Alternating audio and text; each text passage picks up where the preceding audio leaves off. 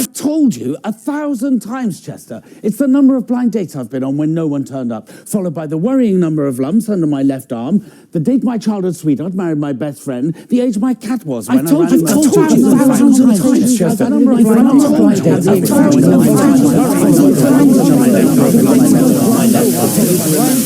up.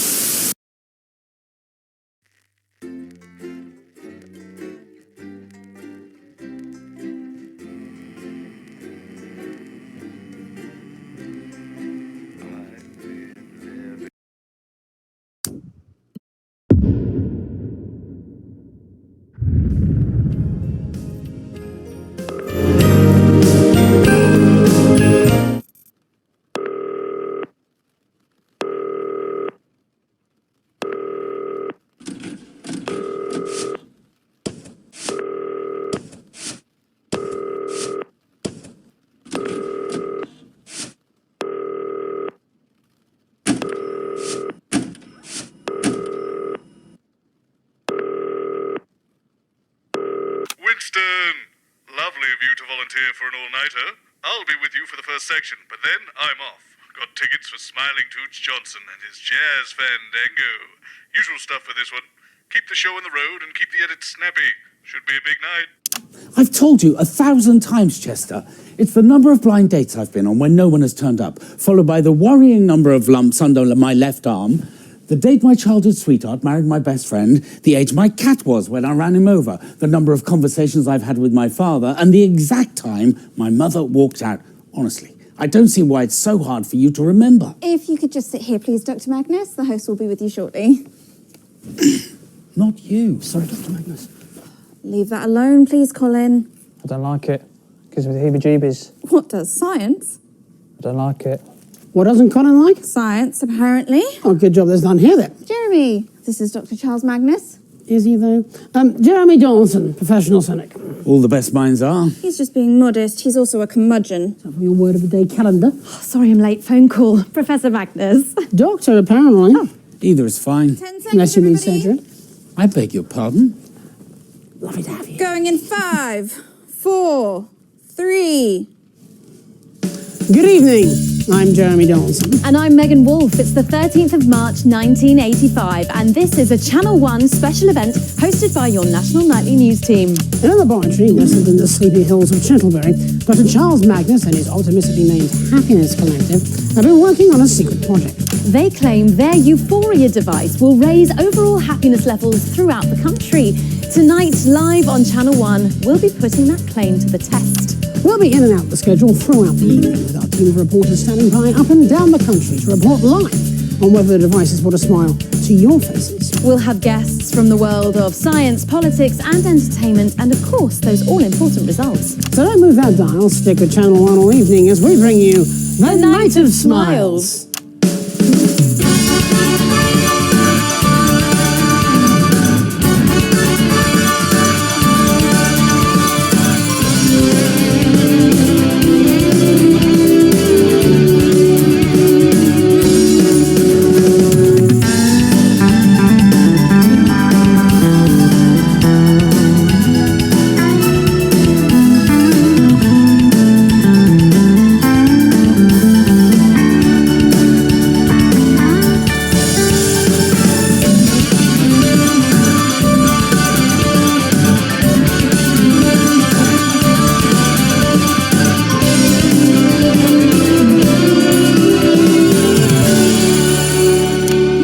Welcome back. In just a few minutes, the impressive machine behind me will be activated in the first ever mass experiment of its type.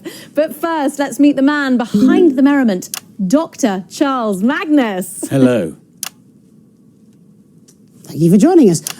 You're the leader of the Happiness Collective, as I understand it. Yes, that's right. So how's that work then, being the leader of a collective? Well, I suppose... Dr. Magnus, how does your Euphoria device work? Oh, that's simple. I just get my assistant Chester to push the big red button. Yes, but what does it actually do? It makes people happier, Mr. Donaldson. Yes, and how does it do that? Well, some of that information is proprietary, but I could try and explain the basics. Oh, well, we've not got long now, Doc, so try not to get too into the weeds. Well, to put it simply, Everything is vibration. Everything is vibrating. A particle is also a wave, and a wave is, if you like, a note.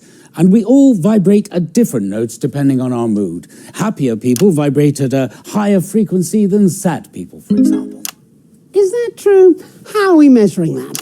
In music, there's a concept called resonance.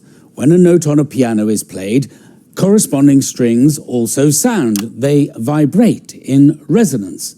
Are you following me so far? Yes, I have an O-level in music. And physics? Yes, in both.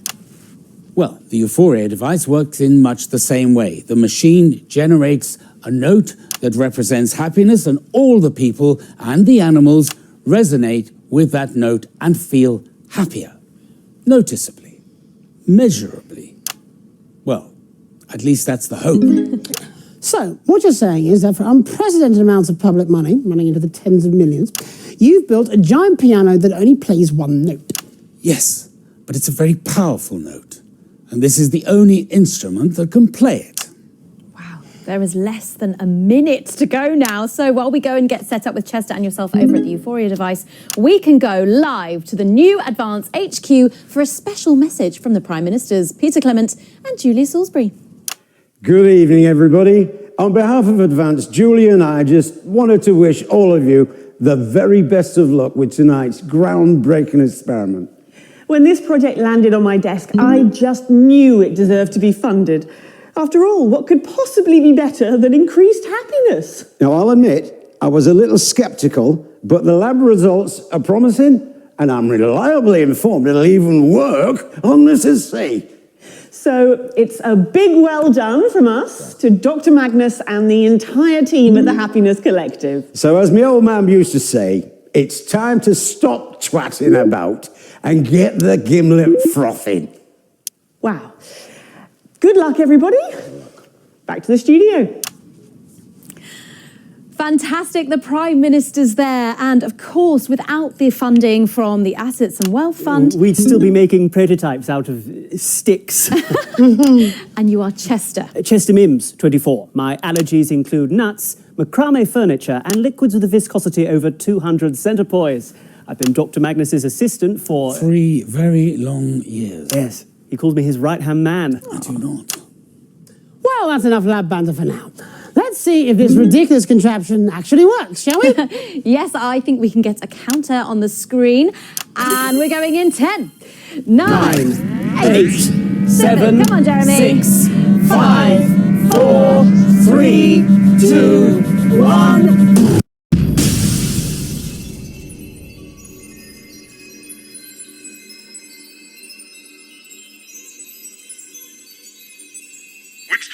I can sense movement down there. I know you're stuck in this with me. Now, it's just a guess, but I think time itself has frozen. However, when it did, this press in case of emergency button the scientist gave me started flashing. And I think it corresponds with the one you have down there in the broadcast room, on that weird-looking machine to your left. I'll press mine now, and let's see if that gets yours working.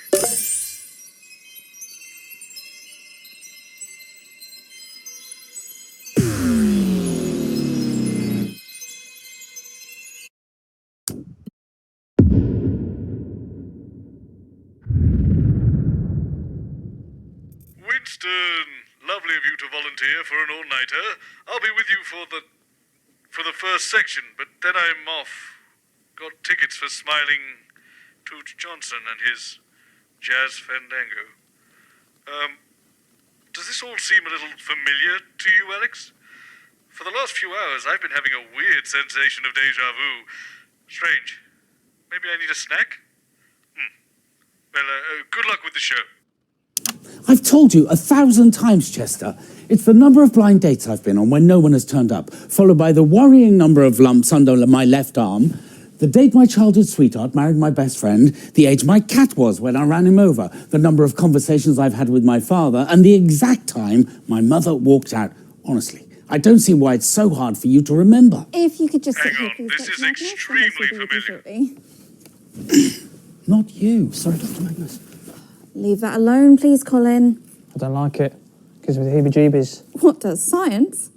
I don't like it. What doesn't Colin like? Science, apparently. Oh, good job there's none here then. Jeremy, this is Dr. Charles Magnus. Is he though? Jeremy Donaldson, professional cynic. All the best minds are. He's just being modest. He's also a curmudgeon. So from your word of the day calendar. Oh, sorry I'm late. Phone call. Professor Magnus. Doctor, apparently. Oh. Either is fine. 10 seconds, Unless you mean everybody. surgery. I beg your pardon? Lovely to have you. Going in 5, 4, 3. Good evening. I'm Jeremy Donaldson. And I'm Megan Wolfe. It's the 13th of March, 1985, and this is a Channel 1 special Yesterday event was the hosted 13th by of your March. National Nightly News team. In a laboratory nestled in the sleepy hills of Canterbury, Dr. Charles Magnus and his optimistically named happiness Okay, collective we are have been working on definitely a doing the same thing again, They Winston. claim their And I didn't enjoy it euphoric much the device first will time. raise overall Much happiness as I hate to levels admit it, throughout the because, country. and I want to make Tonight's this live on Channel 1 absolutely clear, will be putting I this claim to hate the test. science We'll be in fiction. and out the I schedule think something has throughout gone the wrong with the chronological order of reality, and we appear to be repeating ourselves. If only there were a We'll have name for guests such a from the phenomenon. world of science, When politics, time and seems to be entertainment, and of looping. course those There must all-important be some sort of events. Don't snappy. move that dial. Stick with Channel 1 or Can't think anything of as we bring anything. you Maybe it'll come to me Night later. of Smiles. Got it. We'll call this a time loop. Brilliant name, Robyn. You've done it again. I should have that trademark. Yes, time loop. Time loop. Time. Bit boring, isn't it, Winston? The event, I mean, not the name, which is snappy and totally original. But you know, this, just watching the same thing. Winston, I have a big red button up here. I'm going to push it. Let's see what happens. Ah, it made your big button light up. Push your big red button, Alex, and let's see what it does. Okay, so your button also stops time. Interesting. Right, we've all read enough science fiction nonsense to understand what's happening here. We're clearly going to keep repeating this day again and again until we find a way to break the loop. God, I hope we don't have to go on a journey of self-discovery full of profound insights that lead to personal growth. I have a gig to get to. Leave this with me. I have a brilliant idea. Restart the loop by pressing that big red button again and leave the rest to me.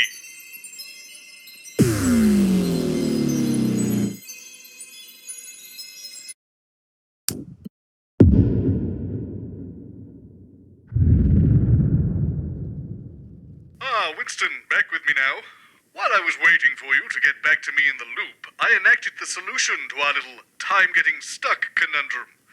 There is absolutely no way that button will be pressed again, so the loop won't repeat, and the ghastly problem has been nipped in the bud before anything too ridiculous happens. I don't want to brag here, Alex, but the solution I found is as elegant as it is simple. A lesser mind would probably have struggled even to conceive of such a notion. But to me, Bob Boseman, it was as obvious as wearing a tie on a Sunday afternoon. I have, and this is the brilliant part, unplugged the machine. Now, watch and learn. I've told you 1,000 times, Chester. It's the number of blind dates I've been on when no one's turned up, followed by the worrying number of lumps under my left arm, the date my childhood sweetheart married my best friend, the age my cat was when I ran him over, the number of conversations I've had with my father, and the exact time my mother walked out. Honestly, I don't see why that's so hard for you to remember. If you could just sit here, please, Dr. Magnus. The host will be with you shortly. It's all going to plan. Sorry, Dr. Magnus. Leave that alone, please, Colin. There's something wrong here. No, it's fine, Colin. You can feel it. Is this like the day that you could feel that the mayor of Fiddleshire was some sort of bird person? No, this is different. Something's fizzing. Ah. Here we go. No! My plan! It was foolproof! There we go. Goodness news. Colin, no!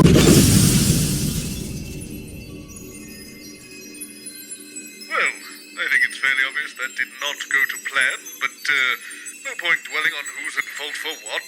Let's focus on the task at hand. We'll look at the problem together this time, Alex, and I'm sure we'll come up with the solve. So, I've given you this newfangled pad of mine. It was a gift from the Happiness Collective. Hopefully you noticed it last loop. Apparently, when I write up here, you'll be able to see it down there, which is brilliant. But as far as the science behind it goes, it may as well be magic as far as I'm concerned. Anyway, I'll write down some ideas for plans, and if you just select them on your pad, I'll make sure we implement them for the next loop. Give it a go now.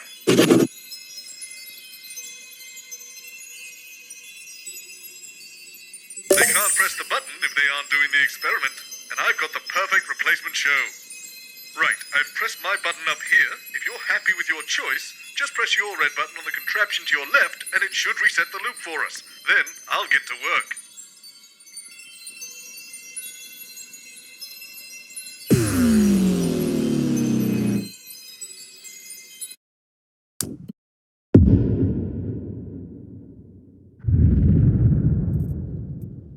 I know what you're thinking, Alex. What possible merit could the Cat Football Cup have being on Channel 1? And of course, the answer is they were available and it gets us out of this damn time loop.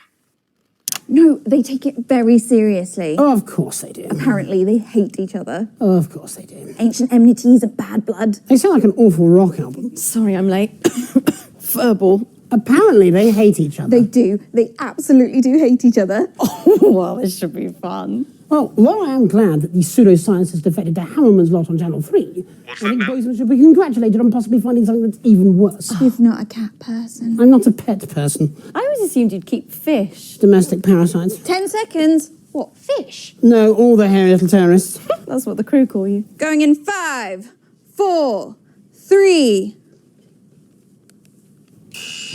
Good evening, viewers of Channel 1, and welcome to this National Nightly News special event. Tonight, for one night only, we're bringing you everything you need to know about this year's Cat Football Cup final.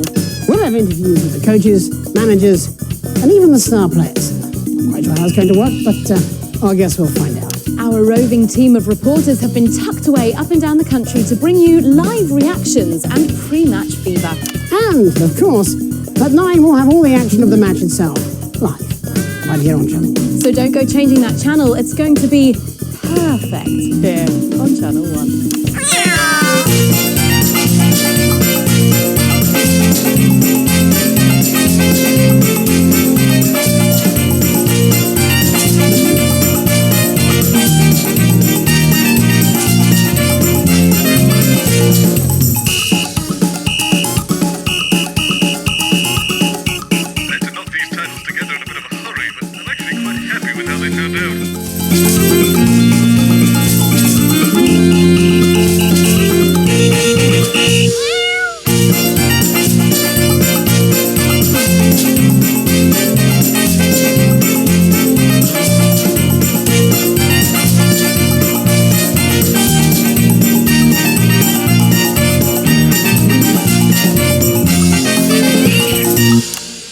Welcome back. I'm delighted to be joined by the two coaches of tonight's Cat Football final.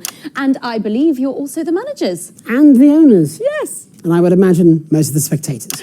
Let's start with you. Felicity. Snippety Whippet. Felicity Snippety Whippet. I am the manager, coach, owner, spiritual guide and muse for my team, the inimitable little Smallington Big Paws. That's a name that gives you pause for thought. It's a family name, actually. The Big Paws have legacy, unlike those so-called fluffers. The Slingtown Fluffers have plied their skills against superior teams than yours and always achieve proud ends. Tonight should be no different. Expect a tumescent trouncing, Fliss. Felicity. Felicity. As well you know, you putrid pink prat. Oh, well, let's just take a moment to breathe. I can see we're both keen competitors, but let's try and keep a friendly catmosphere. Of course, apologies. Montgomery Fortune, manager of the Fluffers, soon to be proud fondler of the Cat Football Cup. A man more sinned against than sinning. Oh, the Big Paws will hold the cup. We've been training all season and we're not slowing down at the finish line. You stand as much chance of winning the cup as Professor Tiddles does of winning a beauty pageant. You take that back. You know Professor Tiddles only sprouted that blemish because you tried to poison him. I would never, ever harm a cat. They are divine, graceful, elegant, everything you should strive to be. I think the sprightly Mercutio I performed in my mess-bent youth would beg to disagree. Besides, your centre-forward has mange. Oh, have you glanced at your team recently? They're more verbal than fancy footwork, and their teamwork is so chaotic it's like playing against dogs. You take that back.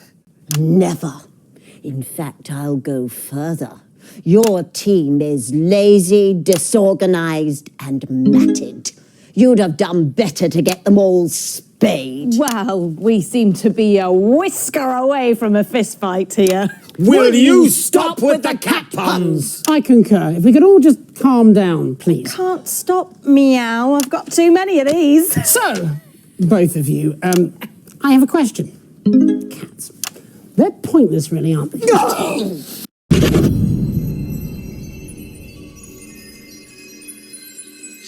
I was right. It turns out that when I turned down the Euphoria experiment for Channel 1, Channel 3 decided they'd make room, and the experiment went ahead as planned. And, well, unless they have their own Alex Winston to press that red button, we may be stuck here forever. But assuming we're not, let's talk about next time round. I suppose if we're going to be stuck here, we may as well get to know each other. We'll start with me. Did you know that I like mushrooms? Also, things like the feel of dew on your face in the hills of the Cotsdowns, or a brisk autumn morn. Although, to be honest, some of those I can kind of take or leave. Ooh, here's another one.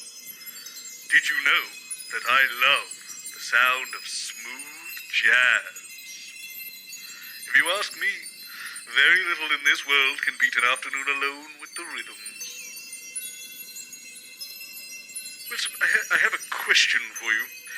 Do you like the feeling when a man you don't know particularly well brushes against you in the corridor and suddenly you feel a stirring in the...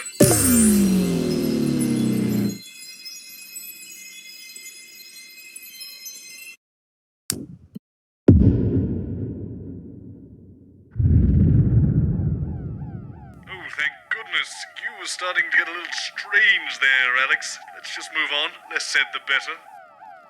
They must have reset time at 3. Didn't think Dorothy Hammerman had it in her. But anyway, I have to confess, Winston, I had a bit of fun with this one. You see, it had to be something serious enough to actually empty the studio, but not so serious that people would be worried once they were safely away. And then, my eureka moment. I put on a strange voice and called in a bomb threat. Brilliant, isn't it? They've evacuated the whole building. Now, all we have to do is simply wait and...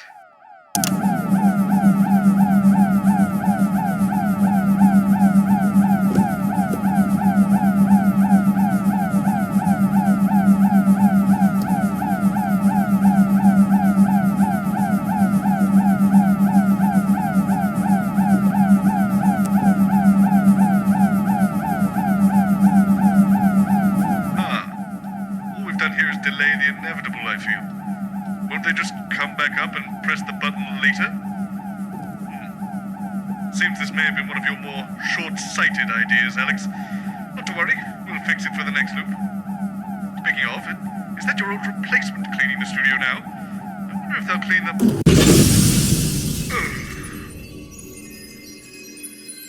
I'm going to fire that cleaner, but in the meantime, I have a better idea, and it's guaranteed to work.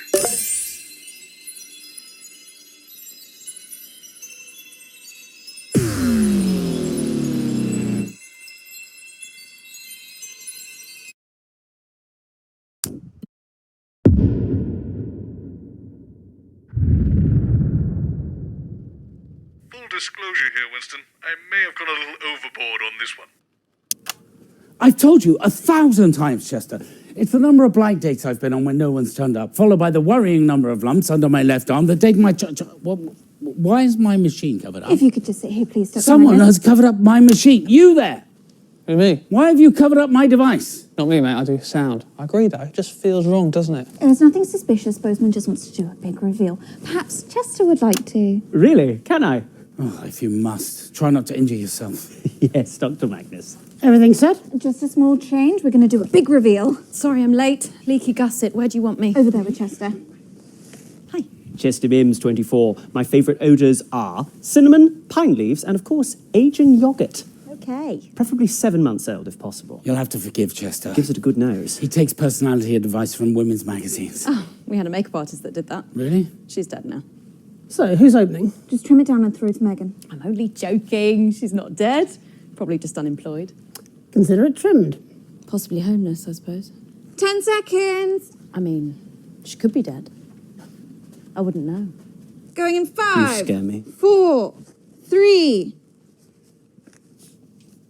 Good evening. It's March the 13th, 1985, and you join us for a National Nightly News special event. Dr. Charles Magnus and his tritely named team have been building a machine which they claim will raise overall happiness levels throughout the country. Sounds ludicrous to me. Megan? Thanks, Jeremy. I am here with Chester Mims, Dr. Magnus's assistant. Right-hand man. Sorry? Right-hand man. He calls me his right-hand man. I do not! He does, sometimes. Well, Chester, without any further ado, let's unveil this euphoria device. I'm excited, actually. You excited, Chester? Not really. I've seen the device before. Okay, let's go for it, everybody. In 3, 2, 1. Oh, for goodness sake, Chester. It's a little larger than I You just anticipated. science, come on. Equal, and opposite force, and upwards. Upwards. Yes, no. Yes. Never mind. That was just... Oh, God, my eye! My device! What's happened? Oh. I don't know. I don't know what's happened. Well, it appears we'll be having a change of schedule here tonight on Channel 1. Perhaps there's another experiment we can get up and running. We could see if badgers can flip pancakes or work out exactly how much stupid there is. We're cancelling the experiment? Of course not, Chester. I don't see how we can proceed. It's fine.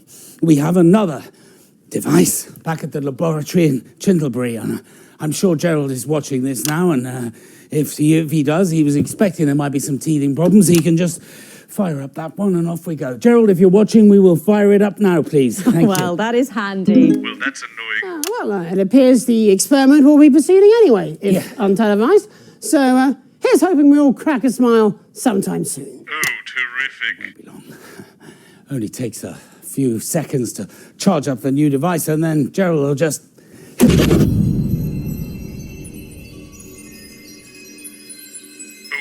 this is starting to get irritating. I have tickets for Smiling Toots Johnson, for God's sake. I'll be damned if I'm going to miss it. So what have we learned? We can't cancel the show in any way, or they'll do it on another channel. We can't break the device. They'll just use the backup. So, if we can't nobble the machine, we'll have to nobble the show somehow. I've got a few options to consider. We could put a guard on the machine so it can't be used, or we could change up the hosts and see if we can break the show that way. Or, I suppose, we could let everyone know what's going on and see if we can stop it happening again. Which do you want to do, Winston?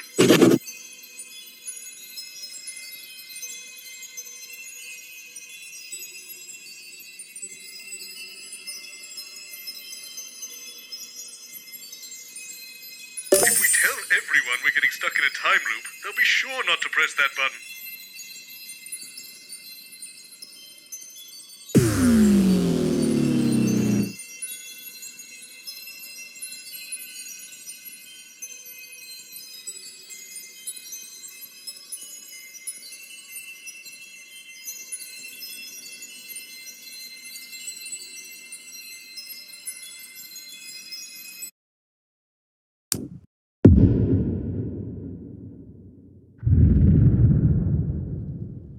I've installed a tannoy in the studio. Leave this to me.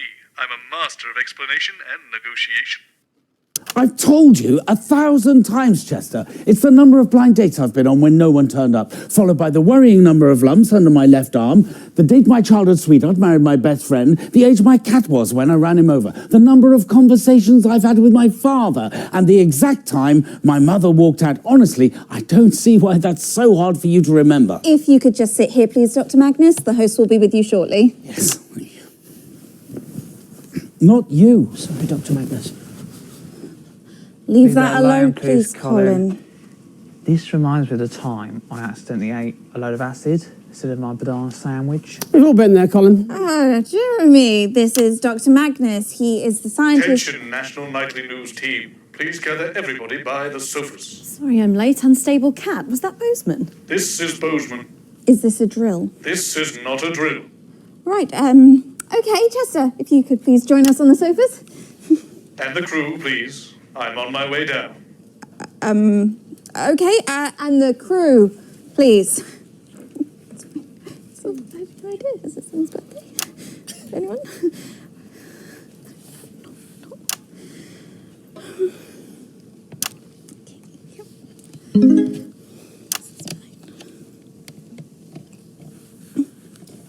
Right, I've gathered you all here because I'm afraid I have to tell you something that's going to be hard to comprehend. For all of you, this is a normal day. But for Alex, Winston, and I, it is repeating over and over again. We are trapped in some sort of time loop. And it always begins when someone presses the button on that infernal machine over there. The Euphoria device? Impossible. Temporal attunement ironed out all the problems with the time circuitry months ago. I'm sorry, are you quite all right, Robert? Yes, I'm fine, Jeremy. Look, I know this is hard to accept, but if you'll just Not listen... for me. What's that, Colin? Not my first time. Been caught in a couple of these. You're experienced with time loops, Colin. Oh yeah, Spong's always getting caught up in stuff like this. Time loops, multiverses. Standard Wednesday. I'm pretty much immune to this stuff now. I'm sorry, are we choosing to believe this? Of course not. There's no such thing as a time loop. It's impossible. It throws up too many paradoxes. Exactly. Too many paradoxes. It's an impossibility. Well, it may be an impossibility, but Winston and I are trapped in one right now. Well, it can't be our machine. We haven't even started it up yet. Yes, and that's exactly how it's going to stay. What, you're cancelling the show? We're already live, I believe. Yes, a few minutes now. I'm sorry, the viewing public are currently watching you have a massive nervous breakdown. That can't be good. Can we get security up here, please? Yes, and a doctor. Is everything okay at home, Mr. Boseman? Yes, everything is okay at home. I'm telling you, that machine is going to break reality itself. That's also impossible. The Department of Metaversal Stability fixed that issue months ago. This machine is totally safe. I will prove it to you. Oh, no, you don't. Oh, Mr. Boseman, stop! Is everything all right here, Mr. Boseman? Help me restrain this man. I think he's having an episode. Standard time loop stuff, this never works. Why don't you believe me? Could you let the guest go, please? No, you don't understand. Why don't you let him go, Robert, and we can go have a little chat about it? We don't need a little chat. Oh, for God's sake. I don't know what sort of operation you clowns think you're running here, but if you think you can stand in the way of science, you've got another thing coming. Well, I tried. Okay, carry on then. I'm going back to my office. If you could just come with us for a moment, sir. Of course. Okay, everyone, back to your places, please. It's okay. Save this.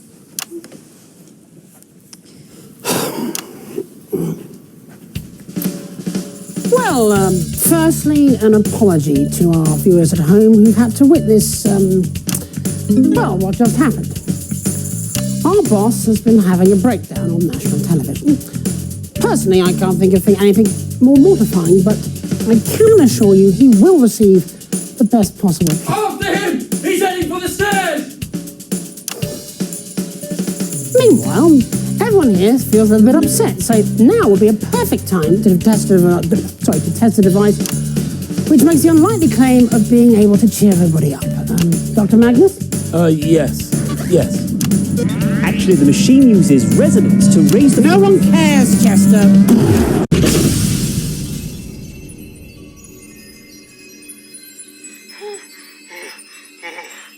Oh, they're all idiots. It's us against the world. Just give me a moment.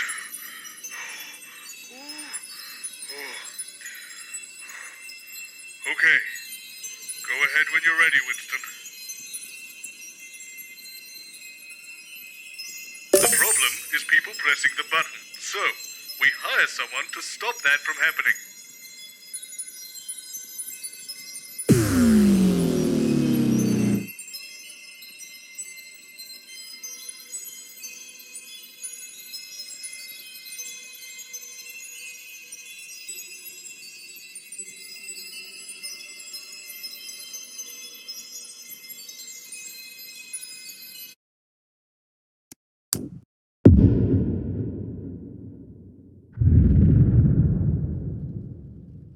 Found a lovely chap. Didn't have a lot of experience, but he seems enthusiastic, and that's the most important thing. I've told you 1,000 times, Chester. It's the number of blind dates I've been on when no one's turned up, followed by the worrying number of lumps under my left arm and... Excuse me, who's that? If you could sit here, please, Dr. Magnus. The host will be with you shortly. Not you. Sorry, Dr. Magnus. Leave that alone, please, Colin. Who are you? Well, stay away from the device, sir. All right, mate, keep your hair on. You're only a blip anyway. I'm a what? Jenny, why is there an armed man in my studio? Who are you? Oh, hi, I'm Andy. Drop Dead Security. Unfortunate name. Yeah, I was thinking of changing it. Jenny, who is this? I've had all these cards printed. Boseman hired him. What, to protect the device? He seems really invested in it, insisted on briefing him personally. Do you know how to use I it? did. Yeah? You don't sound very sure about that. Oh, what? But it's fine, right? I took a course. 3 months? 2 days. Brilliant.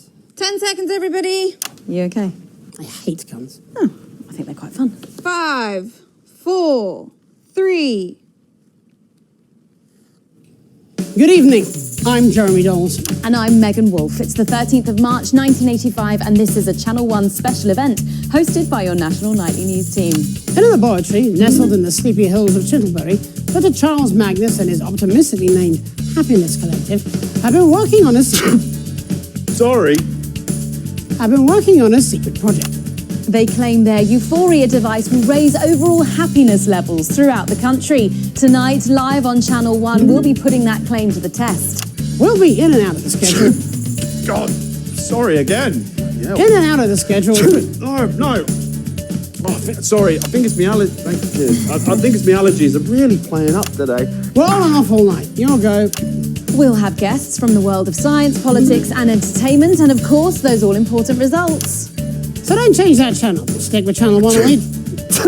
No, it's getting worse. I think it might be your perfume. I think it's her perfume. Right, I noticed you managed to hold it together through Megan's line. What?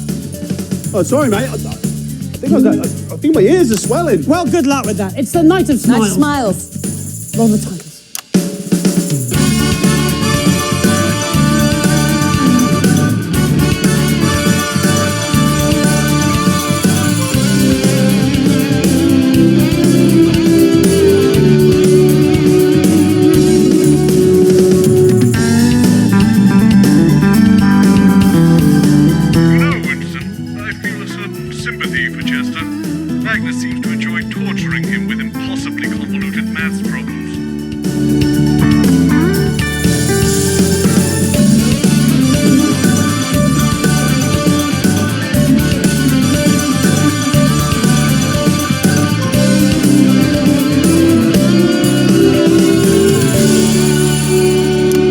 Welcome to the Night of Smiles. In just a few minutes, the impressive machine behind me will be activated in the first ever mass test of its type. So let's meet the man behind the merriment, Dr. Charles Magnus. Dr. Magnus, thank you for joining us. I understand you're the leader of the Happiness Collective, is that right? Dr. Magnus? Excuse me, young man. Me? Yes. Did you say it was your job to stop the big red button being pressed? Yeah, pretty much sums it up, yeah. You do realise I built that machine? Oh, I don't know anything about the science of it. No, don't come too close, though. I have spent my entire adult life trying to make everyone in the world, including myself, happier. That's a noble aim, wouldn't you say? Yeah, it's lovely, that. Well done. Thanks.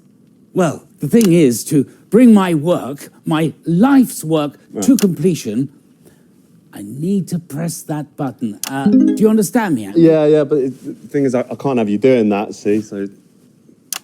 This is ridiculous. Just realising that now, are we? I'm sorry, Andy. Is it? Yeah. Oh, we're going out live right now, and the whole point of this segment is that it culminates in that big button being pushed. Now, What are you doing, Jenny? I don't know what our boss has told you, but you must have misunderstood because he would never sabotage this show.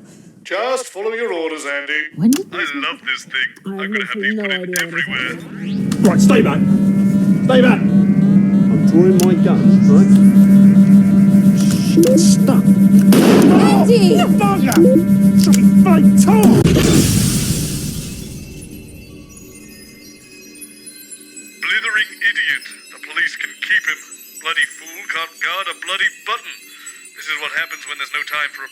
candidate selection process. I've always said it. Just pick another one.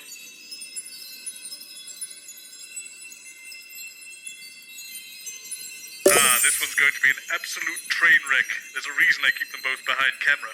We'll be lucky if they make it to the opening titles.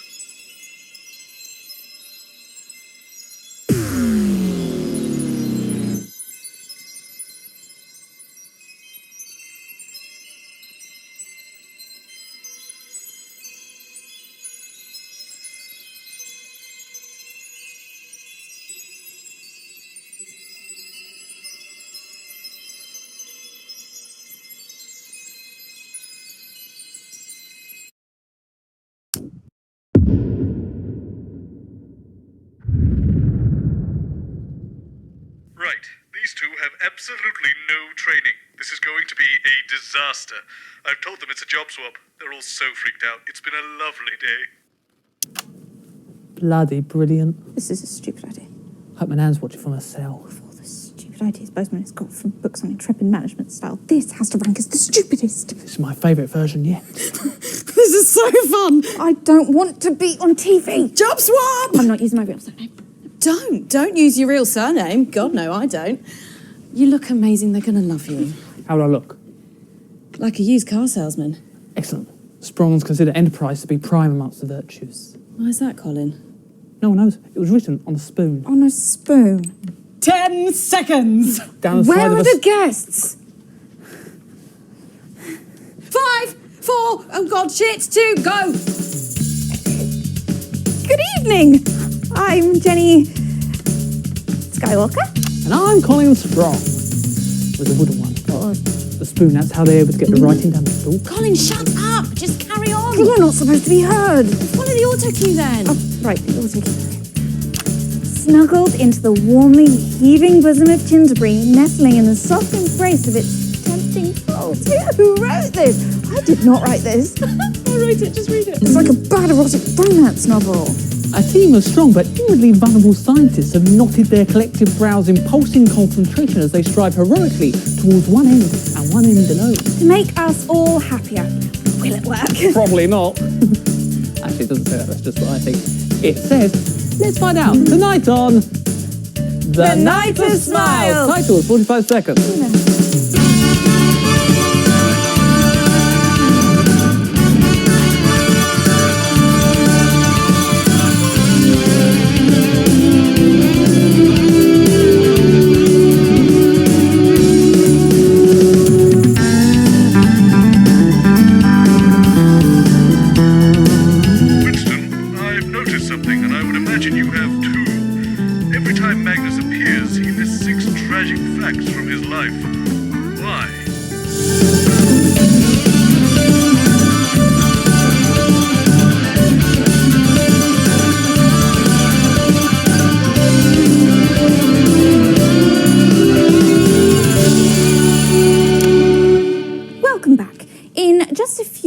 The machine thrusting firmly upwards behind me. It's not behind me, actually, it's over there. Will be expertly turned on in the first ever mass experiment of its type. But first, let's meet the man behind the merriment. The boy with the joy.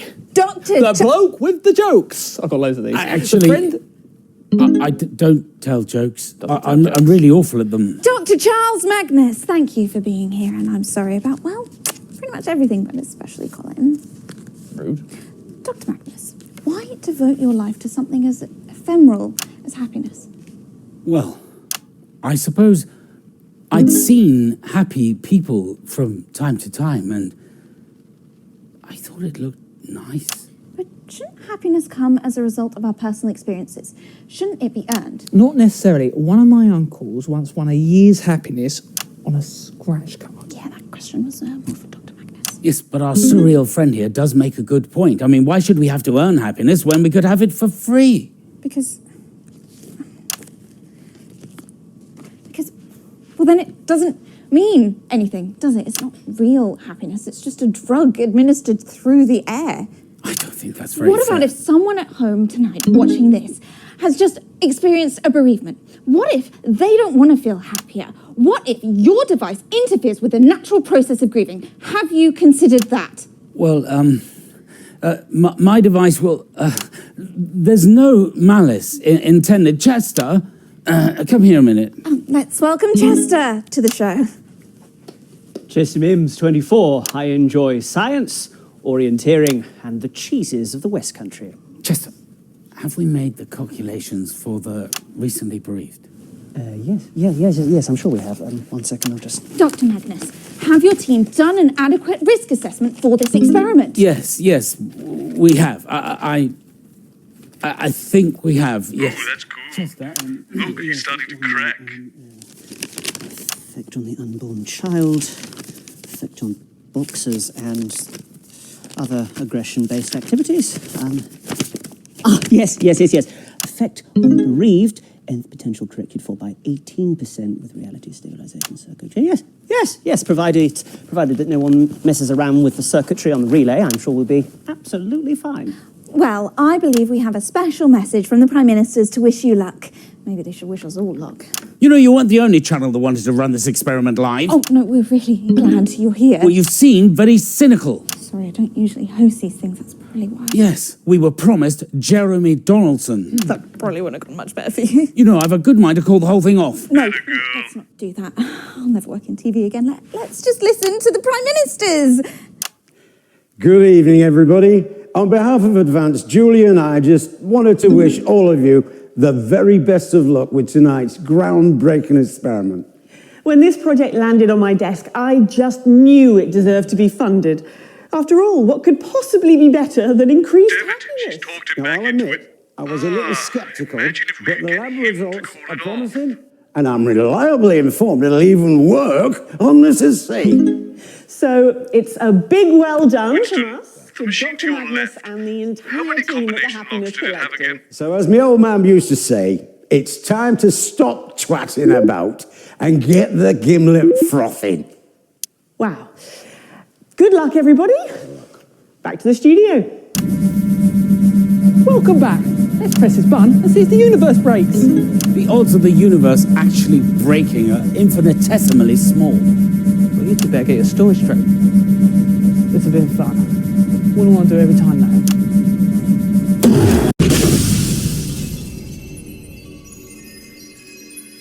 Damnation! My staff are just too bloody good at multitasking.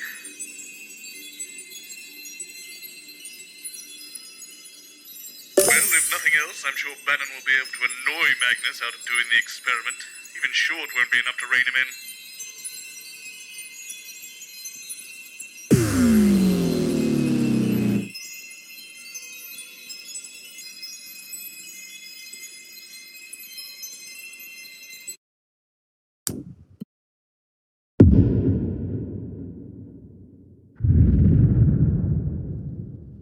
I even got rid of Jenny. Stop her meddling. I've told you 1,000 times, Chester. It's the number of blind dates I've been on when no one's turned up, followed by the worrying number of lumps under my left arm, the date my childhood sweetheart married my best friend, the age my cat was when I ran him over, the number of conversations I've had with my father, and the exact time my mother walked out. I honestly don't see why that's so hard for you to remember. Hi, sorry, yes. Hi, Dr. Magnus and Chester. If you could both just take a seat here for me, please. Mr. Bannon will be with you shortly. And this is Miss Short, just over here. Hi, Robyn Short. Pleasure to meet you. You. But she said that I should... I don't care what she said. She's clearly out of her depth. You get to press the big red button later. Now, off you trot. I don't think we should touch that, Colin. Leave that alone, please, Colin. Who are you? I'm Mr. Bannon's sort of... Bannon? This is a horrible idea. I need some warm-up whips. What's a horrible idea? Who is that weird little man? I want him fired right now. We're only here for one night, Patrick. I don't think we can go around firing people. I'm mostly making this up as I go along. Oh, how reassuring. That's Dr. Magnus and... where's Chester? Oh my goodness, I'm so sorry about her. She's new. For some reason, they keep leaving. The station lumps me with these arseholes. I think they see me as some sort of mentor to them, whereas actually I'm more of a guru. Patrick Bannon, nice to meet you. Any relation to Graham Bannon? Oh, it's a bit complicated. He's his son. I'm his son, yep. Don't worry, you're in perfectly capable hands with Patrick and I. True professionals. Looking forward to the big button press? Yes, it will be the culmination of many months of hard work and long nights. Crikey, when did you actually start? Well, we were tinkering for years, but we didn't really get going until Advance came through with the funding. There we go, all here. Lovely. Okay, we're going live in 10. You know, often wonder what it'd be like to be sitting here in the big chair.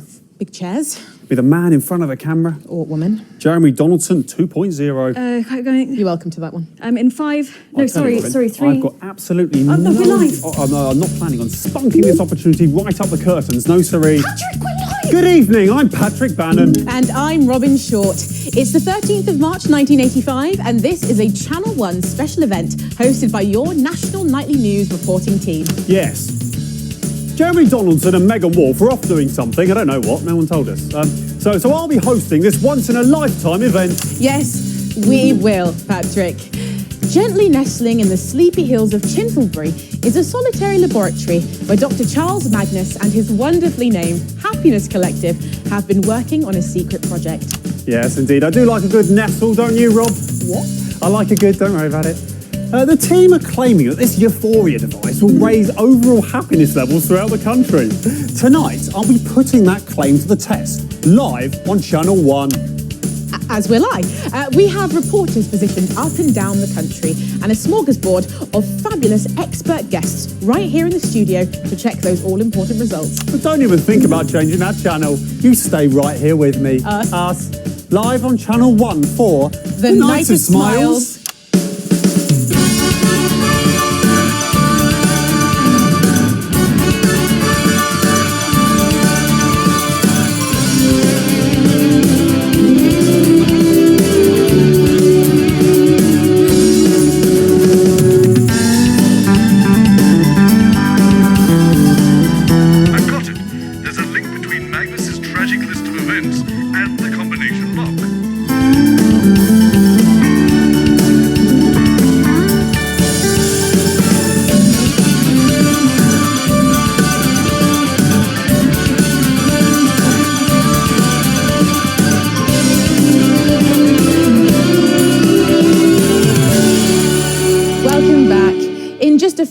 Minutes, the Euphoria device will be activated, and I'll be even happier than I already am sitting here hosting this. Doesn't seem possible. Maybe I'll we. But before that, let's meet the men behind the merriment, Mr. Chester Mims and Dr. Charles Magnus. Hello. Hi. I can't believe I'm here. You're not supposed to be. Thanks for joining me. Dr. Magnus, you're the leader of this happiness collective, is that right? Yes, that's right. And what does this thing actually do? Well, we have one underlying unifying goal: to scientifically and quantifiably improve happiness levels for everyone, everywhere. The Euphoria device is the culmination of years of research from many experts around the globe. So, then, how does it actually work? Oh, well, that's simple. I just get my assistant Chester here to push the big red button. well, it's actually a little bit more complicated than that. You see, I have to attune it. I push the big red button, yes. Yeah, sure. And once you push that thing, or you or me, it doesn't matter, does it? What does it actually do? It makes you feel happier, Mr. Bannon. Well, I'm following the science. But how does it make us feel happier, Dr. Magnus? Obviously, some of that information is proprietary, but... Oh, of course, please, say no more. Okay. No, don't literally say no more. We're doing a TV show, for God's sake. Oh, well, I could explain some of the basics. Bear in mind, we've not got too long to go now, so let's keep it simple for old Patrick here. No, hold on. No. I'm good at science, actually. I did science all the way through school. I was only joking. Yeah, and I dated a science teacher once, so probably picked a thing or two up by Ozymandias. Osmosis? Yes, look, I'm just saying that I'm perfectly qualified to discuss science. Thank you. Okay, Dr. Magnus, perhaps you could explain it in layman's terms for a thicko like me. Yeah, for a thicko like her. Well, to put it simply, everything is vibrating. Everything is vibrating. Sorry? I'm not vibrating. Well, interestingly, actually you are. Everything is. I'm not. Well, look at that. Steady as a bloody rock, that is. Yes, it appears steady, but actually... Do you know what they called me in boy cadets? No. Have a guess. Cadet Bannon? Yes, they called me Cadet Bannon because the Sergeant Major said they had to, but also something else. Go on, a nickname, come on. You little clown boy, have a guess. Is this a game? I like games. My favourite games are hide the pickle, cock or ball... No cock or ball, have a guess. Steady Hand Bannon. It was Steady Hand, that's right, Steady Hand Bannon. Well done. Good guess. Steady Hand Bannon. Point is, not vibrating in any way. If you say so. Would have been a deadly sniper. I'm sure you would. Too much sitting around, though. The Bannons don't have time for that, no siree. Thank you very much, Patrick. You were saying, Obviously Dr. Magnus. interspersed with the odd...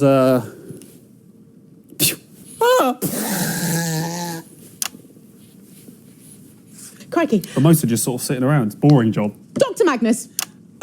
Yes. Well, a particle is also a wave, and in music Brimley there's Sands. What's that now? I was saying Brimley Sands. Went there on the summer. Beautiful place. Loads of them there. I'm sorry, what are you talking about? Oh my God, we're talking about waves, aren't we? So I went to Brimley Sands. Obviously didn't go right up to the coastline. Got to protect the money maker as well. Yes, but those aren't the waves we're talking about, Mr. Bannon. These are smaller ones, like radio waves. Pretty sure you don't get waves on the radio, Robyn. They come out of the radio. Okay, well, if that was true, then why isn't my sideboard all wet from the waves? You explain that with your science. Is there any point? I could give it a go. It's a rhetorical question, Chester. Just like to be or not to be, that's also a rhetorical question. It absolutely isn't. Shall I go on? No time. Crikey! Well, I'm sorry, but we've actually wasted the chance to chat about all of that. Well, I think we all learned a lot from that. I know I did. Okay, we've got less than 2 minutes to go now, Patrick. So, while Chester goes over there to configure the Euphoria device, thank you, Chester, we are going to go live to the new Advanced HQ for a special message from the Prime Ministers, Peter Clement and Julia Salisbury. Let's go to that now. Good evening, everybody. On behalf of Advanced, Julia and I just wanted to wish all of you the very best of luck with tonight's groundbreaking experiment. When this project landed on my desk, I just knew it deserved to be funded. After all, what could possibly be better than increased happiness? Now, I'll admit, I was a little skeptical, but the lab results are promising, and I'm reliably informed it'll even work on this estate.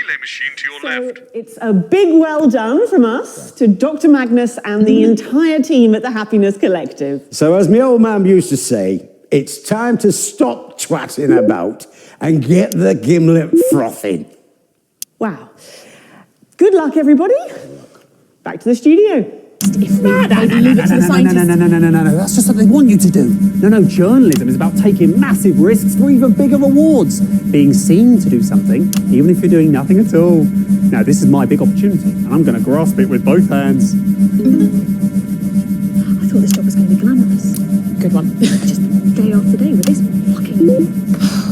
You'll outlast him. This isn't going to end well, is it? Oh, maybe you'll get lucky and you'll fire you. God, yeah. Just bide your time. Time. We're live! Oh! Fantastic! Our Prime Ministers, ladies and gentlemen. Sorry, and what's of course, going on? Why is Chester over there? Well, we thought it might be better if a handsome young journalist in a suit did the push, rather than a sort of stuffy old thing in a lab coat. Look, Mr. Bannon, I really This don't is think highly irregular. Patrick, I really Let's do get think it would be involved! better. We've got a new catchphrase to try out as well when we get there. Okay, let's start with 10, shall we? 10, 9, 8, come on, Boffin, 6, 5, 4, 3, 2, 1. Get your Bannon on!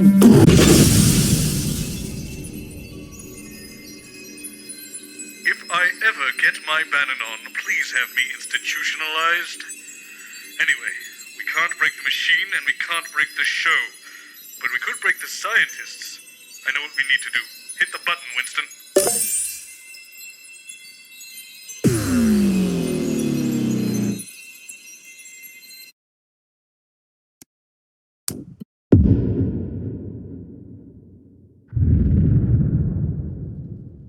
I found the solution.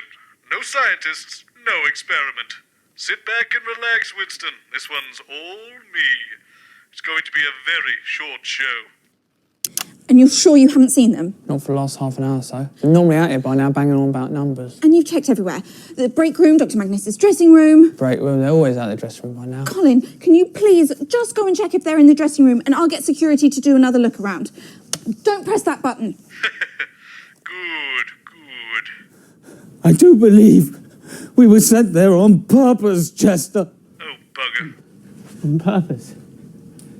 Dr. Magnus, who would have sent us there intentionally? I'm not sure. Perhaps it was a competition. The blissful union? Yes, those nerds have been jealous of our euphoria device ever since we secured the funding from Advance. They're trying to stop us? Yes, we must proceed immediately. Dr. Magnus, if we hadn't have got out of there, I'm not sure. If you hadn't got us out, Chester, I mean, that thing. If you hadn't broken the door down and got us out with that unexpectedly impressive show of strength, well, you did well today, Mr. Mims. You did well. Dr. Magnus, that's the kindest thing you've ever said to me. I know I've been a bit harsh on you in the past, Chester, but I promise that this changes from now until the end of time. Thank you, sir. That means so much. There you are, Dr. Magnus. We were worried something had happened to you. Glad you both look fine. Actually, you look like you've seen a ghost. Are you all right? We have undergone a deeply distressing and scientifically implausible trauma at the hands of our enemies. We are absolutely and definitively not all right. Fortunately, a remedy is at hand. Dr. Magnus, we're not even... The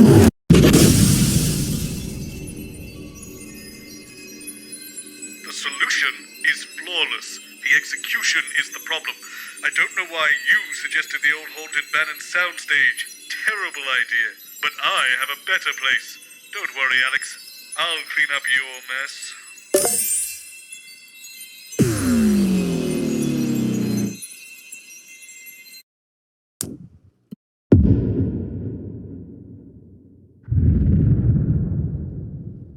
Okay, there is no way those scientists are showing up on this show. I think we're good.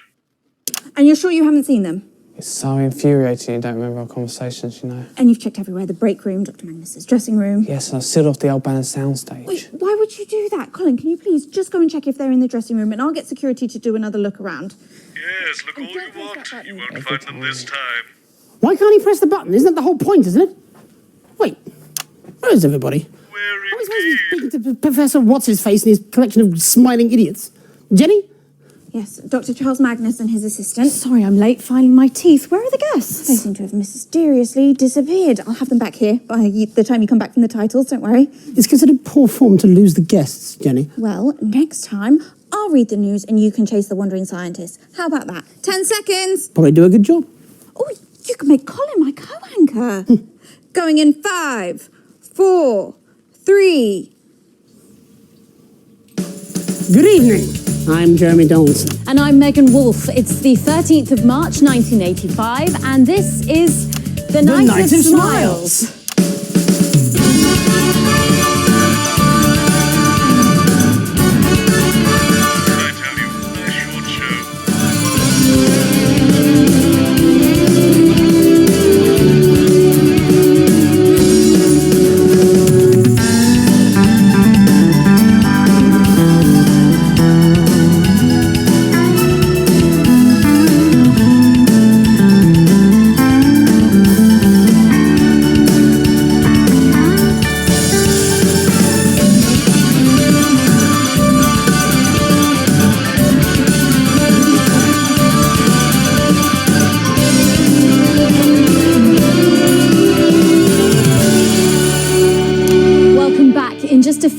The impressive machine behind me will be activated in the first ever mass experiment of its type. So let's talk about the man behind the merriment. Dr. Charles Magnus, who will be speaking to you later this evening. Truly a visionary. Right, Jeremy? Yes, if by visionary you mean... Sabotage! Dr. Magnus, what happened? He told us it was the way to get into the studio. It didn't seem believable, but he was so convincing. Yes, I bloody was. He told us that all television studios were entered by shoot. We don't work in television. How are we supposed to know? So we got in and... the darkness, and the sliding, the big splash, and the wet. And the clownfish. Lucky the viscosity was low, or heaven knows what would have happened. Somebody is clearly out to sabotage us. Yes, Dr. Magnus, probably the blissful union. I concur. Those nasty little geese! We must start the experiment immediately! Wait.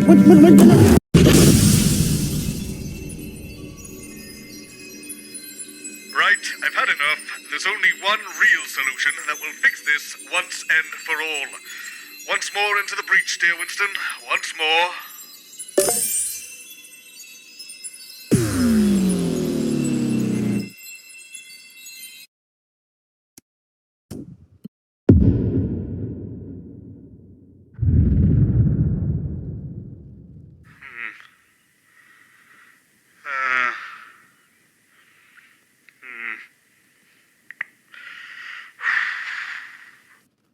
And you're sure you haven't seen them? No. Yes, they definitely won't be coming on now. And you've checked everywhere. The break room, Dr. Magnus's dressing room. Spooky place, Kill aquarium. them, Colin, Winston. why would you check that? I didn't mean to. Don't check I those or thought any other knocking them crazy places unconscious you can would think work, of. but Just go to then the they dressing fought room. We're not back. going to be there. We've been through this. Colin, please, His dressing just go and room check is if in they're in a the dressing room, right and I will state. get security to do another look around. Oh, and don't press that button. Why can't he press the button? That's the whole But point, on isn't the it? bright side, they won't press the button now, Aren't we so supposed to we're be out of speaking the to a high loop, which whatnot is... or something from the grinning morons? We're out of the loop. Jenny? And I Dr. killed Magnus and his assistant. So sorry I'm late. Blood everywhere. Where are the guests? Both of them have mysteriously Oh, disappeared. no. I can't go to Back here jail. with you before you come I back from wouldn't the do well in the joint, Alex. Fine, Jenny. That won't do it all. Next time, I read the news and you chase after the wandering scientist. How about that? 10 seconds. Scientists, you really think there should be some sort of quality check?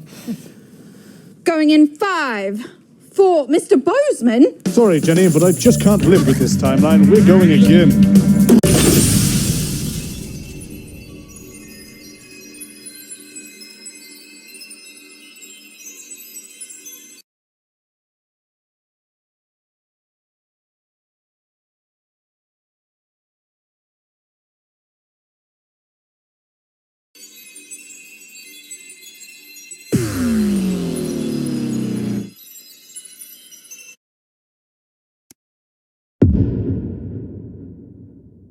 The number of blind dates I've been on when no one has turned up, followed by the worrying number of lumps under my left arm. The date my childhood sweetheart married my best friend. So, only Magnus can stop the experiment, which he doesn't want to do. Which means we'll just have to fix his machine for him. It's got to be something to do with the relay, that contraption on your left. Fortunately, I found some instructions for it lying around in Magnus's definitely unlocked briefcase. Let's get a good look at it now.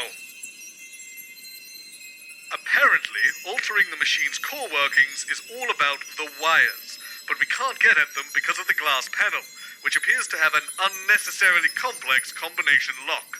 The instructions say, there is no way to unlock the relay without your customized combination, so we suggest writing it down or not forgetting it. Well, that's a great help. Maybe we'll get lucky and it's already set correctly? There should be a small button next to the combination to allow you to check it. Give it a press now and let's see what happens. All those red lights should indicate that none of the combination is correct. Ah well, that probably would have been too convenient and unfulfilling if the code was already entered for us. It says here you should be able to change the number by moving the dials up or down. Then, as we did before, press the button to see if we've entered the code correctly. Just check you can change the numbers now. Excellent. That all seems to be working. I suppose we'll just have to work out the code the old-fashioned way. Take a look at the notepad and I'll show you where I'm at with it all. As I was saying before that nasty business with the dead scientists, Magnus's rambling when he enters the studio correlates perfectly with the combination lock on the relay machine. So it seems to me, if we figure out all those bits of information, we can unlock the device and fix their infernal contraption. With that in mind, the combination is the total number of dates Magnus has been on where the other person didn't show up, the number of worrying lumps under his left arm, the very date his childhood sweetheart married his best friend, the age of Magnus's cat when he ran him over, how many conversations Magnus has had with his father, and the exact time his mother walked out. My God, his life sounds awful. Still, the next step is getting Magnus to spill the beans on all that information. We've already seen that disrupting the show hasn't helped us with anything, but I thought adding a second guest to sow a little more chaos might get the good doctor talking. Take a look to your right. I've put my Rolodex down there with you, with all the celebrities I can book for the show at short notice. Give it a spin now. When you've chosen your guest, simply pull their card out of the Rolodex and I'll book them for the next loop.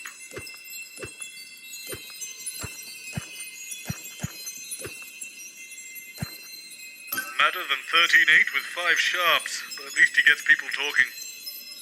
Right, now that we know who we're bringing on the show, let's turn back to the pad and I'll tell you how we'll solve this thing. When you hear any useful information, you can press the handy bell I put under the pad. I've got your broadcast feed coming directly to my office, so I'll be able to see and hear what's on your main screen whenever you ring the bell. Try it now, let's just check I can hear it. Perfect. You press it when you hear anything about the combination. When I hear it, if it's relevant, I'll write it out for us on the pad so we can keep track of it all.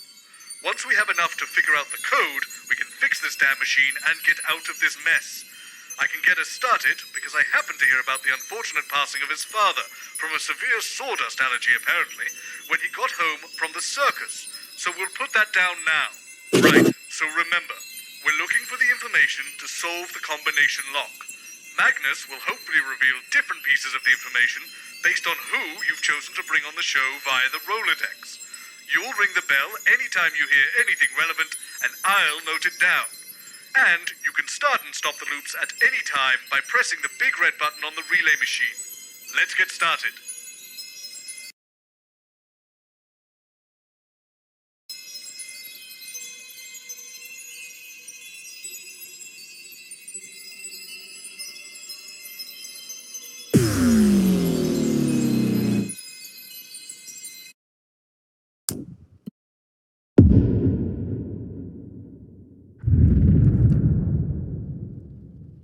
Deny he ups the ratings when he's on, but for a man whose brand is being right, he's got a very poor success rate.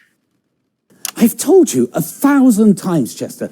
It's the number of blind dates I've been on when no one's turned up, followed by the worrying number of lumps under my left arm, the date my childhood sweetheart married my best friend, the age my cat was when I ran him over, the number of conversations I've had with my father, and the exact Not easy time working for big science, is it?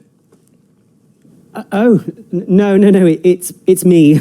I'm afraid I have trouble remembering impossibly convoluted things. Like science, eh? No. I'm sorry. Who are you? Dr. Magnus, this is Alan James. If you could both take a seat, please. The host will be with you shortly.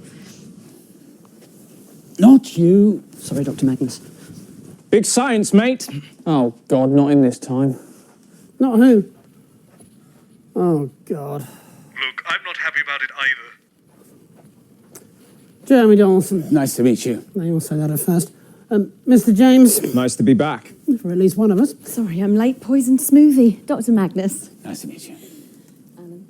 Both of you this time, eh? I hope you've come ready. 10 seconds. You do know this isn't the news, don't you? Has anyone told Mr. James? 5, 4, 3. Good evening. I'm Jeremy Donaldson. And I'm Megan Wolfe. It's the 13th of March, 1985, and this is a Channel 1 special event hosted by your national nightly news team. In a laboratory nestled in the sleepy hills of Canterbury, Dr. Charles Magnus and his optimistically named Happiness Collective have been working on a secret project. Absolutely nothing suspicious about that. They claim their Euphoria device will raise overall happiness levels throughout the country. Tonight, live on Channel 1, we'll be putting that claim to the test. Without your consent. We'll be in and out the schedule throughout the evening, with our very loud special guest to report live on whether the device has brought a smile to your faces. Or locked it into a rictus grin. It's popular commentator, conspiracist, and entertainer, Alan James. So don't move that dial. Stick with Channel 1 all evening as we bring you The Night of Smiles. We probably don't need to watch these, Alex. Let's get back to the studio here, Alex. We don't want to miss anything important. Not really a scientist. Well, he ran a garage.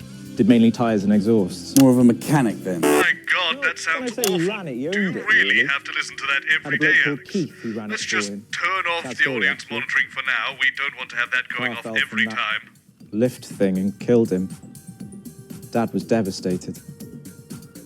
Had to read all the signage. What was your dad like? Hard to say. I've got more PhDs than I've had conversations with him. Oh, me too. 10 seconds. You have PhD. No, a shitty dad. Going in 5, 4, 3. Welcome back. In just a few minutes, the impressive machine behind me will be activated in the first ever mass test of its type. So let's meet the man behind the merriment, Dr. Charles Magnus. And inexplicably sat next to him is controversial speaker and columnist, and I believe now a best-selling author, Alan James. Sales have been great, Jeremy. I'm as surprised as you are. Probably a mix-up with the counting. And yes, a sequel is on the way. In fact, I have the first proof copy right here.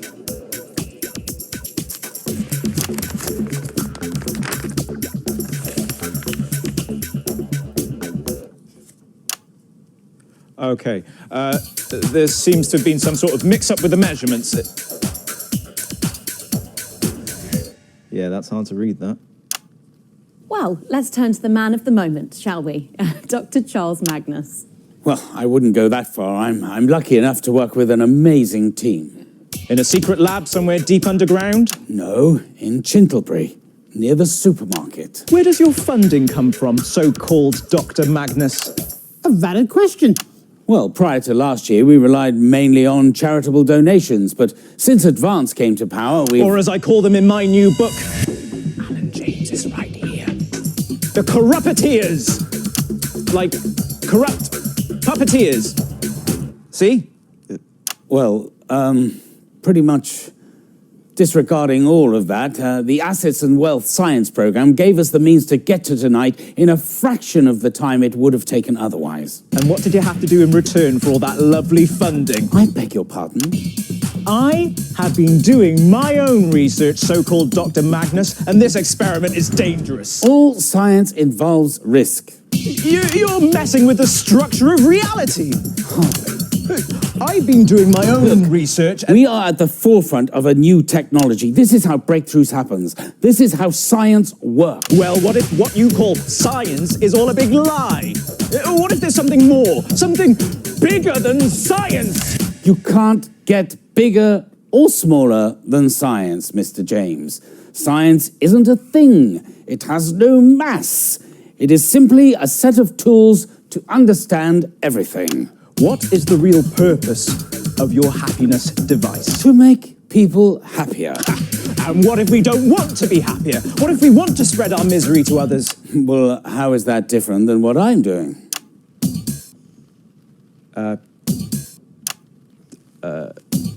Mass test. Don't help him. You're running mass tests of an experiment that could literally alter us all.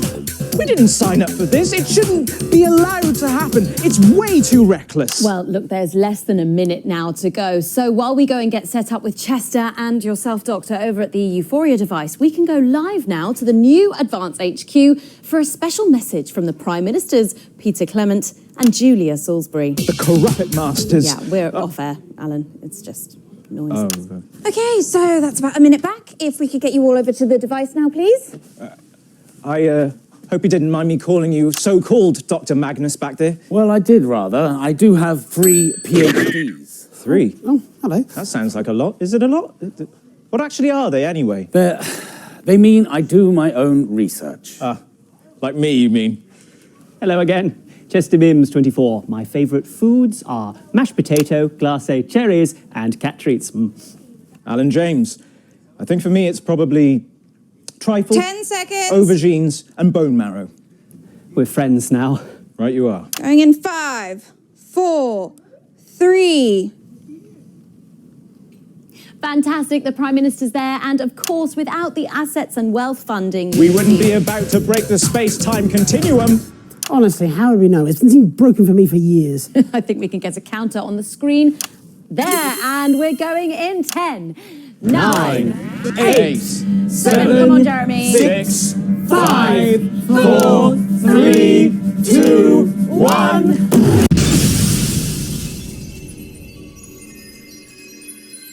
I think we got everything we need from that sequence. Capital. That man could sell anything. I still have my inflatable fireplace to this day.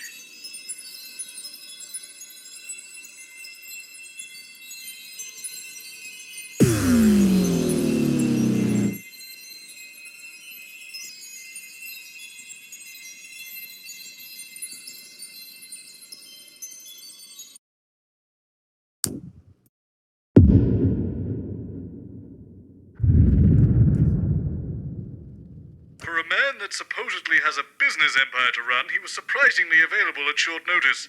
He's very spontaneous, Alex, so hopefully he takes us in a helpful direction. I've told you 1,000 times, Chester. It's the number of blind dates I've been on when no one's turned up, followed by the worrying number of lumps under my left I'm arm. here, yes indeed. It's Crazy Neil here with the scientific deal of the year. Yeah! Ah, Mr. Neil, so glad you could join us. If you could please sit with Dr. Magnus on the sofa, the host will be with you shortly. I'll just leave this device here next to this other one, shall I? Sure, whatever works for you. Sorry, Mr. Mims, but it's going to be a bit of a squash to get you on the sofa Oh, now. that's fine. We don't need him until the experiment starts. But this device... Leave that alone, please, Colin. What's this one do? God knows, it just showed up. Fascinating. What's fascinating? My inability to express my true feelings, if my mother's to be believed. What's fascinating is how we can offer such quality products at such low prices. Good to see you again, Mr. Donaldson. Thank goodness we have two equally qualified guests, Mr. Neil. Call me Crazy Neil. Let's say no for now.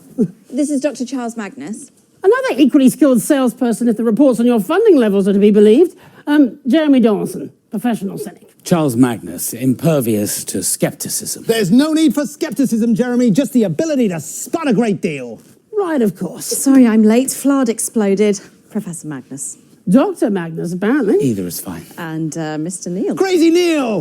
When you live the crazy like I do, it's not just a brand, it's a lifestyle. Yeah! Of course it is. Amazing. 10 seconds, everybody. This should be fun. Try not to buy anything. Going in 5, 4, 3...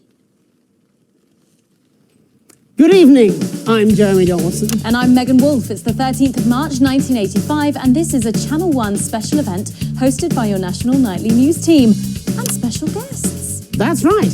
We're joined tonight by a world-renowned scientist and a salesman. That should say captain of industry. It does. I amended it on the fly. The first, fresh from his laboratory in Chintlebury, is Dr. Charles Magnus, head of the Happiness Collective, who claims his Euphoria device will raise overall happiness levels throughout the country. And our other guest is a man who wears the title of Crazy with Pride, and once tried to sell me a self-freezing toaster. I'm still not sure why I would want one, but anyway, it's Crazy Neil. Yes, indeed. I'm bringing the appliance of science at an unbelievable price. So don't go away. Stick with Channel 1 all evening as we bring you the Night of Smiles. And a minute back. We normally like to introduce our guests before they speak, Mr. Neil. There will be plenty of time to talk when we come back from the titles. Yeah, speaking of that, when will I get a chance to introduce my device so our viewers can compare the two? Sorry, his device? What's this now? Salesperson. Sorry, Dr. Magnus, did Mr. Boseman not explain to you that when he invited Mr. Neil... Crazy Neil. Sorry, yes. When Mr. Crazy Neil was invited to come onto the show, he brought his own device as an alternative. You can't be serious. I mean, this is preposterous. I've spent years researching and planning for tonight. Countless hours given up, opportunities ignored, friends lost, lumps that probably should have been checked, and this senseless charlatan is attempting to plagiarize my entire life's work. You will have plenty of time to make your case, Dr. Magnus. Back in 10. It's just... I can't believe it. 5, 4, 3. Welcome back. In just a few minutes, one of the impressive machines behind me will be activated in the first ever mass experiment of its type. But first, let's meet the men behind these multiple merriment machines, Dr. Charles Magnus and Crazy Neil. Hello, hey, hola, buongiorno. Hi there, Crazy Neil with the best happiness device around. And it's an unreal steal of a deal. Hello. Thank you both for joining us. Mr. Neil, let's start with you. Crazy. When you live the crazy like I do, Mr. Donaldson, it's a lifestyle, not a brand. Of course. Mr. Neil, you've come here today with, what did you call it again? Crazy Neil's joyous jubilation contraption. You won't find better out there. No, sir. What exactly does it do? Well, you see, you press this button and your greatest dreams, your ultimate happiness, your true bliss, they all come true. Wow, that's quite the device there. And you say you made it last night? Yes, ma'am. I saw the show being advertised and I said I wasn't going to be outdone by no buffing in a lab coat.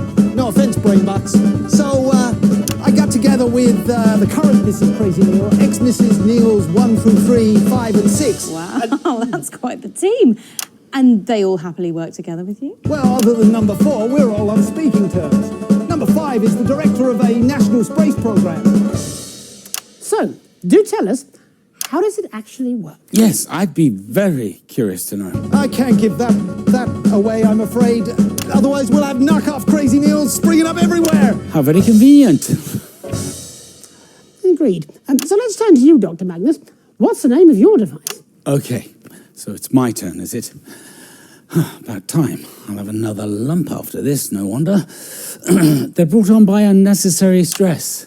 So, the Happiness Collective is a team of highly qualified professional scientists and engineers from a multitude of institutions and disciplines, and we have curated the Euphoria device, a real scientific breakthrough that will revolutionize contentment in this nation and eventually the wider world. Well, an equally ambitious claim there. How long did it take your exceptional team to get this all started? Years, obviously. In the world of actual science, proper processes need to be followed to ensure safety. Standards need to be adhered to at each iteration and... Absolutely, whereas you did yours last night. And this is why business is always giving science a wedgie. We give the people what they need when they need it. And that's a Crazy Neil guarantee. How does your device work, Doctor? Well, obviously some of that information is proprietary. See? Convenient. I'll try and explain the basics as simply as possible. As simple as getting a crazy deal? Everything is vibration. Everything is vibrating. A particle is also a wave. But you can wave goodbye to expensive flights with Crazy Neil's bathroom, surfer, ocean wave machine. When the beach comes to you, may cause electrocution.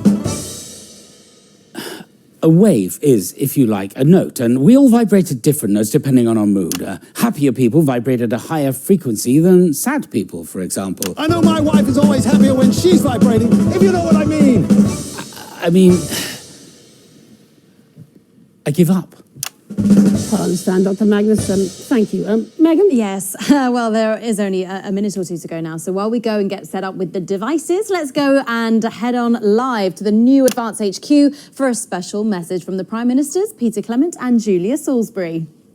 Okay, we've got about a minute. Lovely stuff. If we could get you all over to the devices now, please. So who won? Sorry? Well, you're going to start up my device, or Brainbox is here. I think, Mr. Neil, while it's been very entertaining having you on the show, we're probably going to go with Dr. Magnus's device.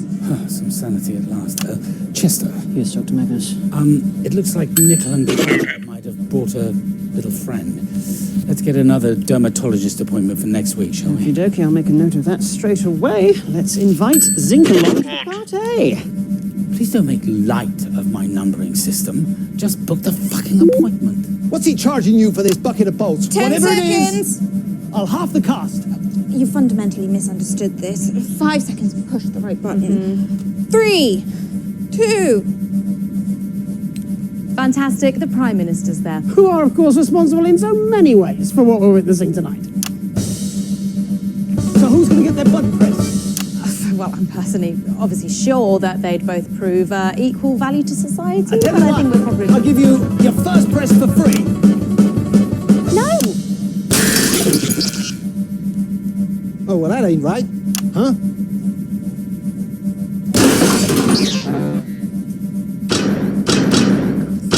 Please. Mr. Neil, much better to leave these things to the professionals.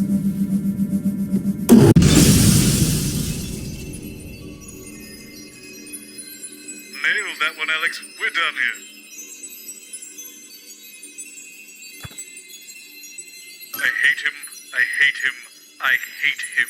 Just to be clear, Winston, I hate him.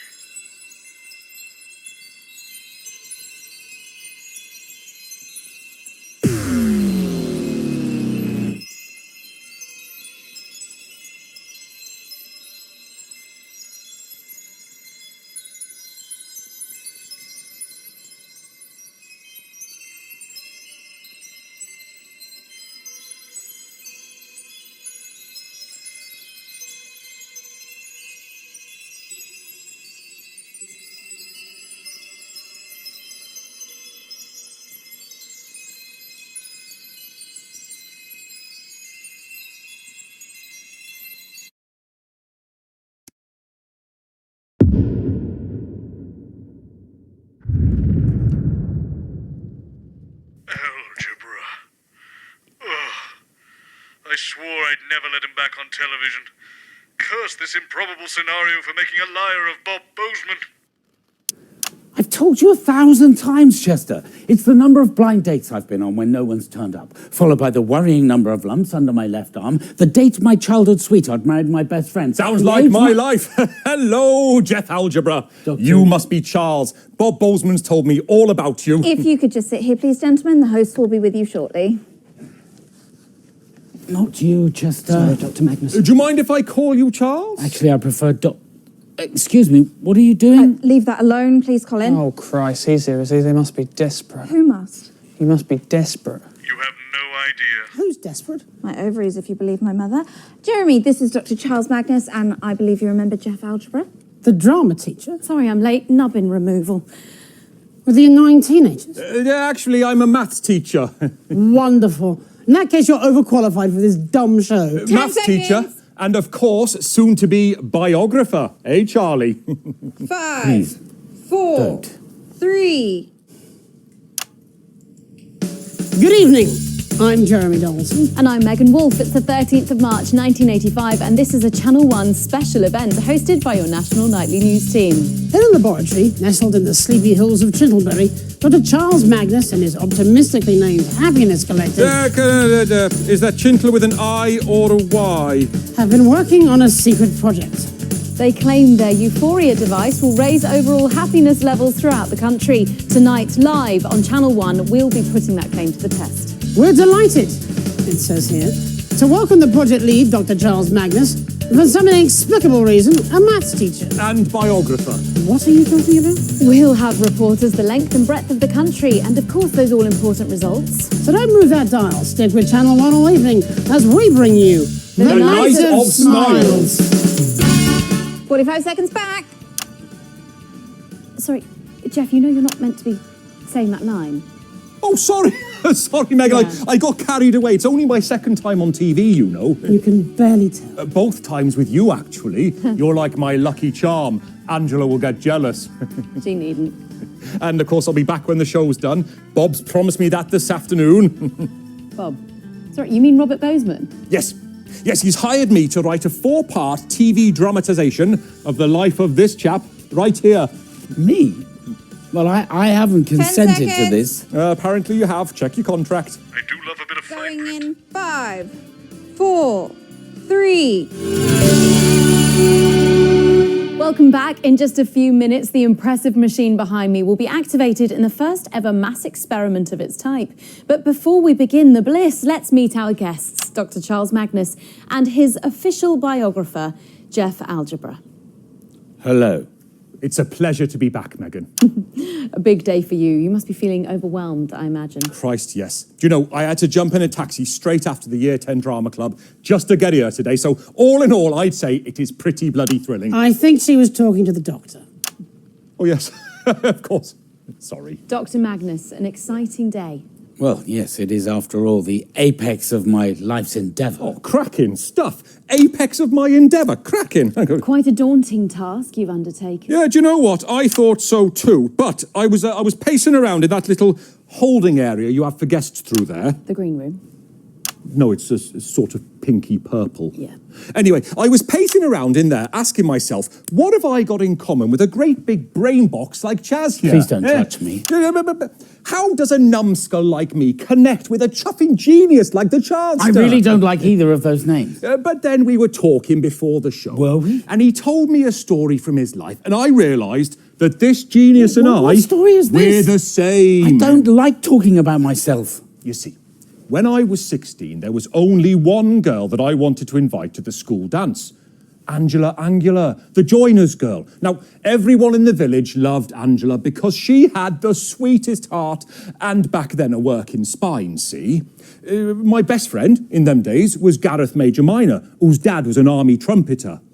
Gareth and Angela had been dating for a few months and things were going very well for them. But I was lonely, see? I'm not sure what this has to do with my life. Well, Gareth confided in me that he'd been having some trouble in the bedroom department. Performance anxiety, probably. We were all young, after all. God, I have just been sick in my mouth, actually. Well, I was an ambitious fellow, like the Chuckmeister here. So what I did was... What I did was, I convinced Angela that the reason for Gareth's disappointing nocturnal activities... This is still brilliant. I convinced her that he was gay, see?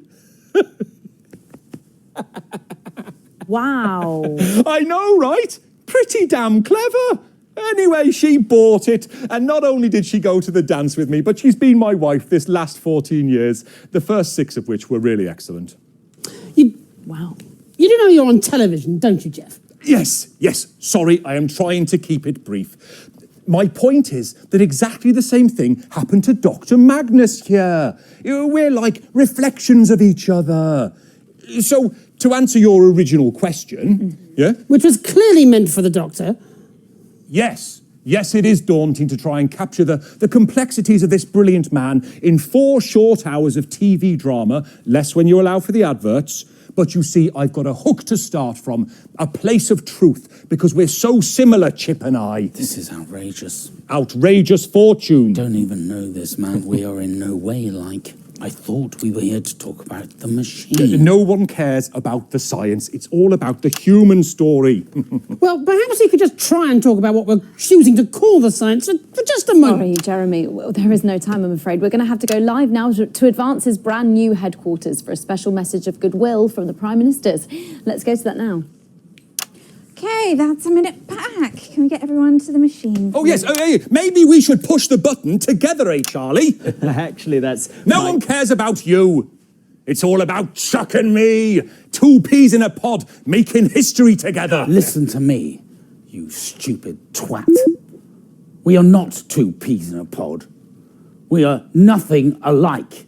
You did something truly awful and stole your best friend's girlfriend, whereas I had to watch my childhood sweetheart marry my best friend on the 5th anniversary of my father's death.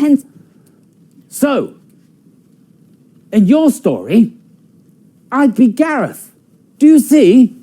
Gareth, who you fucked over for your narcissistic enjoyment. You're a pathetic excuse for a human being.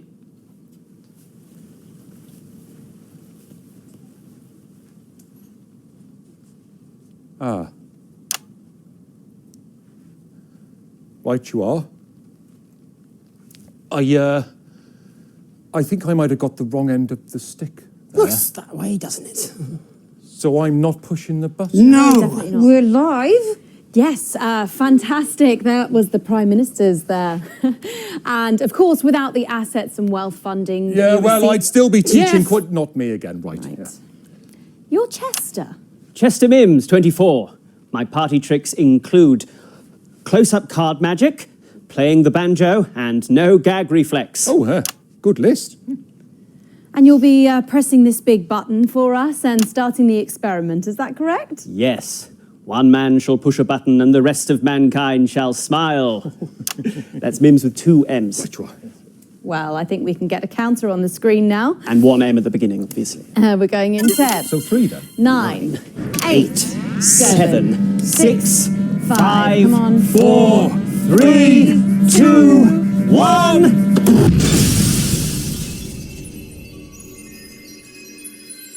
Well, safe to say we got everything out of that guest. The soul of a warrior in the body of a weeping willow. I have all her works on VHS.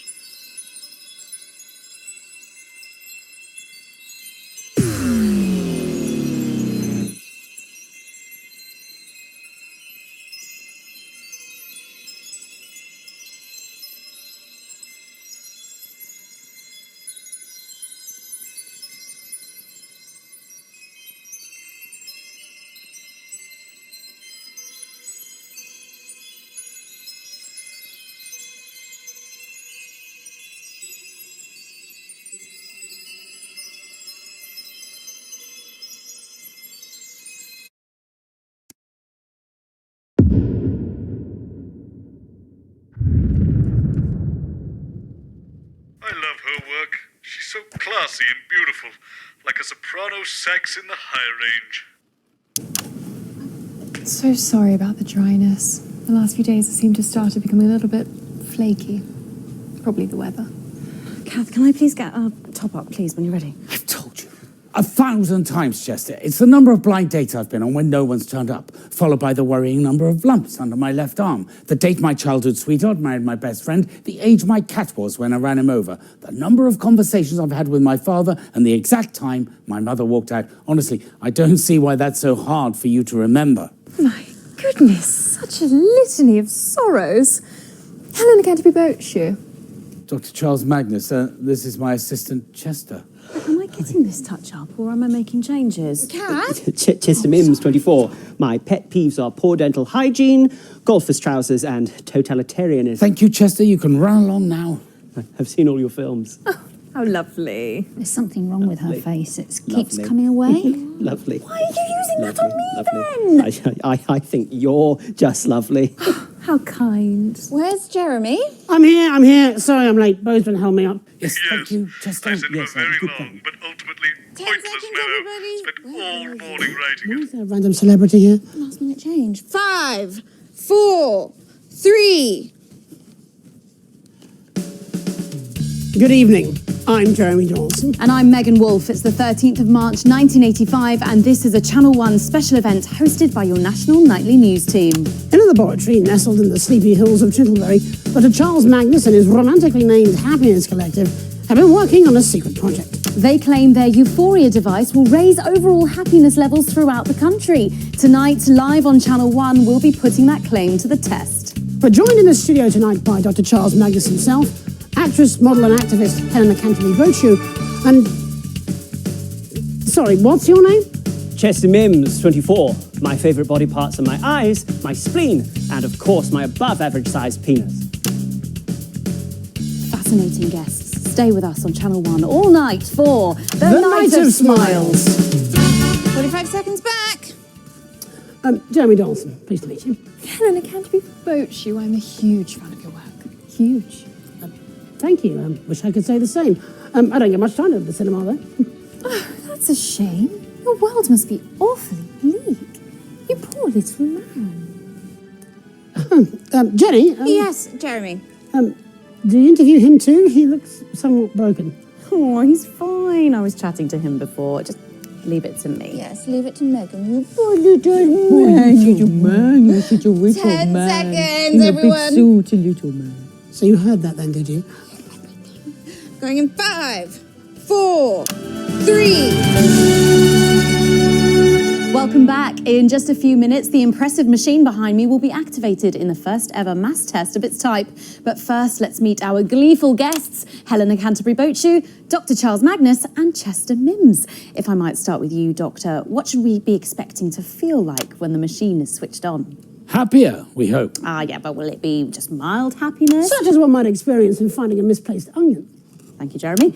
Or will it be all-encompassing bliss? Oh, such as when one is in love. Well, yes, exactly. I wouldn't know about love. Dr. Magnus has never had a romantic relationship. Oh, married to the science. I'd imagine how romantic. Oh, no. He's had loads of dates. He finds them in the personal ads. Yes, thank you, Chester. Oh, well, it's good that you're trying. Not empirically, it isn't. No. I think over the last, 31 years, he has had 122 blind dates. Of these, 3 have left in tears, 15 have had sudden family emergencies, 4 sat opposite him, repeating the word no over and over again until they left. I mean, I could go on. I'd rather you didn't. Exactly half of them never even got to turn up. I mean, that's just dreadful, isn't it? And then, of course, there's her. Chester! We don't deal in impossibilities at the Happiness Collective. We focus on what we can do. Her? Who is her? Yes, Dr. Magnus. Sorry, Dr. Magnus. Well, this is why I forsworn anything other than the most casual of relationships with men. In favour of cats, Doctor. Oh, yes.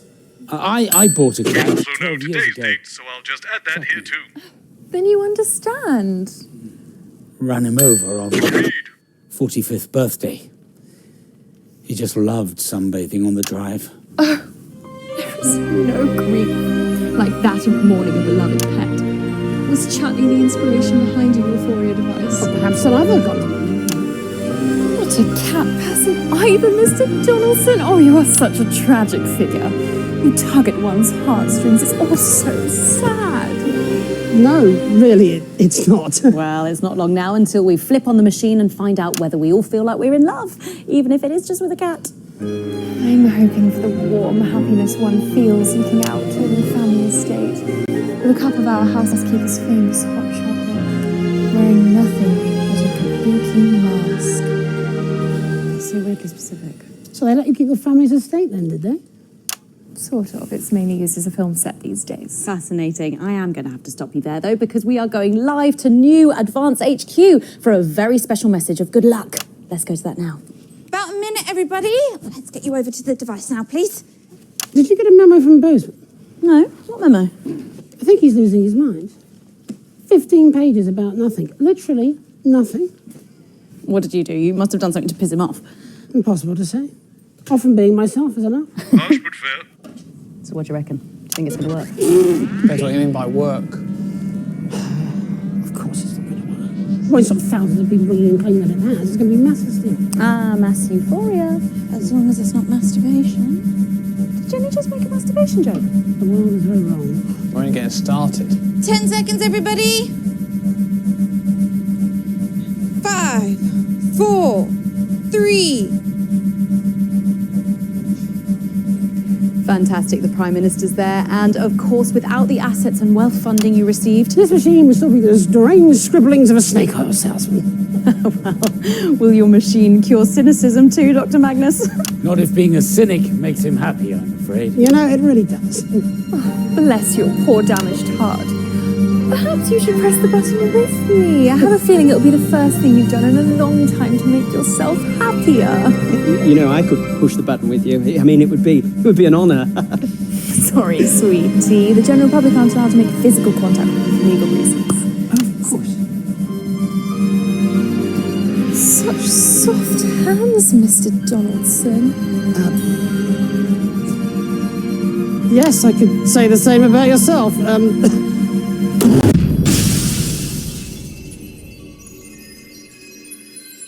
don't know if you noticed during that, Winston, but at one point they mentioned a mysterious woman for whom Magnus clearly holds a candle.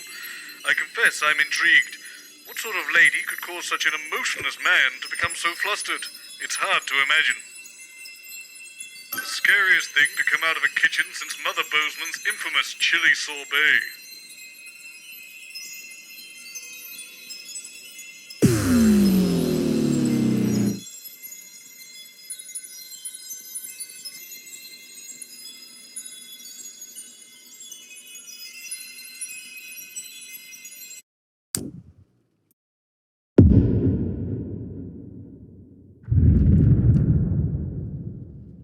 They're harsh, but undeniably talented, Winston. Mark my words, Rankly will be on our screens for years to come. I've told you 1,000 times, Chester. It's the number of blind dates I've been on when no one's turned up, followed by the worrying number of lumps under my left arm, the date my childhood sweetheart married my best friend, the age my cat was when I ran him over, the number of conversations I've had with my father, and the exact time my mother walked out. I honestly don't see why that's so hard for you to remember. If you could just sit here, please, Dr. Magnus. The host and the other guests will be with you shortly. Thank you. Not you. Sorry, Dr. Magnus. What other guest is this? Oh, it's just a celebrity chef we have here on Channel 1. Boseman thought it would add a bit of spice. Leave that alone, please, Colin. Oh, yeah. I thought so. What? I don't like coriander. It tastes like soap. What doesn't Colin like? Soap, apparently. Tell me something I don't know. Jeremy, Dr. Charles Magnus. So they've got a doctor and a chef on. Well, you know, as a priest, we've got the beginnings of a terrible joke. Jeremy Donaldson, professional cynic. All the best minds are. Don't mind him. He's just jealous that his career doesn't come with a title. Chef is hardly a title. Sorry, I'm late. Problematic paella. This must be Professor Magnus. Dr. Magnus, apparently. Oh, either is fine. 10 seconds, everybody. Always a good sign. I beg your pardon. 5, 4, 3. Good evening. I'm Jeremy Donaldson. And I'm Megan Wolfe. It's the 13th of March, 1985, and this is a Channel 1 special event hosted by your national nightly news team. In a laboratory nestled in the sleepy hills of Canterbury, Dr. Charles Magnus and his optimistically named Happiness Collective have been working on a secret project. He claims his Euphoria device will raise overall happiness levels throughout the country. And taking him to task tonight will be Channel 1's very own Jordan Rankley. That's right, Megan. Dr. Magnus may be one of the most distinguished members of his field, such as it is, but we'll still how he handles the searing critique of the best chef in the business. Winner of 3 golden mustard ladles and 4 filleted flank awards, Jordan is widely considered the sharpest tongue in television. Chef Rankley has inspired tears from actors, politicians, and even florists, though maybe it's just their liberal use of onions. So with all that coming up, don't touch that dial. Stick with Channel 1 all evening as we bring you The Night of Smiles. 45 seconds back. Who wrote that onion joke? Boseman. And it was a classic. When we come back, Doctor, we're going to be asking you a few questions. Could you tell me a bit more about this catering person? Don't worry, they're here to utter the profanities, not provide actual opinions. Behave. Don't mind him, he needs your machine more than any of us. Dr. Charles Magnus, Jordan Rankley. Jordan, Dr. Magnus. Nice to meet you. Quick question, Doctor. Are your parents married? What? Quickly, we're going live any second. Well, actually, my mother left when I... Yes, great. 10 Thank you. seconds. Why did you want to know that? The grating cuts deeper when there's a grain of truth. Lovely. 5, 4, 3. Welcome back. In just a few minutes, the impressive machine behind me will be activated in the first ever mass test of its type. So let's meet the man behind the merriment, Dr. Charles Magnus. Hello. Thank you for joining us. And of course, next to you is the one and only Jordan Rankley. Hello. I've seen better openers on a tin of fucking beef hash. I'm sorry. Yeah, a sorry fucking excuse for a doctor. Dr. Magnus, do tell us how your Euphoria device works. Oh, well, that's simple. I just get my assistant, Chester, to press the big red button. You let the sous chef serve the main course. I'd rather French kiss a fisherman's armpits. Right, yes, well, more specifically, Dr. Magnus, how exactly is it supposed to make people happier? Well, some of that information is proprietary, but I could try and outline the basics. We're running out of time now, Doc, so let's not try to overcook the explanation. Well, to put it simply, everything is vibration. Everything is vibrating. A particle is also a wave, and a wave is, if you like, a note. And we all vibrate at different notes depending on our mood. Seriously? You're going for a musical fucking analogy? Fuck off! Do I look like a fucking trombone to you? I'm a chef. Let's keep the metaphors fucking food-based. You blancmange. Yes, of course. In cooking, we experience flavour through the taste, but also through smell. The olfactory and gustatory components have to work together. They are tasted in harmony. Are you following me? Well, yes, I think so. Hopefully some of our more culinary-minded viewers are. What the fuck are you on about, mate? You're making about as much sense as a drunk toddler in a washing machine. You know what? Check the time right now, and I can guarantee your mother has never been more disappointed with you than she is right this second. Actually, I know for a fact that isn't true. She made a point of leaving Father and I at the exact time I was born, on my birthday, so that she could write off the whole decade of disappointment as my fault. It was very upsetting. Still, I have to admire her need for accurate timekeeping. Shitting hell. You've managed to make it pathetic sad rather than pathetic funny. You're unbelievable. Look, getting back onto track, the machine, it plays a note. It releases a smell that represents happiness, and all the people and all the animals resonate with that smell and feel happier, noticeably, measurably. At least that's the hope. Right now, I'd give anything to feel a bit happier. So, what you're saying is that for unprecedented public funding running into the tens of millions, you've built a crockpot that farts out a spag bowl of emotions. Well, do you know what? We're out of time, actually, Doctor. There's less than a minute to go now, so we will get set up with Chester and our guests over at the Euphoria device. But in the meantime, we will go live to New Advance HQ for a special message from the Prime Ministers Peter Clement and Julia Salisbury. Okay, so that's about a minute. If we could get you all over to the device now, please. No hard feelings, eh, Doc? It's just for the cameras, it's nothing personal. Yes, right. Television is More complicated than quantum mechanics, so it would seem. You'll get used to it with time. Hopefully not. Come on, everyone, let's get to our places. Yes, you wouldn't want to be in the wrong place for the big button push.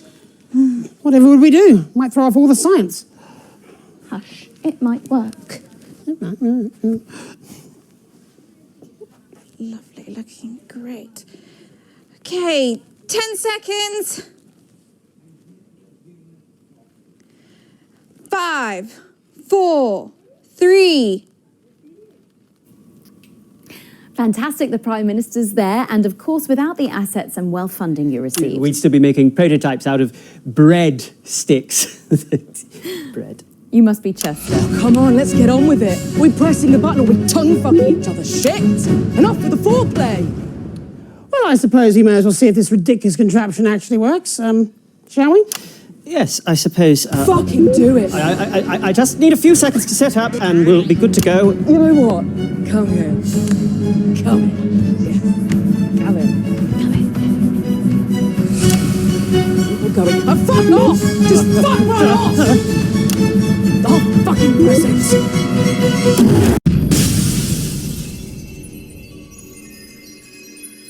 Well, you know what they say. If at first you don't succeed, throw everything together and hope for the best.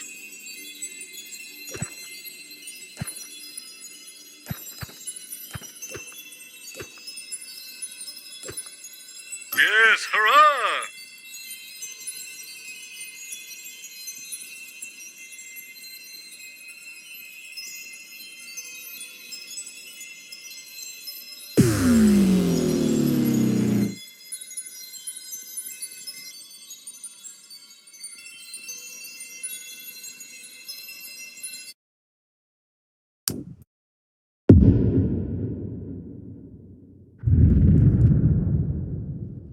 Yes, a packed set. Let's see what this motley crew can dig up for us. You should see the orchestra pit. It's like a musical bolognese down there. I've told you 1,000 times. I can't possibly fit you all in. Some of you are going to have to stand at the back. I don't know what Boseman was thinking booking all these people. Something devilishly cunning, Jenny, don't you worry. Thank you, Dr. Magnus. How many mics do you think I have? There's loads of them. Have a good mind to Who are you talking to, Colin? them. They know. Christ, it's a convention of the desperate. I think the collective noun is a disappointment. So, Mr. James, what would you say is your greatest fear? And let's keep it light, eh? Oh, that's a good one. I think the thing I fear the most is the consequence of my enormous intellect. Me too, as it happens. Right. Well, yeah, I'm sure that'll work, but I don't suppose clowns features anywhere too? Actually, I'm scared of clowns. My father took me to the circus and it was very traumatic. After I'd finished sobbing, we had our second conversation. I remember. I was 22. Oh, you poor, poor man. Circuses are atrocious places. I fight for animals every day. Dreadful places. Absolute nonsense. The smell of the sawdust. The lights, the music. The terrified roars of the broken animals. What's not to love? Sorry, I'm late. Enormous queef. Jenny, we did know how many guests we were booking today, did we? I think so. It was a bit last minute. Just didn't have enough seats. I spoke to Boseman. 10 seconds. He laughed. Just laughed. I did. It's true. 5, 4, 3. Good evening. I'm Jeremy Donaldson. And I'm Megan Wolfe. And I'm Geoff Algebra. I'm Alan J. No. And I'm Dr. Charles Magnus. Your turn, Chester. Chester Mims, 24. My favourite sounds are the pop of bubble wrap, the laughter of a badger, and of course... Do I join in? Might as well, seems to be the thing we're doing. My name's Helena Canterbury-Boatshoe, and I'd rather not say my age. My favourite sounds are empathy, humility, and humanity. I quite like farts. Well, I enjoy the sizzling of a steak, and of course, the subs liberated. Oh, that silly squeaky voice you get when you inhale helium. How dare you? What? How dare you bring up that double proton bastard in my presence? Yes, I'm afraid Dr. Magnus had a very bad experience with him. Colourless, odourless, tasteless, pointless. It was during our second application for funding back before Advance. We were demonstrating a prototype and we'd chosen to use helium as the catalyst. And of course, it started escaping from the machine. Couldn't see it, couldn't smell it, couldn't taste it. And Dr. Magnus's voice slowly started rising with pitch, which we all thought was terribly amusing, but I'm afraid he didn't quite see the funny side It's of it. dead to me. I've scratched it off every periodic table in the building. It does not exist. Pointless monotonic prick. I hope it all gets split, and I don't care if it takes every single one of humanity with it as it goes. The Night of Smiles. 45 seconds back. Okay, so we're overrunning a little bit, so if we could keep it tight in the next section, otherwise we won't get to the button press. Sorry, I think I might have got us a bit off track there. Really? Geoff, do you think so? I quite like the smell of parsnips. Oh, a much underrated vegetable, the parsnip. Great in a roast dinner, in a casserole, and for the really ambitious, a souffle. Oh, I love a man who can cook a souffle. Suggest a gentle touch. Hello, I can cook a souffle. I've got a 5 out of 7 success rate. The secret's in the whisking. Oh, Chester, you're a delightful little puppy. 10 seconds. I'll do better this time. Please. Going in 5, 4, 3. Welcome back. It's just a few minutes until the impressive machine behind me is activated. Whoa! Hold up! Hold up! I've got my own device!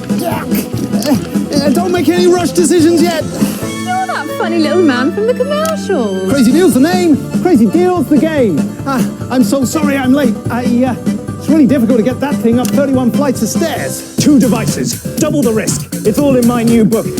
Oh shit, sorry, excuse me, dropped my tiny book. Fuck me, Alan. Is your brain any bigger than your book? Are either of you two even real scientists? Who actually even are you? I'm a scientist. I can prove it. Chester, if you please. Oh, right, yes.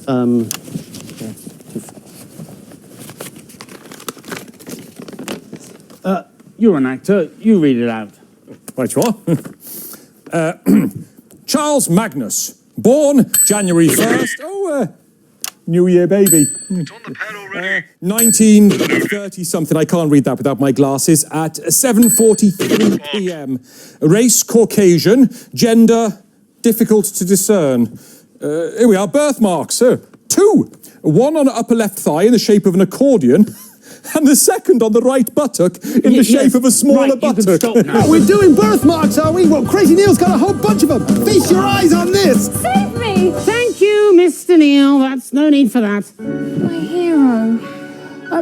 Dr. Magnus, tell us how your machine works, please. Well, you see, I'd love to tell you, but, there's a whole bunch of tricks. If you want. No! Right you are. Well, it's all about vibration, really. It's the melody of humanity. Oh, you're a poet, darling. The ladies must adore you. Not really. Yes, I've been logging Dr. Magnus's romantic engagements for years. For science, obviously. I'm a scientist. And every single one of them, without a doubt, has been an unmitigated disaster. And there were 22 other failed attempts even before he started logging them. Oh, gosh, yes. Do we count them? I do. But none of them even showed up. Got it! It was hard to see. For fuck's sake, Alan. I wouldn't even hire you to work at a circus. You're a clown, Alan. A fucking clown! Actually, it's me who's afraid of clowns. Remember? It's the last time I had a conversation with my father. Right, well, you're a fucking clown and all. Whoever heard of making people happy with vibrations? Well, one of the ex-Mrs. I think we've had time there, aren't we, Megan? Yeah, absolutely. We are, Jeremy. There's less than a minute to go now. So while we get everyone set up at the Euphoria device, let's go over to the Prime Ministers at Advance HQ for a very special message. Okay, so that's about a minute back. Lovely stuff. If we could get you all over to the device now, please. So, this trip to the circus with your father would make an excellent scene in the TV show, don't you think? A Dark Night in 1922. No, it was 1956. I was 22. Yes, but we'll set it in 1922. It'll play better in black and white, don't you think? Could I possibly get your phone number? Absolutely not. Fucking brutal. Like one of your dates, eh, Chaz? Actually, it's Dr. Charles Magnus. I wrote the paper on theories of theorizing in a theoretical universe. That sounds useful. Yeah, well, I wrote a small play called Hey Friendship. Perhaps you've heard of it. Of course he has. Of course I haven't. Going in 5, 4, 3, 2... Fantastic. The Prime Minister's there, and of course, without the assets and wealth funding you received from the corrupteers. Come on, let's get on with it and press the fucking button already. Should we all do it together? What a wonderful idea.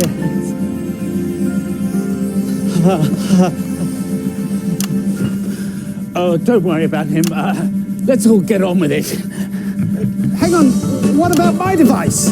Be honest, Mr. Neil, is it even safe? Well, actually, I'm not quite sure what's gone into it, so... Watch out, here comes Grabby Geoff. Oh, that's what they say in the staff room.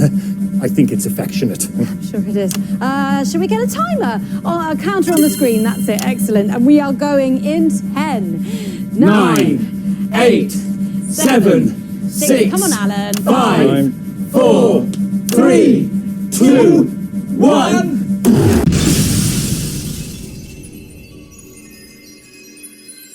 Not sure we managed to get all the clues there, Winston.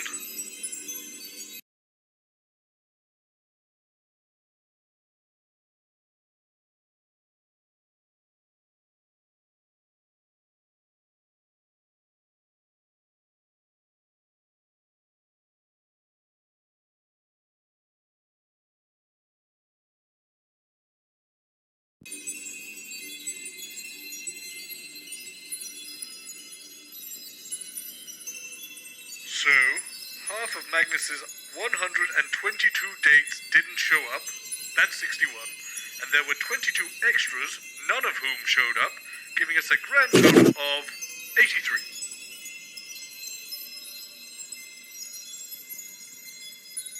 Okay, so zinc just showed up now, so it won't be in the combination. So the element before zinc is copper, and its atomic number is 29. However, Magnus doesn't count helium, so we need to take that one away, leading us to the final answer of 28. Right. Magnus's father took him to the circus on his 22nd birthday in 1956, and his father died that day. So the 5th anniversary would have been his birthday, January the 1st, 5 years later, which is 1961. So the full date must be 01/01/1961. Magnus was 22 at the circus in 1956, so his year of birth must be 1934. Therefore, his 45th birthday was in 1979. He bought the cat 12 years ago, and it's 1985 today, so we know he bought it in 1973. So if it died in 1979, it must have been 6 years old at the time. This is an easy one. Surprised you need my help. Magnus has 3 PhDs, so he can only have had 1 or 2 conversations. He refers to the circus conversation as the second one, so he has had 2 conversations in total with his father.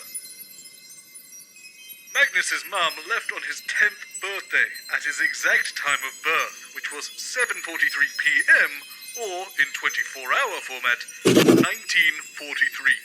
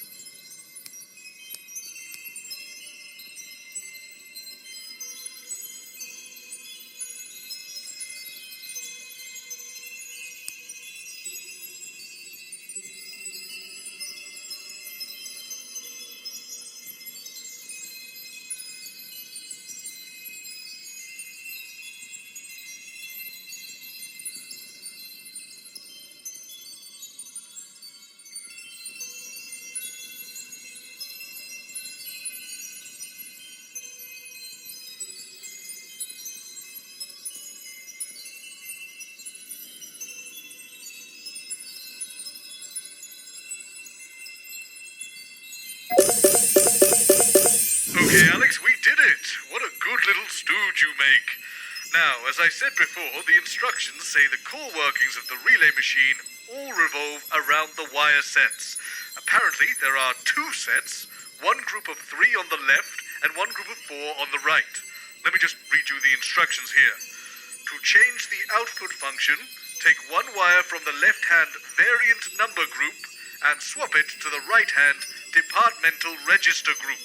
Attention! Do not, under any circumstances, swap wires in the same group. The relay device has a very specific configuration, and deviating from the instruction provided in this handbook could result in unintended, disastrous consequences. Noted. Well, that seems clear enough. Try picking up one of the wires now, Alex. Now connect that wire to a different wire in the other group. Not to worry, that's perfectly normal, it says here. Apparently, once 2 wires have been swapped and the input is set, the glass panel will slide shut to prevent unintended exponential cascade failures. Sounds like it's probably a wise safety measure. I guess hit the big button and see if we fixed it?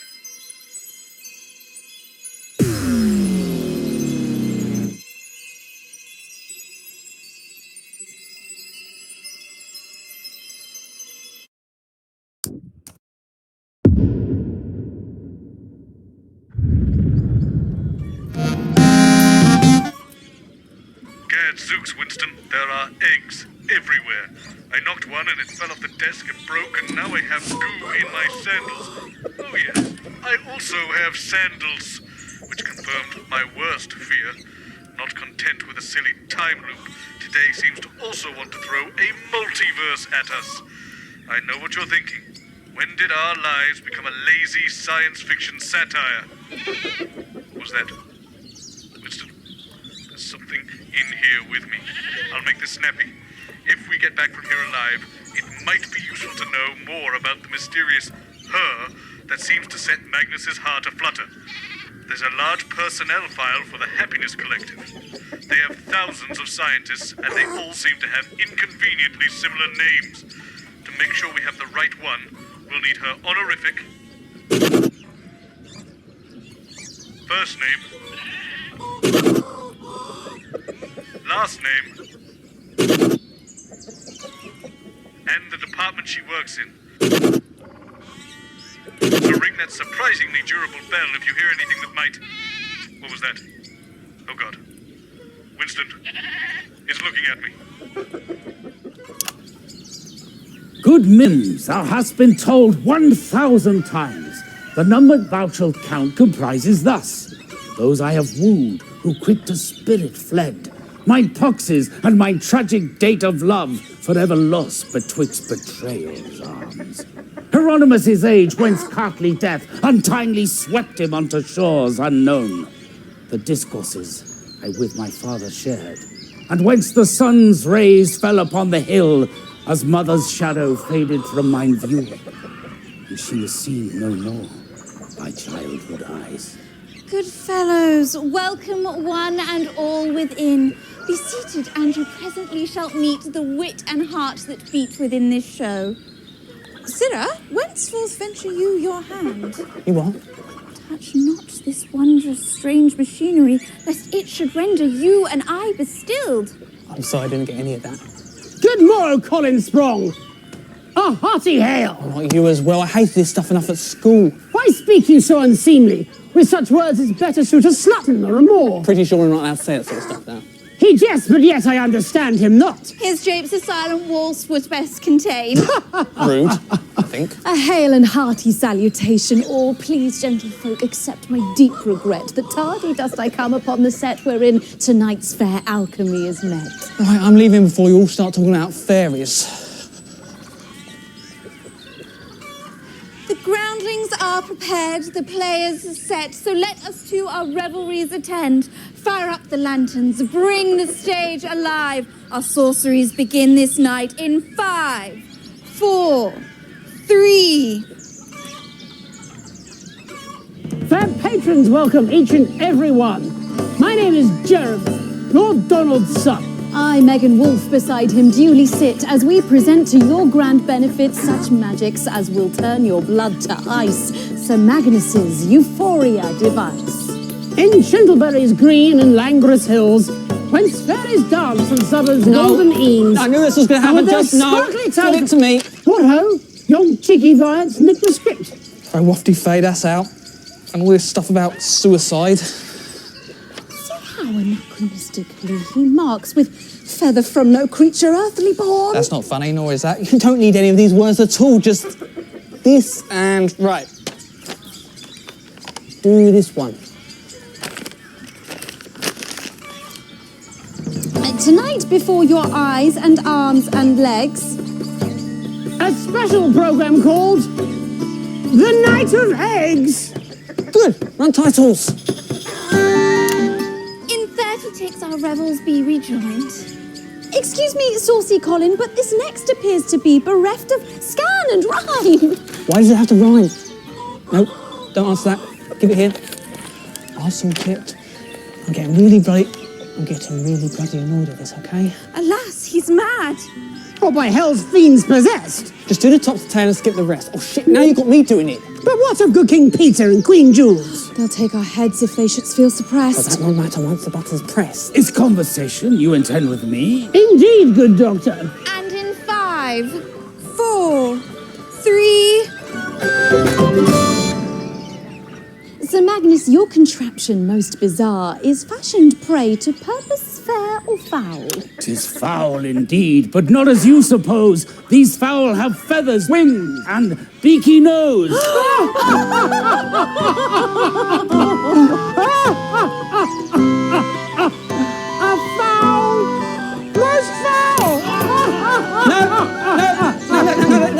That's not a joke. It's just two words that sound similar. It's not even a...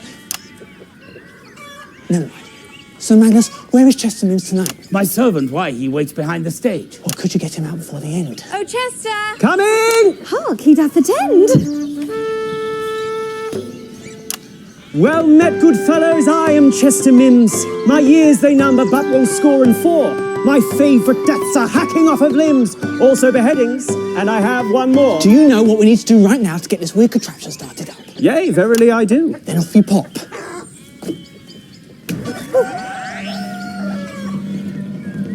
Good people, bring your chickens to this place.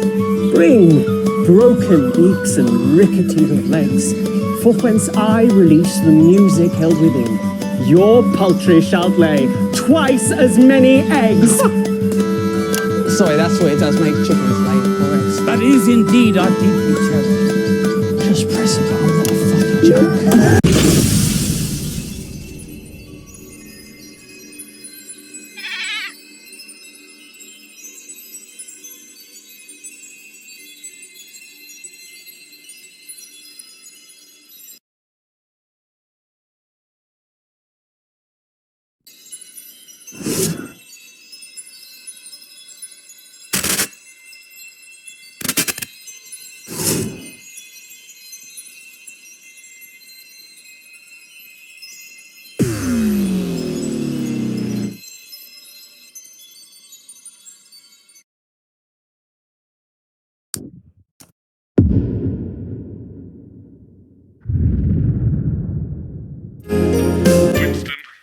They've replaced my chair and desk with a sofa and a coffee table. And they've abbreviated the national nightly news. It all seems to have taken a turn for the worst in this place. How long is this going to take then? Do you have somewhere else to be? Not really. This first bit's about 10 minutes, then we come back at 8, 9, and then a long show at 10 to do the results. This thing's going to cheer me up then, is it?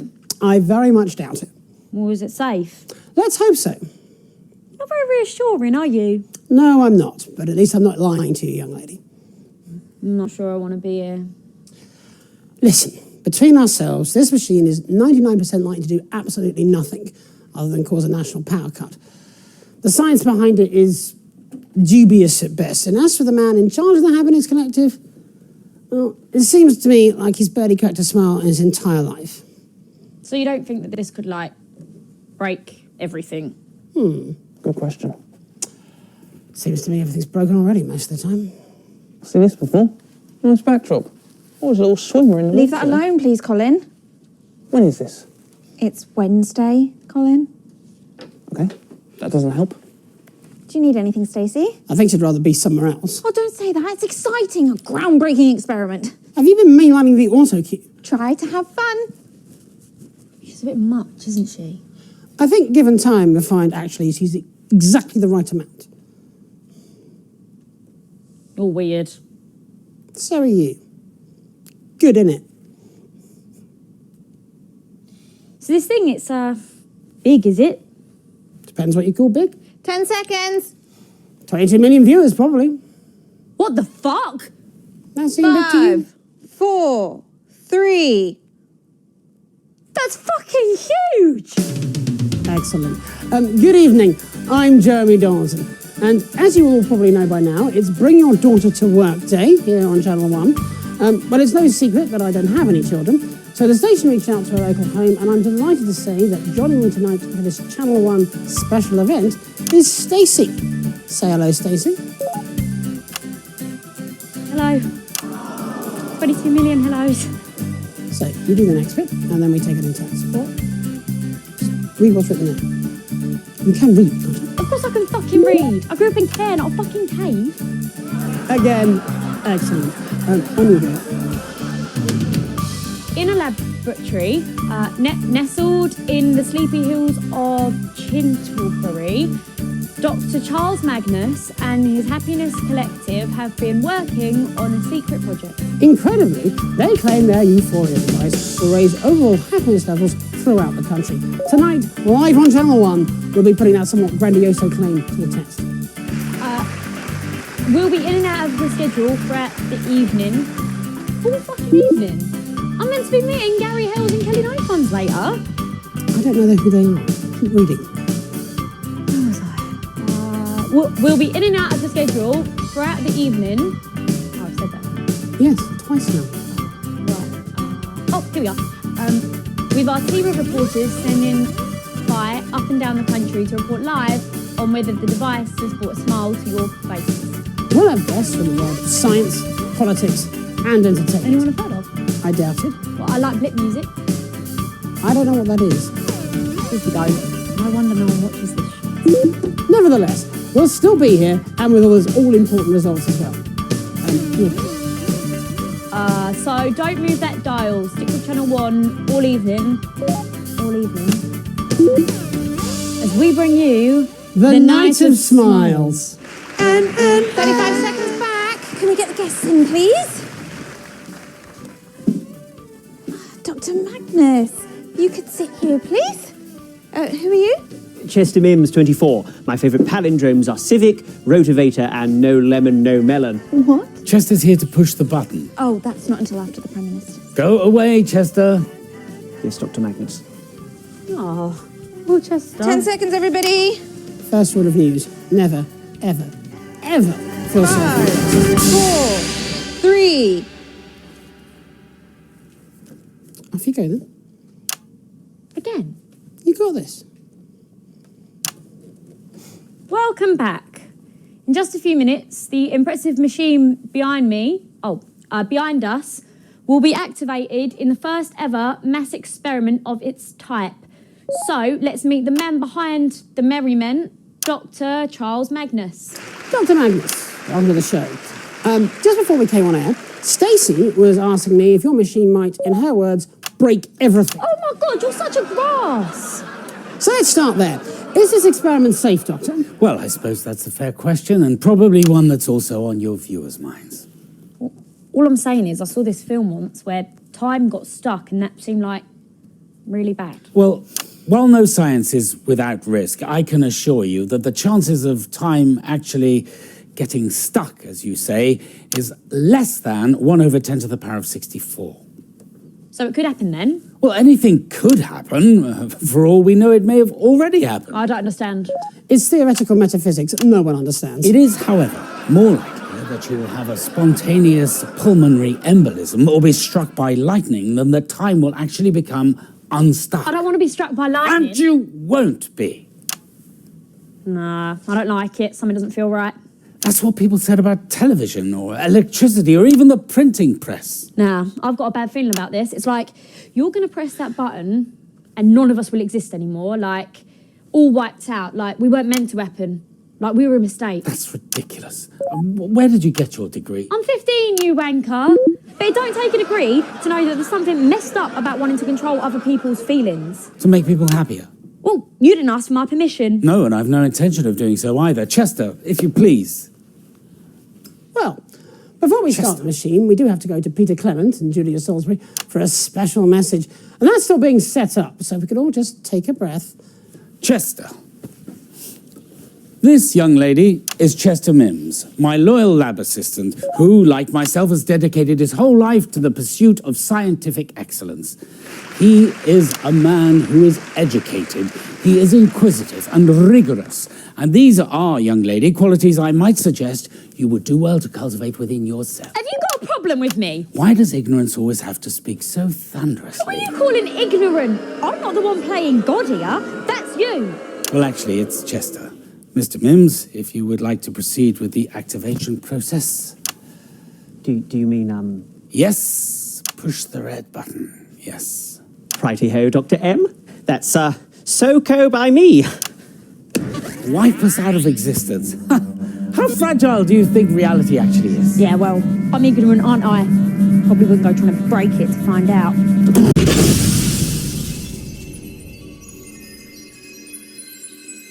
at least it was brief, and we don't have to see it again.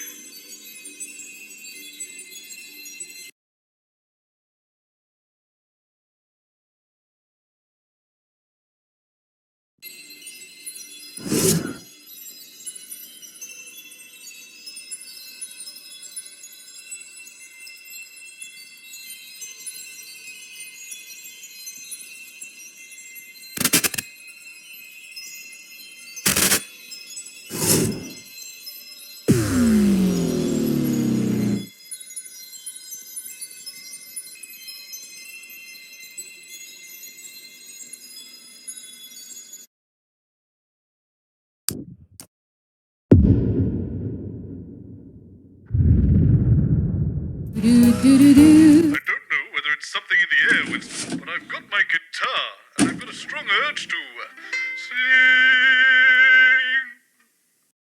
sing. Why, Mr. Old Bean, I've told you 1,000 times. Please try this time to remember. It's the number of dates so late that they never ever show.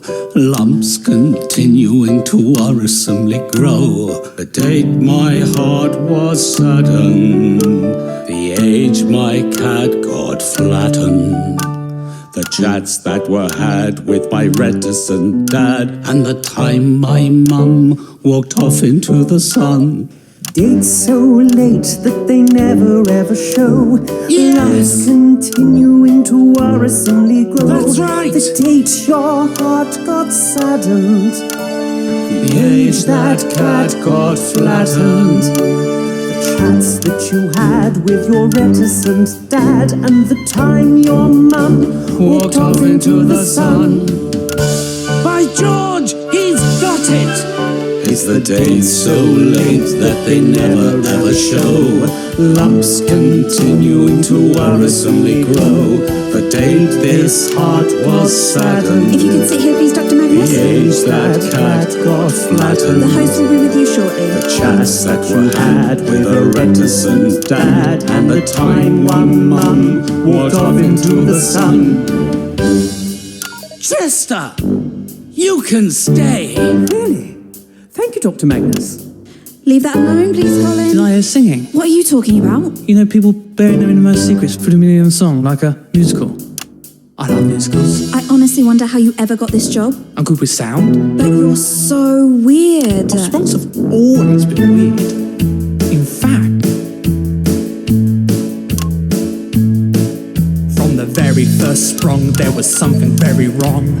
Trying to be normal when we simply don't belong. But it could be worse, it's a blessing and a curse. Immune to the confusions of the multiverse. When you change everything, I don't feel a thing.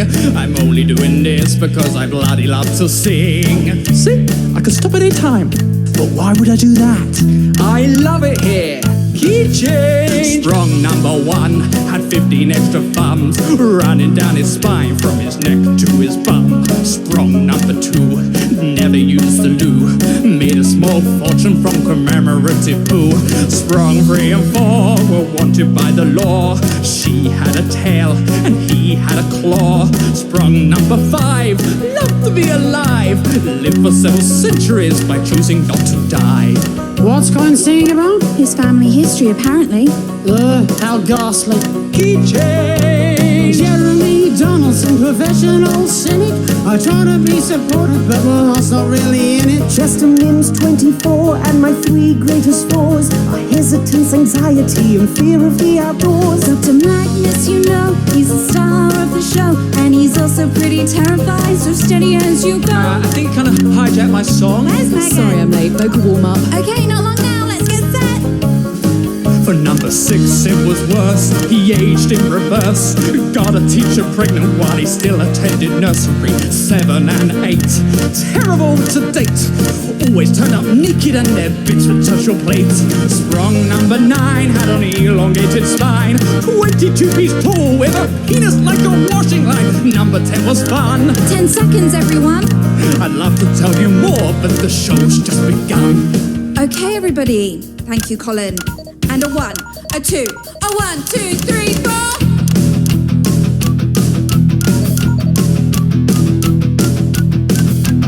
Good evening, I'm Jeremy Donaldson. And I'm Megan Wolfe.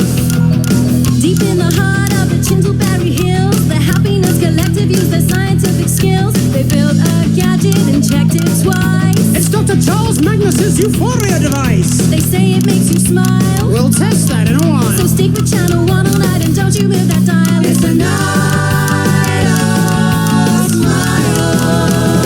smiles. 45 seconds back. Not singing tonight when you have such a lovely singing voice. Fuck off. Are you two a couple? Ugh. Why can't I just be friends with Jeremy? Why do we have to be doing the nasty on top of the desk, running my hands down his minimal chest? Don't think I really have to spell out the rest. Why can't we just be friends? I think you touched a nerve there. In 1, 2, a 1, 2, 3, 4. Welcome back. Well, in a few minutes' time, we'll be bringing it online. Will it make you merry now? We'll screw up space and time. That's extremely unlikely. You've got a very good team. Let's just let it get to the end. So let's meet our guests and put it to the test. A few little questions first to put our minds at rest. Oh, Dr. Magnus. If we could just ask you a few questions, please. You're curing sadness. Well, no, actually, it's more like... More like badness. We're aiming for gladness. Well, let's hope so. And Dr. Magnus possessed you to make everyone smile. Isn't this madness? Dr. Magnus has been sad for a while. Why the sadness? Dr. Magnus, won't you let us know? Oh, Dr. Magnus, won't you let us know? All right! Damn you! If you must know the source of my misery. Lights!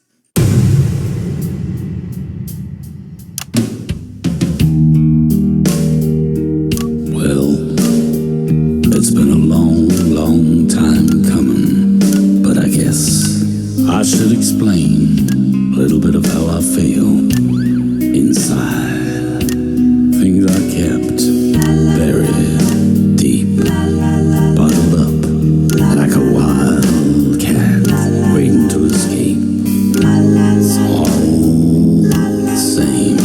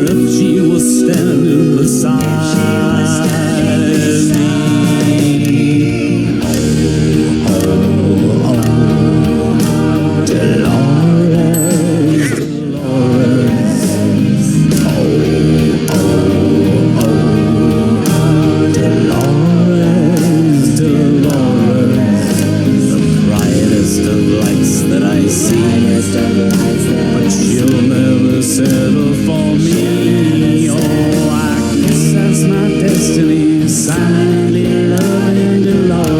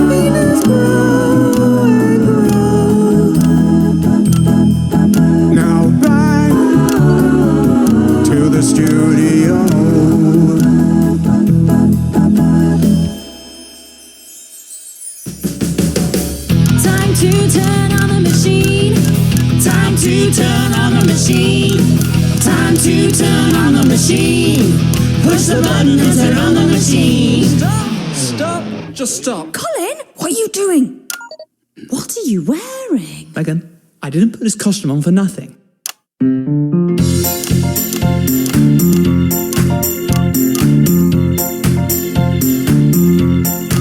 Don't push that button.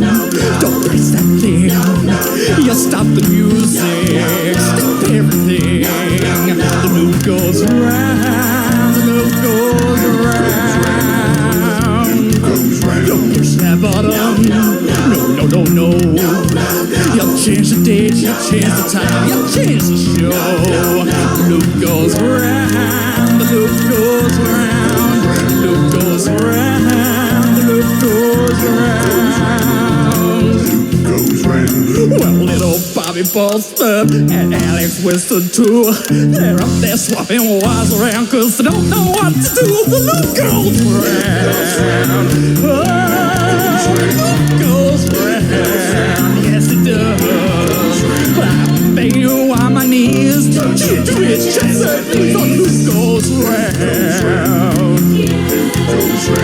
Well, oftentimes I'm lonely, it's hard to be strong, but I think I found a universe where I finally belong. The loop goes round, yes, the loop goes round.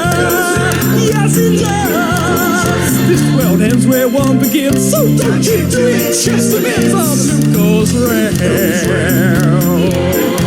Don't push that button, don't press that thing. Y'all stop the music, stop everything. The loop goes round, the loop goes round. Don't push that button, no. You change stage, you change the time, you change the show. The loop goes round, the loop goes round, the loop goes round, the loop goes round, goes round. I am Chester Mims. I change everything. Don't make it worse. Bring on another universe. Bring on another universe. Bring on another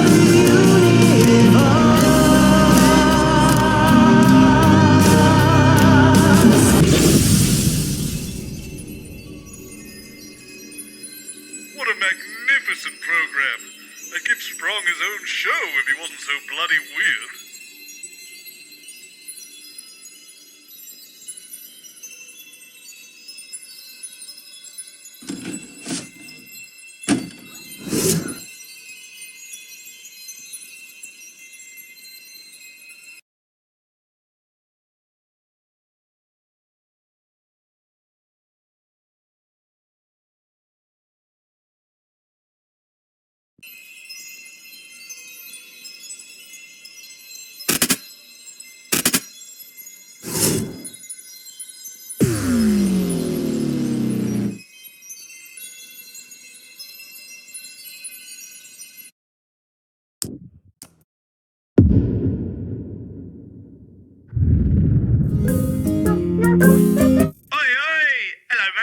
It seems like we're in a bit of a different reality here. New body. Boseman is Big Chris. Fucking brilliant. Right, let's have a look then.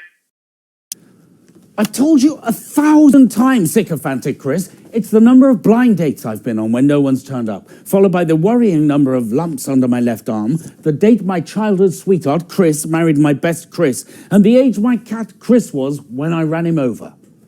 The number of conversations I've had with my distant paternal Chris, and the exact time my neurotic maternal Chris walked out. I honestly don't see why it's so hard for you to remember. If you could just sit here, Science Chris, the host will be with you shortly. Not you. Sorry, Science Chris. What's the matter, Colin? I don't like it. I don't like this. I mean, a show's one thing, but a whole world. Are you okay, Colin? I don't like it. What doesn't Colin like? Everything, apparently. Oh, is that all? Ah, you must be so-called Science Chris. I'm Principled Shabby News Chris, but for tonight you can call me Cynical Chris. What a strange nickname. Sorry I'm late. Clingy Chris. Science Chris. That's right. Career-driven cutthroat Chris. Nice to meet you. 10 seconds, everybody. Hang on, where's... Everybody set? Okay, we are going in 5, 4, 3... Good evening. I'm outdated, ill-tempered News Chris. And I'm charismatic sellout Chris. It's the 13th of March 1985 and this is a Channel Chris special event hosted by your national nightly Chris team. In a laboratory nestled in the sleepy hills of Chryslerberry, Science Chris and his optimistically named Happiness Chrislective have been working on a secret project. They claim their Chrisphoria device will raise overall happiness levels throughout the country. Tonight, live on Channel Chris, we'll be putting that claim to the test. We'll be in and out the schedule throughout the evening, with our team of roving Chris's standing by up and down the country to report live on whether the device has brought a smile to your faces. We'll have Chris's from the world of science, politics and entertainment, and of course those all-important results. So don't move that dial, stick with Channel Chris all evening as we bring you The Night of Smiles. Okay, that's about 30 seconds back. Has anyone seen Big Chris? It's not like him to be late. Oh, fuck, it says I'm on next for Science Chris. Good luck on Oh, I certainly hope not. I was promised that he would be here for the big button press. I'm sure he'll be here. Oh, fuck. Sorry. Late. Oh, those fucking stairs. Oh, not used to these legs. See, just in time. We're going live in 5, 4, 3... Welcome welcome back. In just a few minutes, the impressive machine behind me will be activated in the first ever mass test of its type. But before then, here he is, everybody. The man himself, Big Chris! Couldn't miss the big button push, could I, sycophantic employee Chris? Right, as always, boss. Yes, thank you for joining us, Big Chris. But if we might turn to the man behind this experiment, Science Chris, I'm told it's also a pleasure to have you here. Yes, thank you. So, please, walk us through the aims of the Happiness Chris Lective and what the Chrisforio advice will do for the country. Well, it's not too complicated to understand, really. We are all Chris. We know this, and we accept it to be true. And thus, despite our various comical differences, on a fundamental level, we are all the same. Our device utilizes this link to tweak our collective emotional frequency to create a joint feeling of elation. And with happier Chris's, there will be, of course, a happier world. I'm sure all of this comes at a great expense to the average taxpaying Chris, am I right? Sorry, predictably disagreeable Chris. I'm just going to quickly jump in here, mate. Go ahead, Chris. Obviously, brilliant work. Good stuff. But theoretically, what would happen if someone were to, I don't know, switch around the wires in the relay? Oh, it wouldn't happen. How so? No, Chris alive would be so stupid. Yeah, well, let's just pretend one was. Well, if the safety regulations weren't adhered to and this hypothetical catastrophically moronic Chris would... Yeah, all right, well, let's just call him benevolent, but ultimately misguided Chris. Well, if someone messed with the machine without grasping the fundamental science behind it, any number of disasters might occur. By its nature, the device is connected to every one of us, so we'd all be affected by it. But how, specifically? Well, look, I'm sure that every precaution has been taken. Isn't that right, Science Chris? Oh, absolutely. There's really nothing to worry about. But if there were... Well, it would most likely be fine. So long as we didn't stay in any permutation for too long, or then the fabric of time and space itself might destabilize. Science Chris, it's taken years of work, unfathomable amounts of money, and for a device that may or may not make Chris's a little cheerier around the country. Is that right? Well, we're very confident, needlessly critical Chris. All right, call me impulsive, Chris, but let's get this show on the road. But what about union-appointed health, Chris? Oh, fuck me. No, fuck off. No, we need to do the button push. Okay, you're the boss, which of course means let's welcome button-pushing Chris. Not to worry, not to worry. The suit is the result of a previous button he pushed. It's actually to protect us from him. Exactly, and besides, if anything did go wrong with the machine, there'd be no point wearing a silly little suit like this. And you are? Assistant Science Chris, 24. My favourite Chris's are Origami Chris, Machine Washable Chris, and of course, the Chris who knows what you did last summer. Okay then, are we ready to go with the experiment? Absolutely we are. Button pushing Chris has been practising at the big button all morning. Alrighty, I guess we should kick it off then. Yes, fucking yes. Go. Okay, so let's welcome Countdown Chris. Okay, folks, here we go. In 5, 4, 3, 2, 1.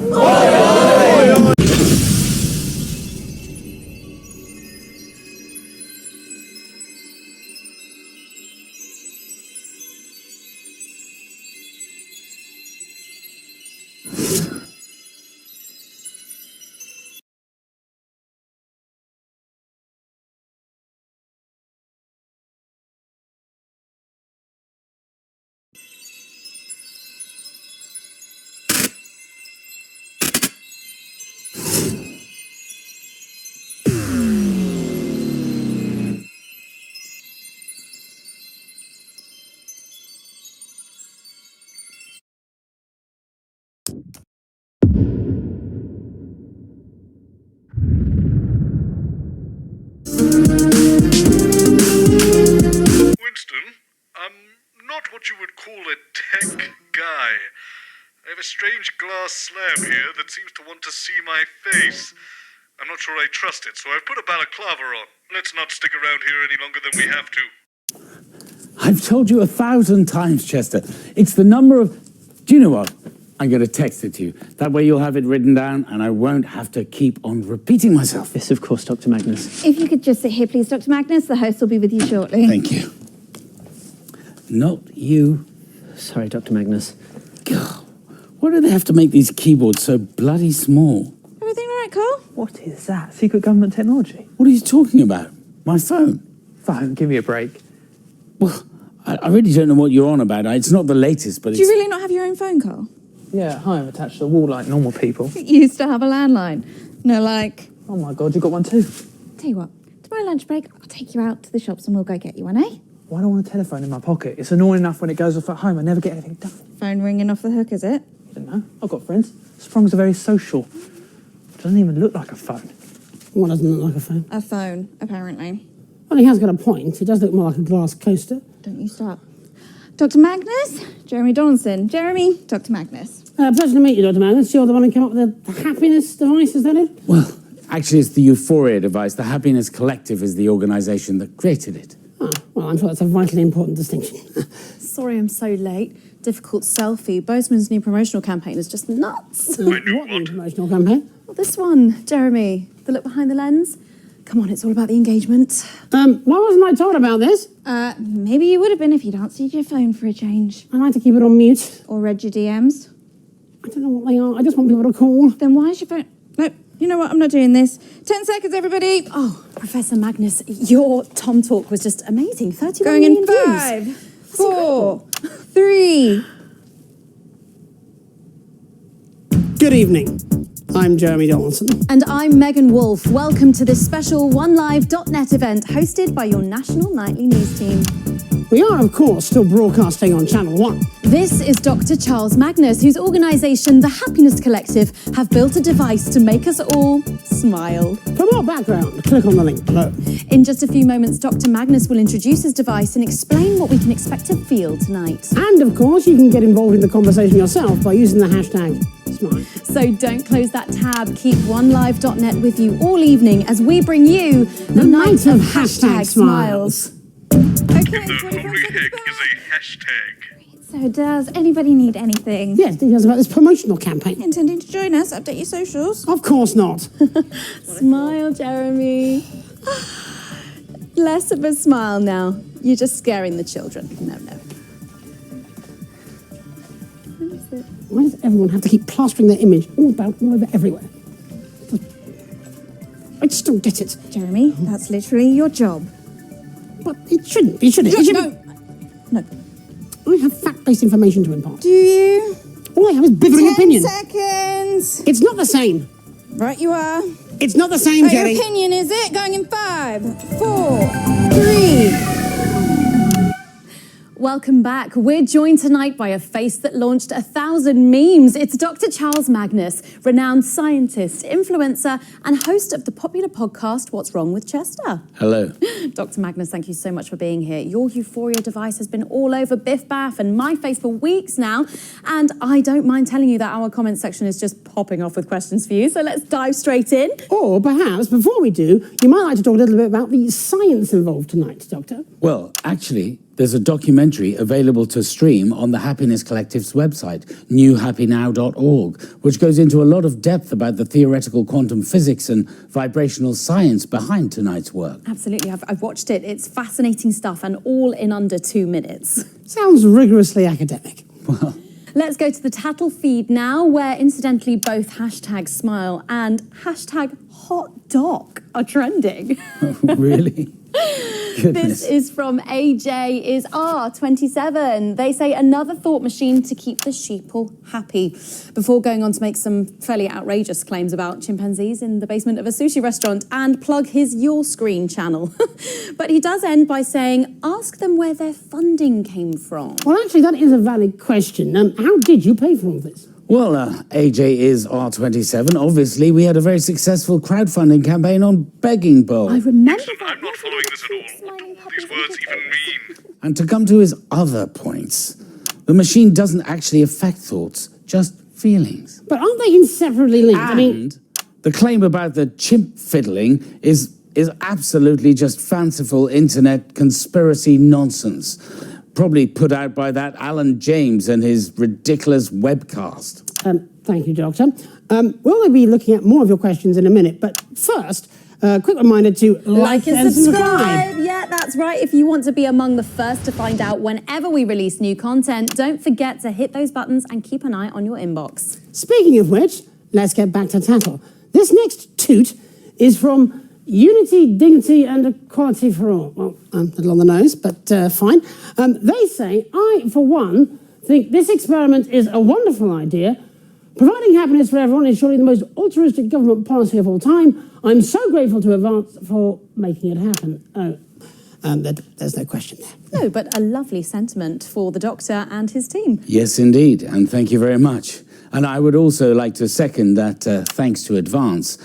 Even though we exceeded our stretch goals several times over, it still required a huge cash injection from the government to get us to where we are tonight. And don't forget, if you've got an unlikely science experiment you want to try, you can get a government grant at advance.com/fundmydream. And there's a link, of course, in the description below. Right, this next one is from...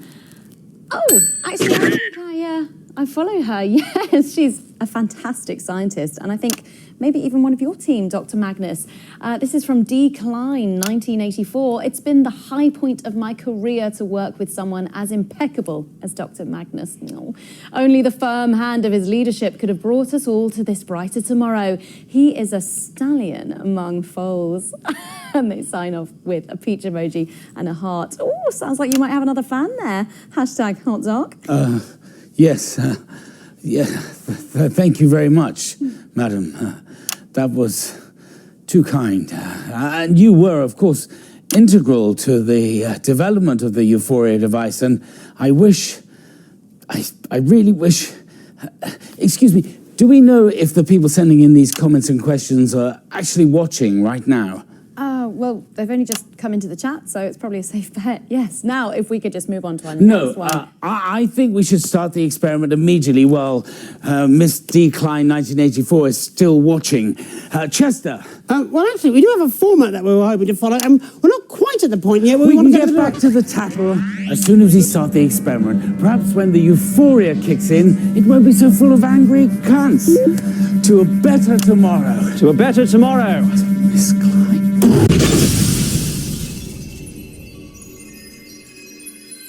Right, we got her surname. Let's get out of here. These bits of glass keep lighting up and buzzing. I think maybe they're broken.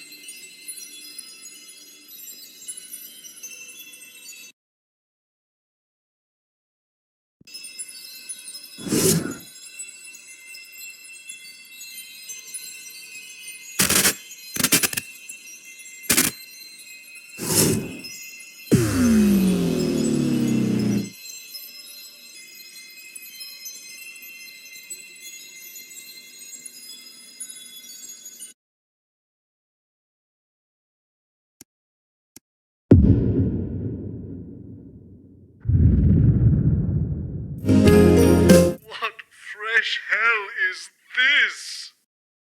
No, Chester, I will not tell you again. We went over it 17 times in the taxi on the way over here. Now, I like repetition as much as the next man, but one must draw a line somewhere. If you could just sit here, please, Dr. Magnus. The host will be with you shortly. Should we run a little thought experiment, Mr. Mims? Oh, yes, Dr. Magnus. That sounds like fun. Good. Let's begin with some data gathering. These couches, how many people do you think that they comfortably accommodate? Probably 2 apiece. Good. Exactly. At most, I'd postulate. Allowing for personal space, I agree with your conclusion. Good. Next variable. How many people host the nightly show? I believe there are 3. Once again, I concur. Well done. Now, computation. If there are 3 hosts, how many seats are left? 1, Dr. Magnus. And what can we conclude from this data, Chester?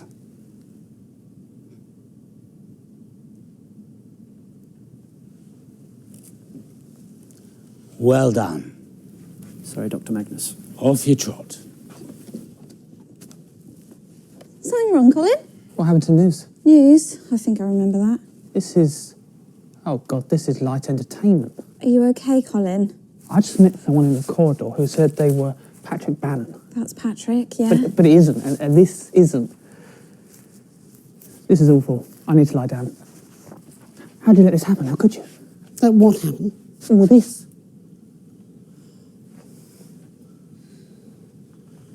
Remind me how we let this happen. Something about King Canute, if I remember correctly. Dr. Charles Magnus. This is Jeremy Donaldson. Jeremy, Dr. Magnus. Pleasure to meet you, Mr. Because Donaldson. we have been over this, Patrick. If it is in my dressing room, it is mine, okay? If you want your own, ask Jenny. Maybe I will. Maybe I'll get two. Great. How about that? Get as many as you want. I don't care, Patrick. And when something really awful happens to yours, yeah, I'll keep both. How about that? Is that a threat? Yes. Did everyone hear that? Patrick, Robyn. This is Dr. Charles Magnus. He's our guest this evening. Hi, lovely to meet you. Yes. It's a pleasure. Nice It's a to meet you pleasure. both. Is everything okay? You seem to be at loggerheads. 10 seconds, everybody. Us? No, we're fine. A bit of showbiz. Going in 5, 4, 3. Good evening. I'm Jeremy Donaldson, and welcome to The Nightly Show, your number one source for digestible talking points. As ever, we're joined on the couch of chat with inexplicably popular co-hosts Robyn Short and Patrick Bannon. Thanks, JD. Great to be here with you as always, but particularly today when we have such an uplifting show ahead of us. That's right, Robyn. On tonight's special extended edition of The Nightly Show, we're doing some science stuff with one of the country's top brain boxes, and it's gonna make you grin. Yes, science stuff. In an impressive building overlooking the picturesque hills of Chintleberry. It's the one they used the outside of for John Wax 5. You broke my fingernail, I believe. Yeah. Yeah, I think there was some filming, but we were rather busy at the time. Probably doing science stuff. No, they did. You know, I've seen that movie 14 times. Oh, don't worry, not loaded. We're pleased to welcome Dr. Charles Magnus, whose casually named Happiness Collective has been working on a secret project designed to make us all happier. Even you, JD. I remain dubious. Now, you must have noticed this bonkers-looking thing. Well, this is called the euphoric device, and apparently it's going to make us all happier. Did I get this science right, Doc? Actually, it's called the Euphoria. So don't touch that dial. Stick with Channel 1 all evening as we bring you The Night of Smiles. Coming to you. That's a minute back. Jenny? Hi. Yeah, so earlier on today, Patrick said something to me that made me feel quite uncomfortable. It was a joke. It was a banter. Oh, she made a threat, actually. It was a threat Right, against okay, my I'd life. hardly I'll call that tell a you threat, what, really. both of you, why don't I just get Sue from HR to come down tonight after the show, and you two can sit and talk it all out with her until it's done. Shouldn't take more than a couple of hours. Tonight? She did make a threat. She definitely did, but I have a thing. Tonight? Yes, well, you know, my phone is on. Yeah, it's actually tonight's really not great for me either. Maybe we should just forget it then. Yeah, I think that's probably for the best. Yeah, you know, upon further reflection, I may have Overreacted? possibly. Excellent. Okay, 10 seconds, everybody. Snitch. Bitch. Going in 5, 4, 3. Welcome back. In just a few minutes' time, we'll be turning on the Euphoria. Oh, I wish someone would turn on my Euphoria device. Crikey. It's been ages. But before we do that, let's attempt to have a conversation about the science behind this spectacle. We're joined here by the leader of the Happiness Collective, Dr. Charles Magnus. Good evening. Thank you for having me. On the collective. Yes, Patrick, I was bemused by Does that. that make you like Alpha Geek? It's not exactly the terminology. Brilliant. So, Dr. Magnus, this is a big night for you. You must be very excited. Yes, that's an accurate observation. That's an accurate observation. I love this guy. I love you, you crazy brainiac. We both do. We love you. But slightly more impartially, we do actually have a couple of questions. As I would expect. Absolutely. So, Dr. Magnus, who are you wearing? What? Who am I wearing? I'm not wearing anyone. I haven't been hugged in 8 years. I think they're asking who designed your clothes. That seems to be an entirely irrelevant subject. Yes, I agree, but you'll be surprised how often it comes up. Well, we just get the lab coats as a job lot. Job a lot. enfant terrible that came out of San Palmerino. I love it. Honestly, I've really no idea what you're talking Now, about. Dr. Magnus, I'm sure our viewers would be curious to understand your process. Yes, a bit. good. Let's get into the nitty-gritty. So, when you're slogging away on those late nights at the lab, what music do you listen to? Well, I'm sure the doctor would rather talk about his devices. Brahms, some Schubert, Chopin. Focuses the mind. Exactly as you would expect. And I'm something of an aficionado on the song Drum Drum Bang a Bang. Love that song! Drum, drum, bang, a bang, straight up, wham, wham. Yes, ma'am. No, ma'am. Drum, drum, bang, a bang. Drum, drum, bang a bang. Now I'm all flim flam. Got me in the clim clam. Spinning on my wag wag. Come and say my yam tap. Drum, drum, bang a bang. It's such a tongue twister. It's so catchy. Right, good. That happened. Perhaps now we could turn to some possible problems with the experiment. Absolutely. I mean, well, we've got this great big studio to set up your device in. But, well, it is incredibly big, isn't it? Yeah, I mean, it's not very consumer friendly. It's a very specific colour scheme. I wouldn't suit everywhere, I shouldn't think. Well, I suppose that's true. Theoretically, we could, given enough time, make it a little smaller and perhaps personalise it a little. Oh, that would be amazing. I mean, I know I would love a happy button. Maybe you could put them on a key ring. Oh, how great would that be? Let me try. That's lovely. I'm happy now. JD? I'll pass. I love that, Patrick. I love it. Oh, what'd you say, Doctor? Want to go? Dr. Magnus, alongside these no doubt crucial aesthetic concerns, there are some more rather serious ethical issues, aren't there? Well, that sounds absolutely fascinating, Jeremy, but we're going to have to stop you there because we are going to introduce our surprise guest. What? I wasn't told about this. You've made a fuss again. Please welcome. Well, it's only the bloomin' Prime Minister, isn't it? Julia Salisbury! You've got to be kidding me. Julia, please. Julia,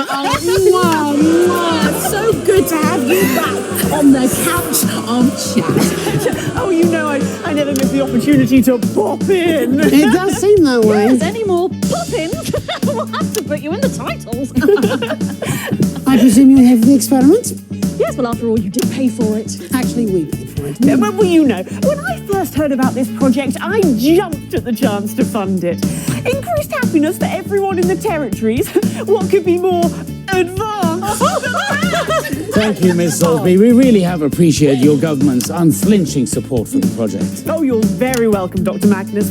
But actually, that's not why I'm here. I just popped in to show you something. The latest budget forecast, perhaps a groundbreaking new policy document. God, no. I get enough of that at the office.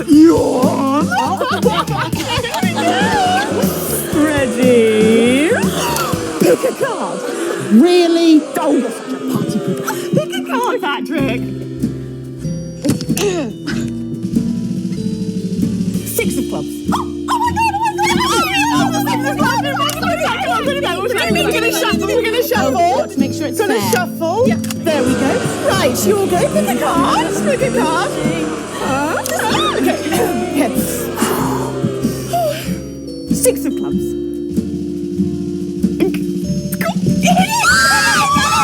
Well, obviously the whole pack is entirely full of the six of... Funding's lovely, isn't it, Charles? Yes, of course. Thank you, Prime Minister. Thank you, yes. Well, as we're all doing magic tricks, let's see if the big one actually works, shall we? Let's go over to the machine.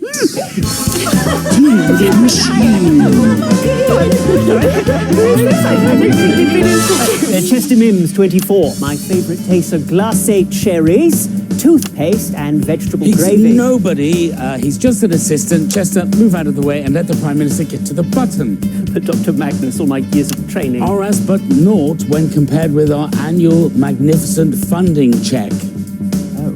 Don't worry, Mr. Mims. At Advance, we recognise the contributions of all, from the greatest to the meekest, as equally important and equally valued.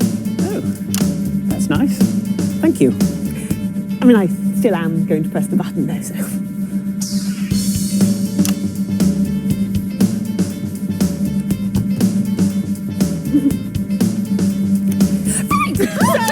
Let's get a little countdown going on the screen. And there we are. Lovely. Come on, everyone. So that's 10, 9, 8, 7, and 2, Mr. Donaldson. 5, 4, 3, 2, 1.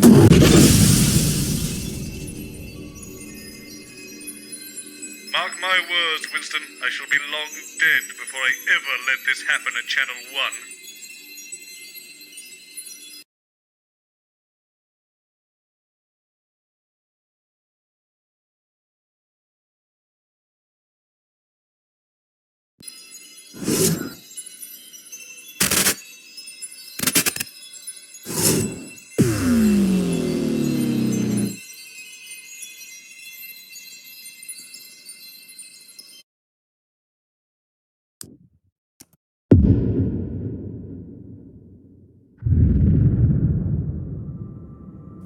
Winston, this doesn't look right. I think we should...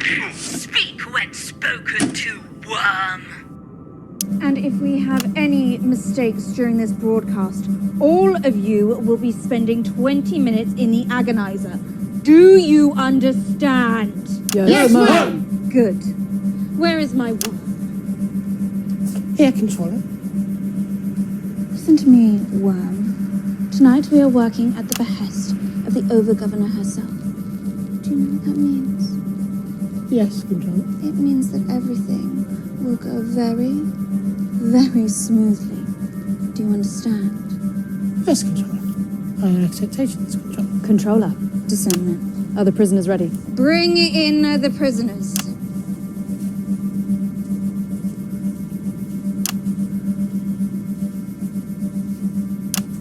I'm Disseminant Wolfe. I speak for the Over-Governors. You will answer my questions clearly and concisely. Is that clear? I refuse. I won't take... Do you want to spend an hour in the agonizer? Or perhaps we should put your friend here in for a week? Please don't do that. Leave him alone. He has nothing to do with my protestations. It's no use trying to reason with them. Quiet! Worm, fetch us coffee. So, Prisoner Magnus, what's it to be? Will you be participating in the broadcast? You leave me no choice. An accurate assessment. What the actual fuck's going on this time? You there. Jenny, you look like my Uncle Frank. You will refer to me as controller. Righty-ho, amazing. Where is your uniform? This is what I usually wear. Insubordination. Why is Megan dressed like a dominatrix? You will not address the disseminant by name. Again, amazing. Do you want to go into the agonizer? No, I think I'll just go and grab a muffin.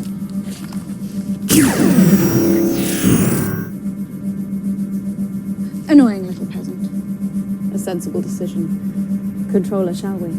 10 seconds, scum. The Empire expects. Do not fail her. 5, 4, 3.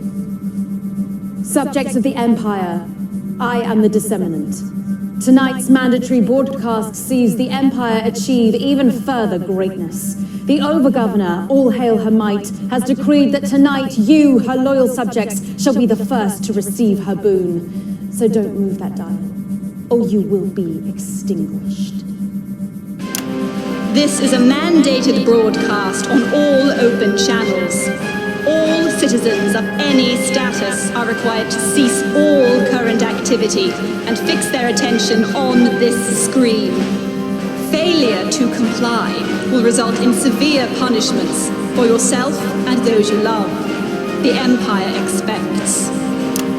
A few short months ago, Dr. Charles Magnus and his co-conspirators were conducting unapproved scientific experiments. Do you confirm? I confirm, yes! Yes, I confirm, ma'am! Fortunately, the Over-Governor was able to intervene and turn a potentially lethal experiment into a project for the good of the Empire. There was nothing lethal about it. Working under intense supervision and with the firm hand of the Empire to guide them, work has been completed on this. The productivity device will grant all subjects of the Empire the gift of unfettered productivity. Finally, all subjects from Overseer to Worm will be unshackled from our human inefficiencies, freed to meet the expectations of Empire. I'm becoming inhuman. That was a bad one. Before we activate the device, however, we are privileged to receive an address from the Over-Governor. Your concentration is demanded. The Empire expects. Subjects. For too many years, we have been the victims of our own emotional vagaries.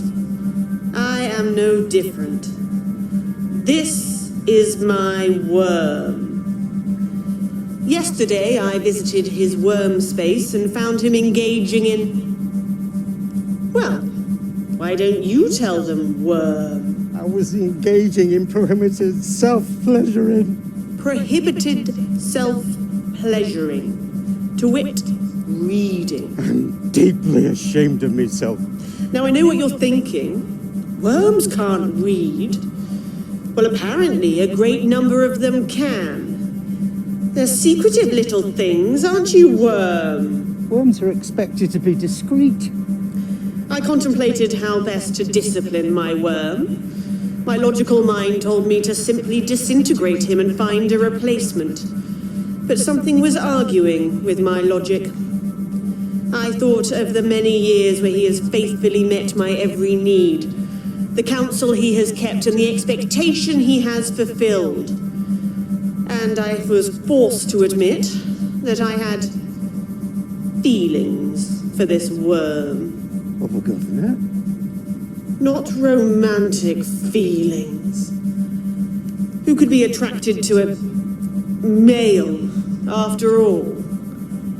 But nonetheless, feelings that one might have for a family pet or a favorite soft toy as a child. These feelings, they are the reason that you see him standing here today, undisintegrated.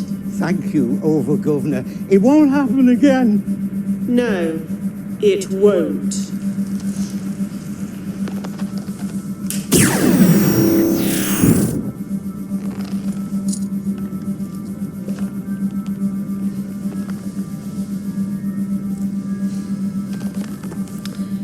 Our feelings make us ineffective. They make us unwise. We cannot ever put our own needs ahead of those of the Empire. And after tonight, we will not have to. Attend the following broadcast with concentration, subjects. The Empire expects. I now return you to the disseminant. In just a few short minutes, we cast off the shackles of emotion. Wait! Control the worm! Please, listen to me. We need our emotions. Without them, I we're would not... think very carefully before finishing that sentence, Bob.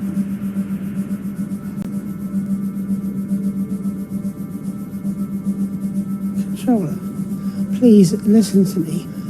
For all the years we've spent together, this device, it can't be switched on.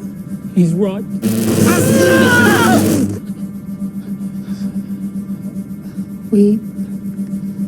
Emotions aren't something that's to be suppressed. They are art, music, and stories. Also right. Would you please stop doing that? Sorry. Controller, please. If you only ever hear one thing I've ever said to you, let it be this. Only you can stop this experiment. Controller. Jenny. Please. Save us all.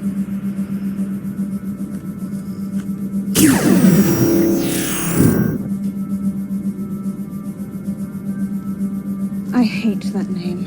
Proceed. Yes, Controller. Rejoice, subjects! The Empire expects, but she also rewards. You'll destroy our humanity. You can't do...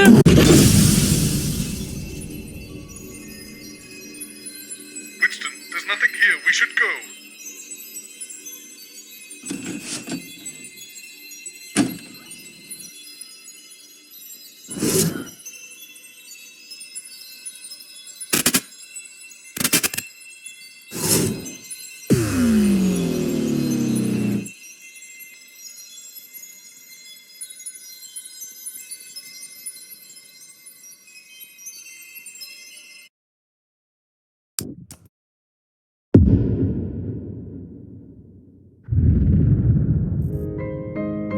Oh God, I've turned into that irritating nephew of mine.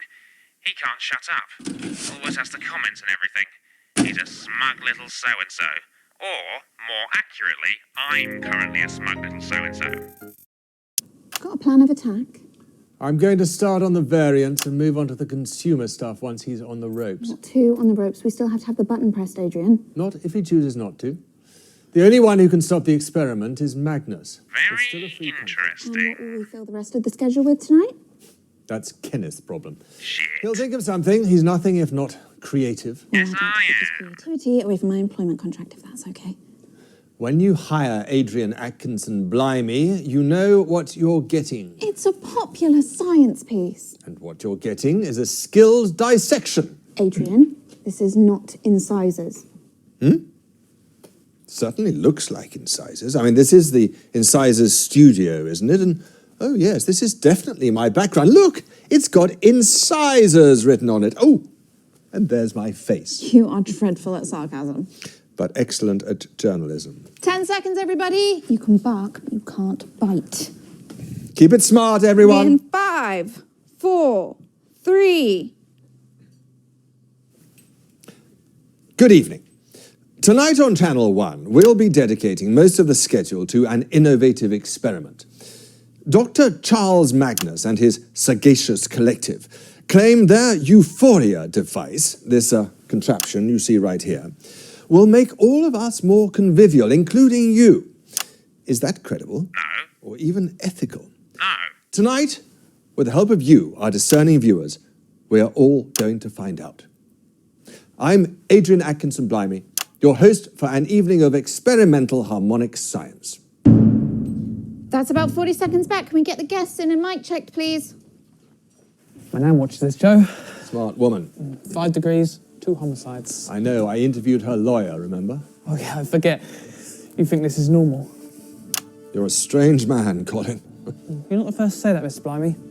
Good evening. Nice to meet you. She said not to talk to him, remember? Who? A scary lady.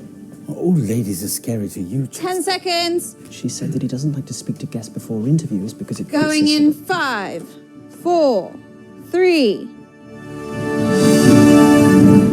Welcome back. In just a few minutes, this singular machine will be activated, marking the inaugural investigation into emotional resonance.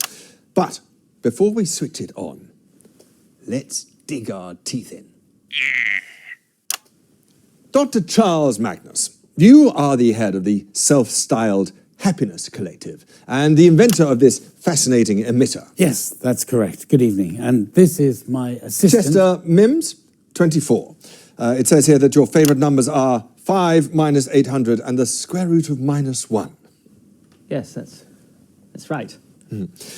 If I understand it correctly, gentlemen, and I should imagine that I do, your device's frequency should raise the vibrational state of all conscious life until we attain a frequency that your experiments have demonstrated represents happiness.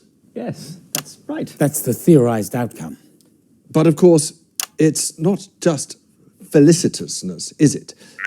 No. Other frequencies could also be targeted by the same technology. Well, yes, theoretically, but why would you want to do that? Maybe that's a question for someone else? I'm not an ethicist. I am. Mr. Mims, this device is rather large and cumbersome, and what we see here is only part of it, I believe, as the relay has had to be hardwired into the power conduits in our broadcast room. Am I correct? At great expense. Well, of course, this is the first iteration, Let's not forget that the earliest computers required huge rooms to house them. And over time, they've become able to fit on just a moderately large desk. We'd imagine that in the future, further iterations would be much more portable, personal use. Yes, we can perceive a world where people can choose to alter their emotions whenever they want and whatever they want to feel. Domestic devices? Emanating on a room-sized scale? Yes, at first, yes. Eventually portable, perhaps even pocket-sized. I mean, just imagine the possibilities. Yes, I am. I'm thinking of the possibility of inviting a female guest back to my emotionally controlled room and setting my home device to induce lust in her. Of the rebellious teenager who takes his to school set for anger. The offices set for fear, compliance. But why would anybody in their right mind want to do that? Why does humanity do any of its evil? Again, I repeat, I'm not an ethicist. It just makes people happier. For now. Whilst I respect your line of questioning, Adrian, I have to confess, well, I'm feeling somewhat ambushed. I'm afraid that your confession will have to wait, Dr. Magnus, because I'm going live now to Advance Headquarters to speak to the nominal leaders of our fragile coalition government. Are you receiving me, Prime Minister? Loud and clear, Adrian. What an exciting evening. When we formed a coalition, one of the first pieces of common ground we planted our mutual flags on was the importance of supporting our science and technology industries. After all, what's the point in all that superior education we're providing if there's no jobs at the other end of it? Dr. Magnus and his team impressed us with the simple, well-intentioned nature of their project. Everyone happier. How could we not fund that? It is, after all, one of the 4 basic requirements of a government. And all this experimental technology was funded by the government? Well, yes. I mean, we've invested record sums in funding the science and the... So I assume you own the resultant technology? Well, not us, Adrian. The public own this incredible technology. It was, after all, their taxes that paid for it. But the public don't have the capacity to alter the device, do they? Or to make other devices? Well, what sort of other devices? That's an excellent question. Let's chew on it for a while. In 1518, the residents of the city of Strozhnev in southern Skonsk experienced what was known as the dancing plague. Fascinating. People began spontaneously dancing and they didn't stop for days. It was infectious. More and more people joined in. They literally danced themselves to death. You're making that up. I mean, surely he's making that up. You can look it up in an encyclopedia after the show, Prime Minister. I'm suggesting that if one amplifies this device sufficiently, it becomes a weapon, does it not? What make the enemy dance themselves to death? Well, that's hardly an effective military strategy, Adrian. Or with a few garble adjustments, surely it could send an enemy encampment mad with rage or suicidal with despair? We have no such plans, nor would Dr. Magnus and his team sanction such a use. Think of it. At the flick of a switch, demonstrators are calmed, protesters pacified. We would never use such a device on the general population. And what of the commonality? In a society where this technology is commonplace, how would a citizen know whether the emotions they were feeling from minute to minute were even their own? Yeah, where's your science now, bitch? Insightful questions, as always, Adrian, but tonight is about an attempt to make people happier. And, well, we're here just to wish you all the very best of luck. Back to you in the studio. The Prime Minister's there. Pricks. And of course, without the funding that you receive... We'd still be making mice grin a bit. If I might say something... Of course, Doctor. This programme thrives on the free exchange of ideas. I have a colleague who works in one of the more esoteric departments in the collective, and... Oh, was it her? Stand by, stand by. Oh, you know Dr. Magnus, Professor... Chester does like to fantasize. Anyway, this unnamed professor and I were, by pure coincidence, discussing the dancing plague of 1518, and she reliably assures me that the Blissgate circuitry will negate any concerns about such an eventuality. but that is untested. I can assure you that the t-tests are absolutely magnificent to behold. And besides, if we discovered any negative effects, we could simply turn the device off. It's not permanent, Adrian. So you say? You know, Mr. Blimey, I always thought that you were a man of intellect, a ruthless campaigner of precision and truth. I am all of those things.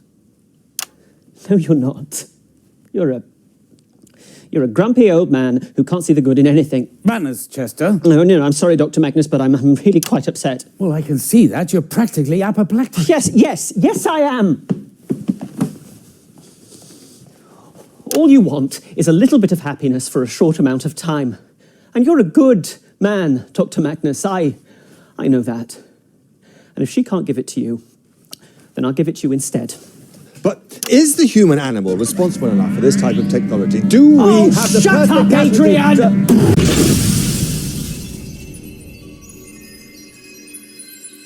Well, you got the honorific, which means we're done here, I think. Shame. It's been a pleasure to be in such a well-rounded body. Guess this is a goodbye. You seem lovely, if a bit scruffy. If you need me, you know where I am.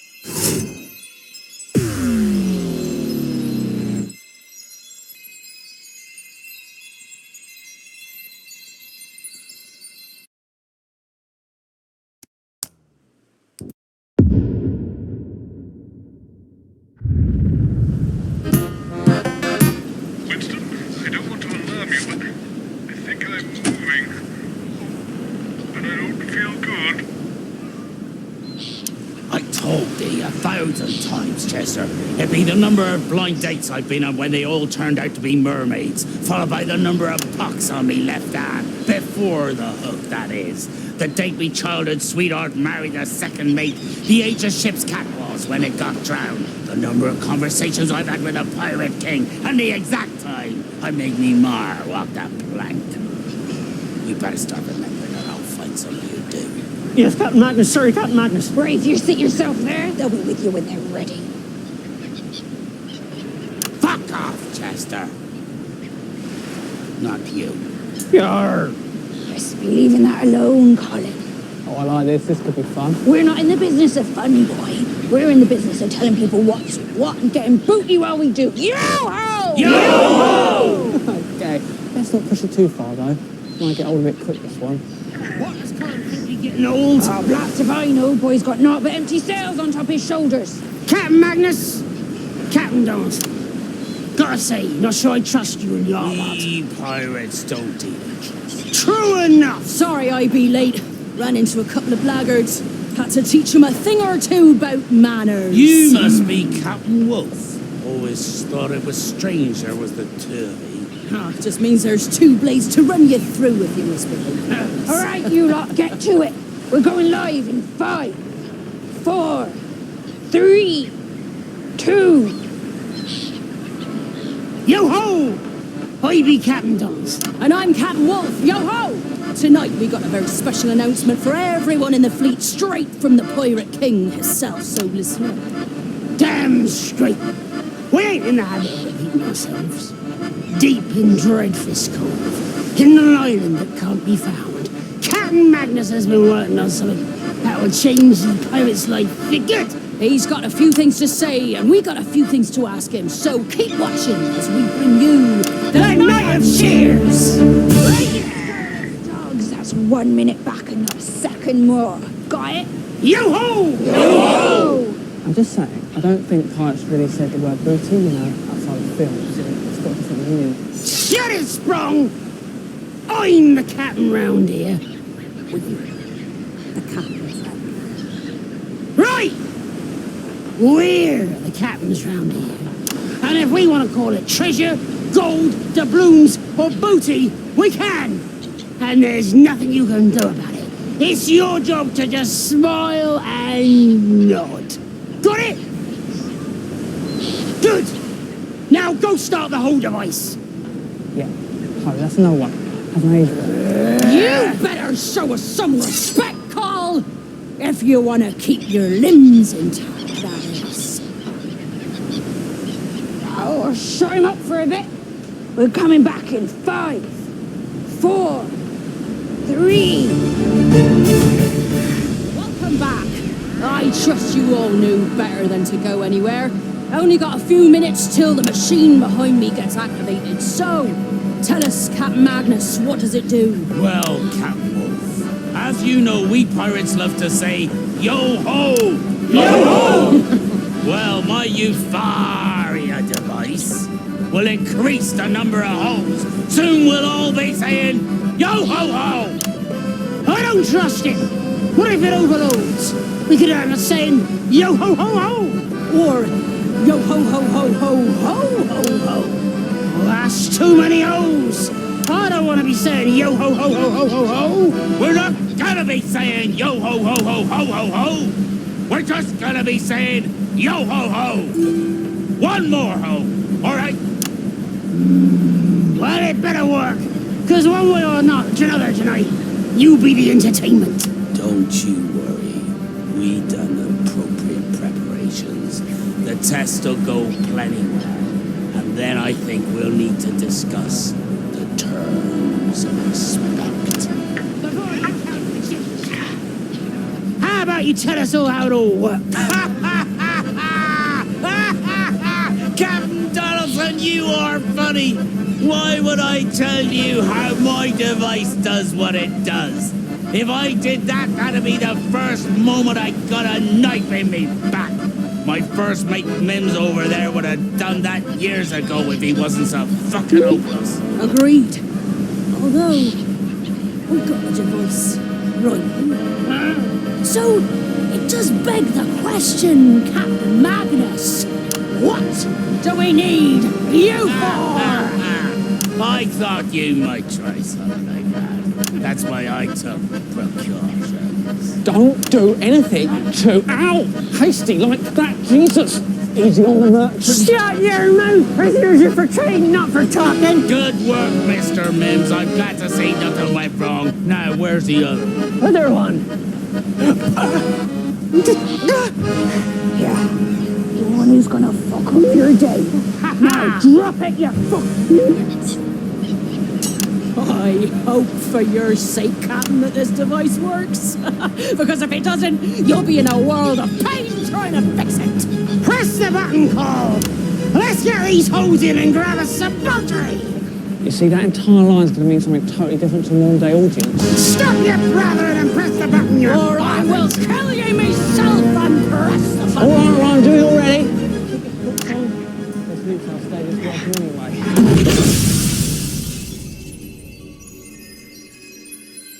Please, can we go? There's nothing even here. I can't reach my desk. And I've been a little ill.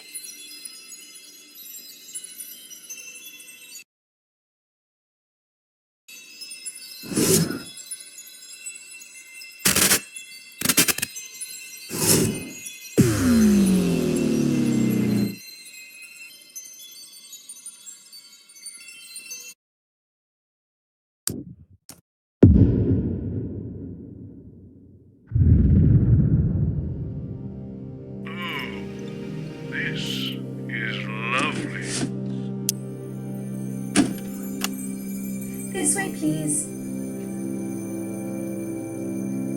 This is Jeremy. Welcome, welcome. Delightful to meet you. Jeremy Donaldson. Dr. Charles Magnus. Chester Mims. 324. My favourite Gwangons are Garglax, Kitterkill, and Peng. Fascinating. Shall we? Oh, yeah. This is excellent. Leave that alone, please, Colin. Robo Jetty. Brilliant. This is the future, then. It's the present, Colin. Are you feeling all right? Do you need to visit the bliss space? Bliss space? How much that cost? You're so funny. Where is the bliss space? Same place it's always been. She was more helpful as a human. Don't be technophobic, please, Colin. The uploaded are just as human as everyone else. Is everyone in the future this sickeningly nice? I guess we'll find that out tomorrow. So not in the next 5 minutes off. Colin, you brighten my day, and I love you.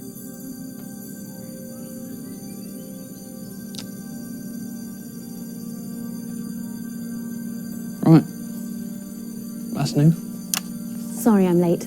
I got caught up at the House of Sensation. No apology required. You're here on time. This is Dr. Charles Magnus. And this? Chester Mims, 324. My favourite... 10 seconds. I'll kiss you later. No need. I'm not much of one for formalities. 5, 4, 3. Good evening, friends. I'm Jeremy Donaldson. It's another beautiful day. And I'm Megan Wolfe. It's the 13th of March in the year 3751, and this is a galaxy-wide broadcast on Interstellar Wave Range 1. Humanity, as we know it today, is of course lovely. War, inequality, sickness, crime, and death. These have long been just story beats in cautionary tales we tell our infant clones. But let us never forget that in our primitive past, these were accepted as inescapable parts of everyday life. And tonight, according to our guests, we will all be able to experience a long-forgotten sensation thanks to this, their despondency device. Welcome, friends, with love, to The Night of Tears. Oh, Jenny, you look lovely. New wheels. Temporary. I should get my body back next week. There was a hold-up. Apparently it's still only 7 years old, but it'll be back for next Giving's Day. Oh, same one? Pretty much. A bit taller this time, I hope. How long does Find Mine need? No more than a minute. Wonderful. This gives us all a little time to get to know each other before the experiment. Are you scared? I don't know. What does that feel like? 10 seconds. I don't know. Going in 5, 4, 3. Welcome, friends, with love, to the Night of Tears. In just a few minutes, the impressive machine next to me will be activated. But before that, let's all adore the man behind the misery, Dr. Charles Magnus. Hello. So, Dr. Magnus, if your experiment works, and I, for one, believe that it will, tonight, for the first time in more than a millennium, human beings within range will experience what the history books have called sadness. Is that correct? You are indeed absolutely correct. By analysing the surviving musical compositions and the literary works from before the fall, we believe we can artificially induce this long-forgotten sensation, or at least something close to it, dissatisfaction, angst, or ennui. I've got to confess, I'm a little scared, Dr. Magnus. Oh, there's really no need to be afraid. We've set up the machine to automatically switch off after an hour, in case we become so sad we can't lift up our arms. Goodness, can sadness do that? No one remembers, Megan. That's what makes this project so exciting. And you are Dr. Magnus's assistant. Chester Mims, 324. My preferred atmosphere is 78% nitrogen, 21% oxygen, and 1% other stuff. Exactly how sad will your device make us, Dr. Magnus? I've heard legends that sadness can drive people to harm themselves, or write poetry, or become estate agents. Oh no. Thanks to the sterling work by Dolores and the Atimid emotional resonance, we've been able to develop harmonic limiters that will keep sadness levels to no more than a quiet, contemplative weep. Yes, I hear you've had a huge team working on this. Is there anyone else you'd like to single out for love at this time? It would be remiss of me not to thank Doris and all of the staff at Metaversal Stability, and of course, Diana and the fine minds in variational linguistics. Don't forget about Doreen. Of course, Doreen in temporal attunement and a team of child geniuses. Is there anyone else? Daisy in televisual variants. You think? Oh, why not? Yes. Thank you to Daisy in televisual variants. How How many people worked on this project? Hundreds. Thousands, possibly. And it all culminates in this live test. But first, a message from the fine mind. Good evening. That's about 40 seconds back. Final checks, Chester. I wonder what the evolutionary advantage to sadness was. A fascinating question, and it does seem an entirely redundant experience. Yes, like anger or desire. We were animals. Indeed. And now we are evolved. Probably unrecognizable to our primitive ancestors. Collected at peace. And calm. 10 seconds, everybody. The ultimate humans. Yes. Oh, my flies are undone. Going in 5, 4, 3. Safe travels with love. Well, final checks are being carried out by Mr. Mintz, and I think we're just about ready to go. Excited, Dr. Magnus? Yes, I think I am. But hopefully soon I will be utterly miserable. Indeed. On that, as on absolutely everything else, we can all agree. Let's push that button and see if we can't stop enjoying our perfect lives. Chester. Of course. And with love.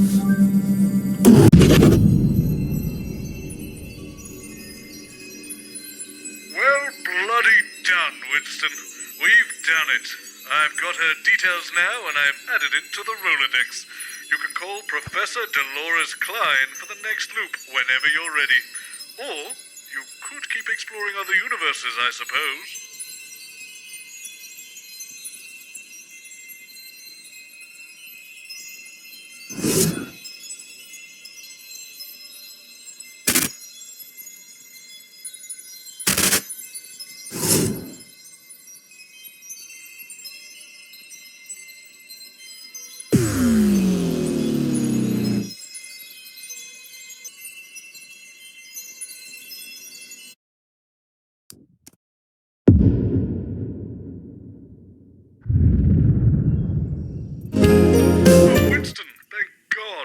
Seen anyone all day. The whole building seems to be an enormous healthy buffet. I've been snacking the whole time.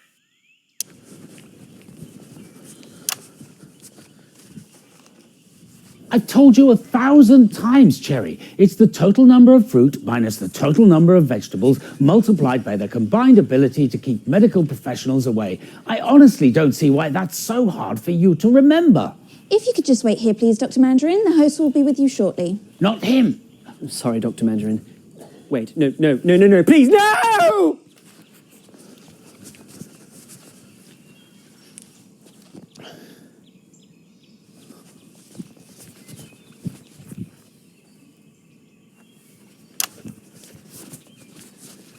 Leave that alone, please, Colin. There it is. There what is?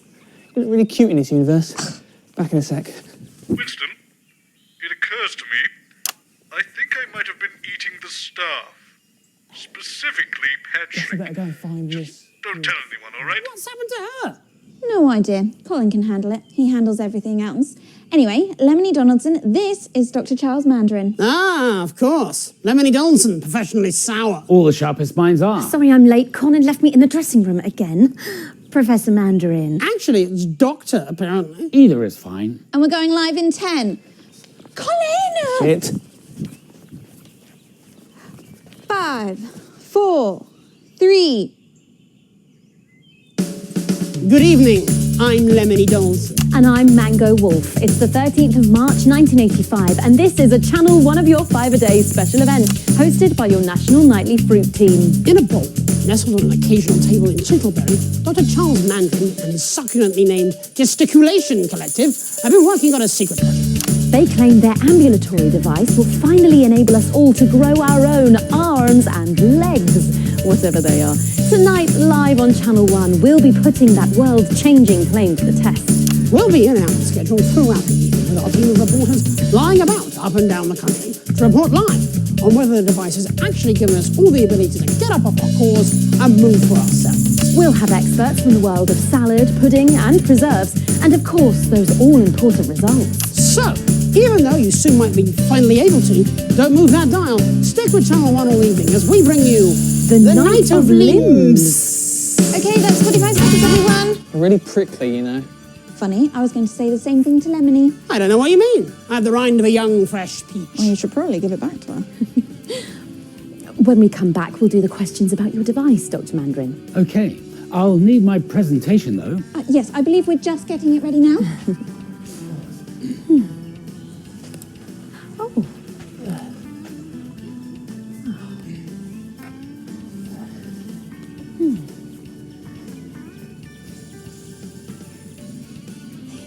10 seconds. Going live in 5, 4, 3. Welcome back. In just a few minutes, the scrumptious machine behind me will be activated and maybe, just maybe, we will all finally find ourselves freed from our bowls. But first, let's meet the man behind the movement, Dr. Charles Mandarin. Hello. Dr. Mandarin, this whole notion of granting fruit self-driven momentum, that's a little far-fetched, surely. Not at all, Lemony. After years of research, a top team, and some out-of-the-orchard thinking, we believe we've finally discovered the secret of rapid evolution. Well then, please do tell us how it works. Well, this is where my presentation comes in handy. We could just flip over to the first page there. Thank you. There we are. So, as you can see, our current lack of movement will be solved by the additional growth of what I've named limbs. These limbs will be subdivided into two categories. The first pair, we're calling them arms, will allow for more complex tasks and interactions with the environment. The second, currently called legs, are stronger but less precise and will enable us to change our location unaided. Wow, that is quite the claim. Do you have any idea as to the implications of such a large change? Well, of course, on the next page, please. Thank you.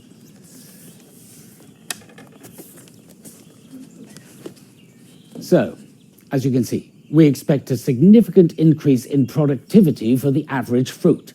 The capabilities of these limbs is really quite extraordinary. Yes, if we can work out how to use them. Dr. Mandarin, this seems like dramatic, life-altering science. But have you run tests? Do we know this is even safe? Well, obviously risk can never be totally eliminated. You can't make a flan without losing a segment, as they say, Mr. Donaldson. However, we've run numerous safety tests on vegetables. They are our nearest biological neighbours, after all, even if they do seem subsentient.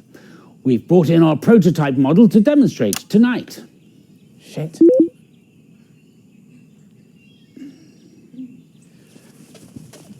Oh, wow, well, that is impressive. And it all works without damaging the poor vegetable. Well, we're more than 87% confident that any pain felt was minimal at most. Right then. Well, thank you for that, Dr. Mandarin. Now let's get that thing out of here, shall we? Whew, Dirt has given me the pips.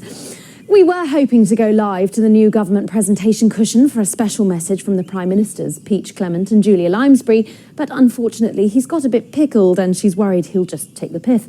So I think we're just going to make our way over to the machine. Oh, careful, Colin. Colin, I can't see. Watch it! He's down here, Colin. I seem to be stuck on the... Oh. Colin, don't forget about Cherry.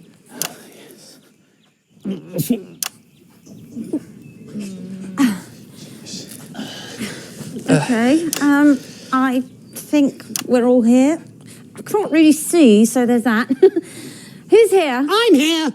Me, Cherry Mims, 24 hours old. My favourite places are refrigerators, vineyards and black forests. Also, I'm here. Also, why? Good. Let's get the countdown started then. Cherry? Yes, sure. Okay, starting at 10, 9, 8, 7, 6. Come on, Colin. 5, 4, 3, 2, 1. Could you press that for me, please? For Christ's sake.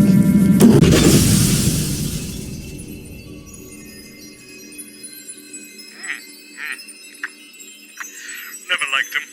Let's get out of here before the police arrive.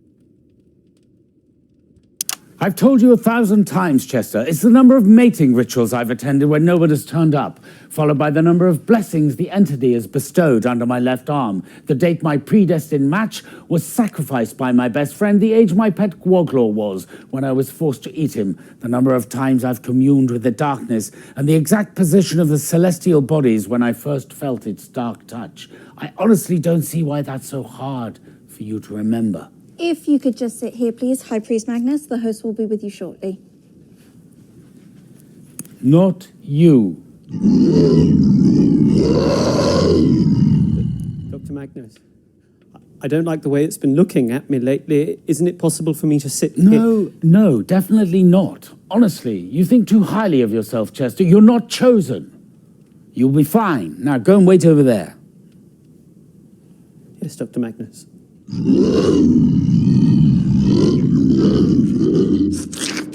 Be respectful in its presence, please, Colin. Interesting. Wouldn't want to live here, though. Live where? You know, here, with that. Definitely different, though. What's different? My clothing choices, if you ask my mother. She's half blind, though, isn't she? Doesn't seem to stop her. Jeremy, this is Dr. Magnus. His assistant's floating around here somewhere, too. Doctor, pleased to meet you. I'm afraid you may find me a little sceptical, though. Science thrives on being challenged, Mr. Donaldson. Sorry I'm late. Ancient curse. High Priest Magnus. Doctor, I believe. Either is appropriate. 10 seconds, everybody. Seems like a conflict of interest to me. Going in 5, 4, 3. Good evening. This one is Jeremy Donaldson. And this one is Megan Wolfe. It's the third blood moon in the year of the severed heart, and this is an Ancient One special event hosted by your arcane and occult news team. In an ancient tower, concealed within the hallowed forest of Tittlewood, High Priest Dr. Charles Magnus and his appropriately named unworthy congregation have been working on a grand act of devotion. They claim their Euphoria device will raise overall happiness levels throughout the country, which, as we all know, provides a dramatic and positive increase in taste for it that devours. We'll be in and out of the schedule throughout the evening, with our eager team of supplicants standing by up and down its blessed stalking grounds. They'll report live, at first, on whether the device has brought a smile to their faces, and then later we'll find out if it's brought flavour to their veins. We'll have sacrificial offerings from the worlds of science, religion and entertainment, and of course those all-important flavour results. So don't move that dial, and as always, appease the great ancient. Right, that's 45 seconds back. If we could maybe see things. Oh, God! It's there! It's there! Please!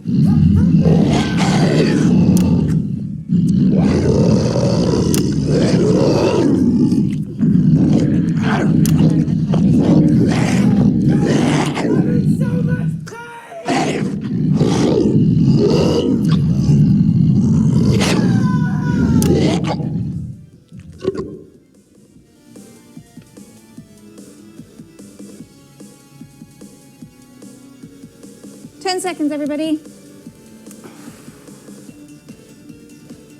5, 4, 3.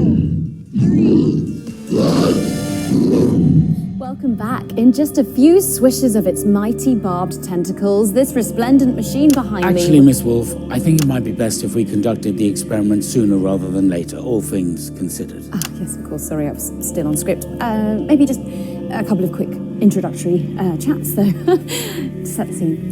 You are Doctor and High Priest Charles Magnus. Yes, I suppose so. Please explain to our undeserving audience, how will this device please its great and terrible malevolence? Well, as we all know, we are but food for the great ancient. It that devours the undying one with horrors, darkness, and carnage. However, a few years ago, through a series of carefully conducted rituals, we gleaned that it has always found displeasure in our taste. It's a bit off, apparently. Well, according to our expert divinations, the beast is not content with our flavor. It's because of the soul-crushing fear we experience as it approaches at impossible angles from a darkening sky. It makes us taste a bit tart. Even the sacrifices? Yes. Our research suggests they can be quite scary too, for those on the receiving end. I have noticed they often make a lot of a fuss. I just assumed it was the ecstasy of being among the chosen. It's a very difficult situation for the Undying One. After all, as we all know from the texts, its mere presence shall cause the blood to chill, and its touch brings forth the cold revulsion of disease and decay. can see how it might be hard to maintain a smile under those circumstances. And it does like to play with its food, rather. An arm here, a leg there. As divine privileges go, it can be a bit traumatic. I see. So, it wants us to go to our deaths happy and with a smile, does it?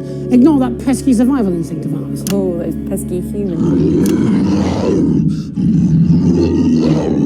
Well, that seems entirely reasonable to me. How do we accomplish it? Well, once I activate the Euphoria device, we will all be able to remain joyful and at peace, even as we watch our families devoured before meeting our own inevitable fate. We can meet our horrifically visceral ends without complaint or fear.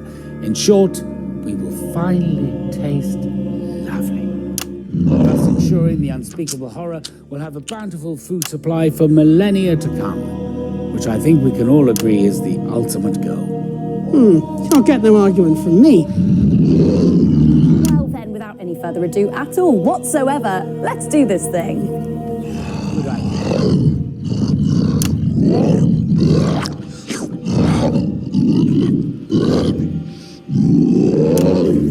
High Priest Magnus, bestow upon us your mighty gift of blissful ignorance.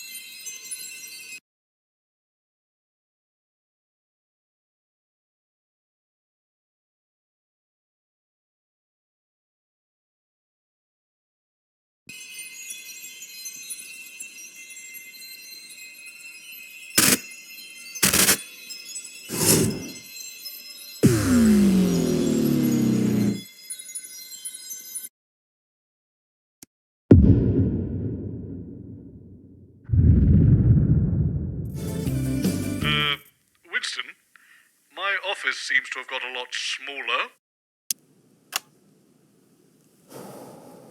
So, it's a time loop? Yeah. And a multiverse. Yeah. We can just do one or the other. No. How much is this going to cost? The button, sir. So this is the button that freezes time, is it? Yeah. And how much did that cost?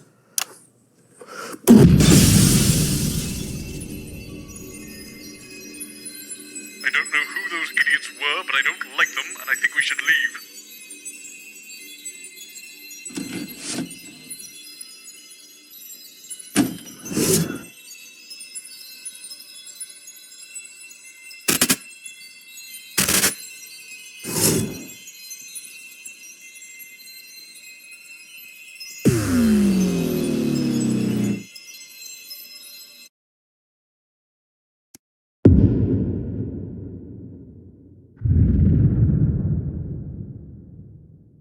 I don't like it.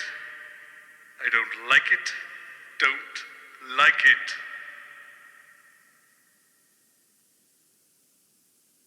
I don't know what you did, Winston, but this isn't right. This isn't right at all.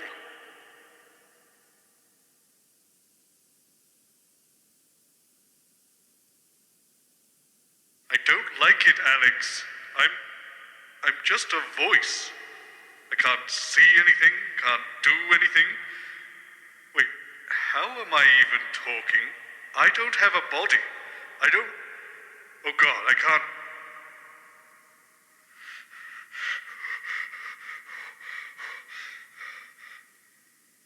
Sorry, thought I was suffocating for a moment there. Then I remembered you need lungs to suffocate. How are things with you, Alex? I assume there aren't any buttons around for you to press.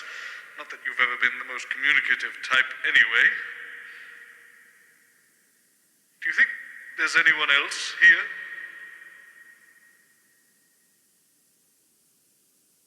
If we wait long enough, will someone eventually come along and find us? You know, I always English just assumed I'd retire and get to live a leisurely life of luxury once I left Channel 1. I had so many plans, and yet not one of them ended with me being a bodiless voice in some sort of echoey void. Just goes to show.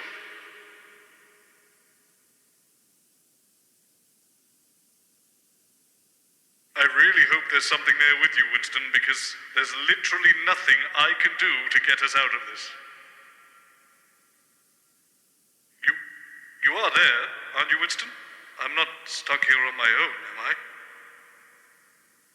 Oh God, maybe I am.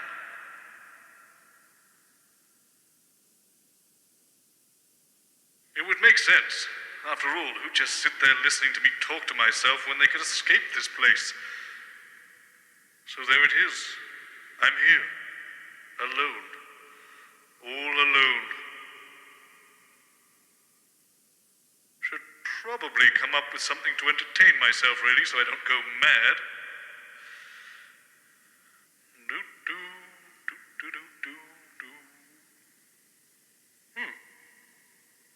Maybe I should do jazz. I feel like this place has a distinct lack of jazz. Jazz.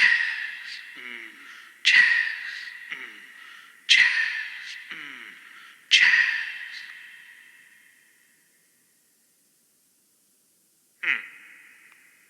If I'm just a voice, I wonder. Boseman, Boseman, Bobby Bob, Boseman, Boseman, Boseman, Bobby Bob, Boseman, Boseman, Boseman, Bobby Bob, Boseman, Boseman, Boseman, Bobby Bob, Boseman. Ha-ha, yes, well done, Mr. Boseman. They always said you could only sing one part, but look at you now. Though I suppose the real test would be... Winston, what you want? Winston, what you want? Winston, what you want? Winston, what you want? Winston, what you want? Winston, what you want? Winston, what you want? Winston, what you want? Winston, what you want? Winston, what you want? Winston, what you want? Winston, what you want?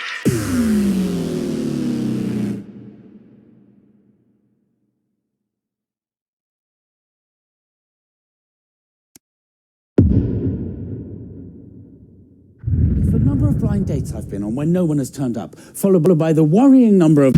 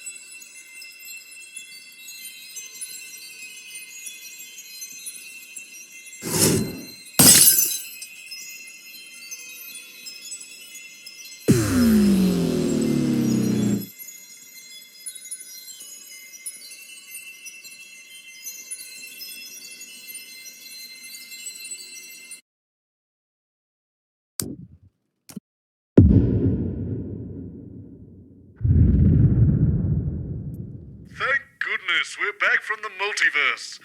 A totally original idea here in 1985. Never been done before. But I can't help feeling, given a few decades, everyone will be doing it. Anywho, we've solved this, so don't forget, we care about the audience again. Let's make it a good show. And with that in mind, I've managed to book Smiling Toots Johnson and his Jazz Fandango to play in the studio. If Mohammed can't go to the mountain shall come to Mohammed. I've told you 1,000 times, Chester. It's the number of blind dates I've been on when no one's turned up, followed by the worrying number... Oh. Hello, Professor Klein. I didn't know you were attending this evening.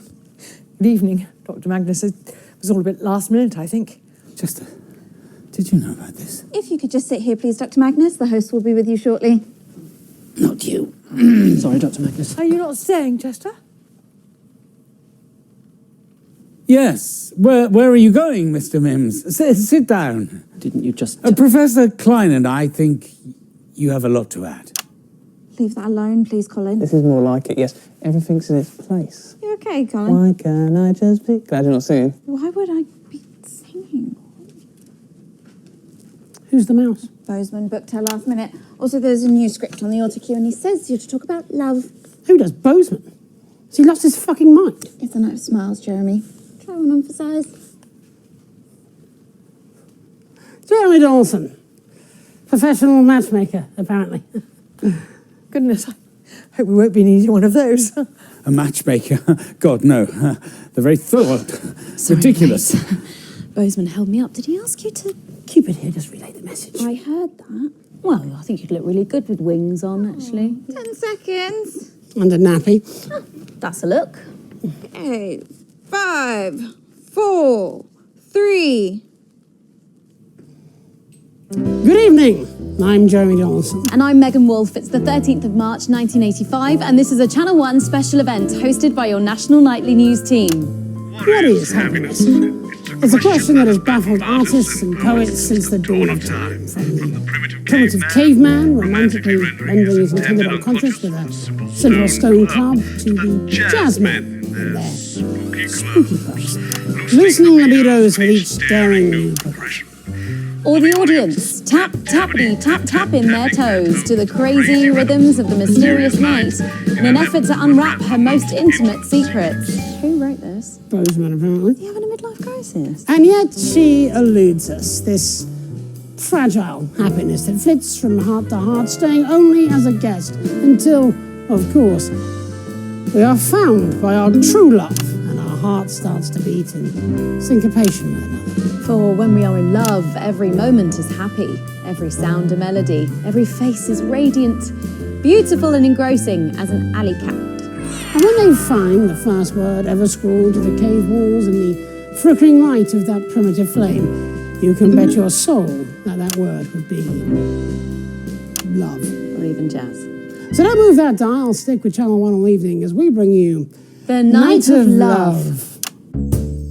You know, Winston, we've reached the end of our journey.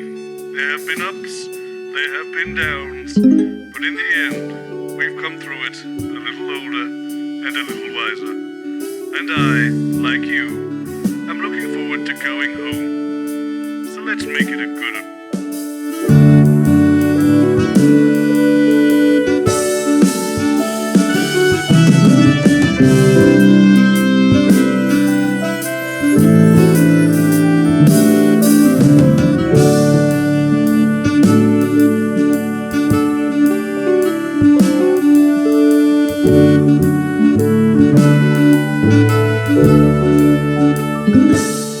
Welcome back. Not long now until we take a trip to Planet Bliss. So let's meet the interplanetary cat who'll be our cosmic tour guide, Dr. Charles Magnus. Good evening. And with you have today... Chester Mims, 24. This is Professor Dolores Klein. She works in the Department of Emotional Resonance and has been responsible for fine-tuning the crystal molecules at the heart of the emitter. Goodness, that sounds like such an important job, Doctor. Professor Klein. So sorry, of course, Oh, Professor no, please Klein. call me Dolores. Professor Klein sounds like my grandfather. Surely not the Professor Klein, inventor of the verb. Yes, that's him. My goodness, what a contribution to history. At least until Florence came along and stole your thunder. Please don't use the F word in front of Professor Klein. Yes, she finds it very upsetting. But I didn't use the F word, I just said fart. Will you stop saying that? What, fart? Oh, those things cost us everything we had. My grandfather died destitute, crushed under a crate of his favourite worms he was trying to get down from the top shelf to polish. Now, do you see what you've done? I've a good mind to cancel this experiment and walk off the show. Yes, hurrah!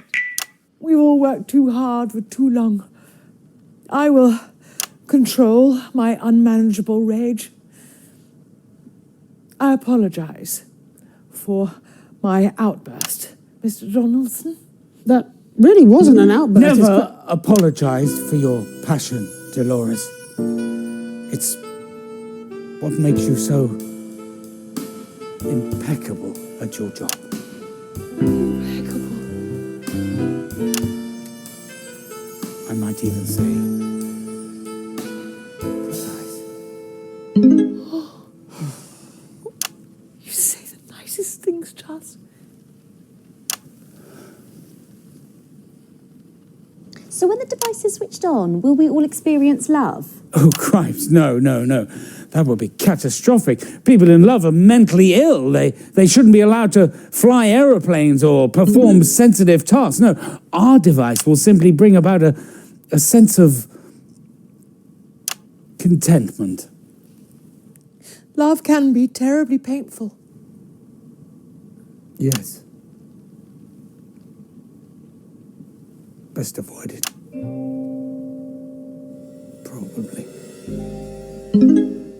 There's enough subtext there to fill a poetry book, but apparently we are going to lift the needle from the grooves of the record of love and take a trip downriver to the white waters of Advanced HQ for the sounds and stylings of the country's most powerful couple. I am guessing that means we're talking to the Prime Ministers. So. Who, just to be clear, are in no way romantically involved. Well, that's probably a good thing. There's no place for romance in the workplace, after all. Can't say I disagree. Makes it hard to concentrate. I've heard. Yes.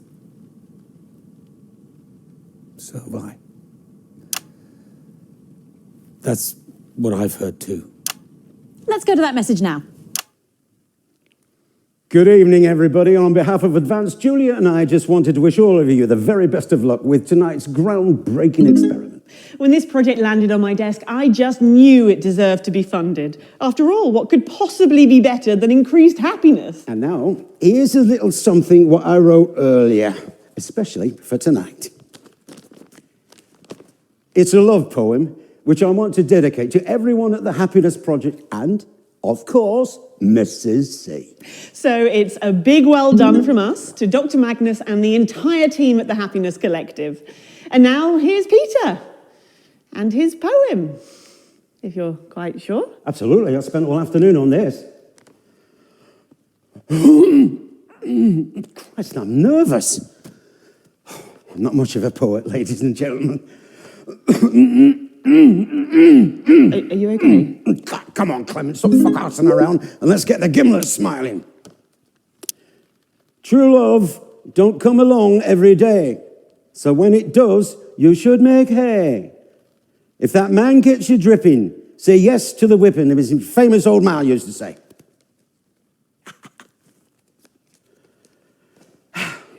Okay. Good luck, everybody. Back to the studio. Fantastic, the Prime Minister's there, and of course, without the assets and wealth funding you received. We'd still be making prototypes out of hope. And you are Chester. Chester Mims, 24. I'm attracted to badgers, some shelving units, and women between the ages of 22 and 51. You're going to press the button, are you? Oh, I rather think the three of us should push it. Don't you, Professor Klein? Why don't you, put your hand on top of mine? Yes, of course. That's right. And Dr. Magnus, why don't you put your hand on Professor Klein's? That's right.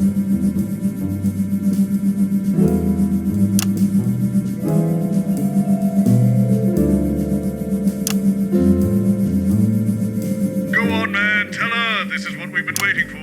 You're right, Charles. I feel a bit dizzy, if I'm honest. Do you need to sit down? No, I think I need to say something. Something I should have said a long time ago. Well, perhaps you should say it during the break, Dr. Magnus. Donaldson. No, you're right. How silly of me. What was I thinking? Okay, I think we're going to get a counter on the screen there. We're going in 10, 9, 8, 7. Come on, Dr. Magnus.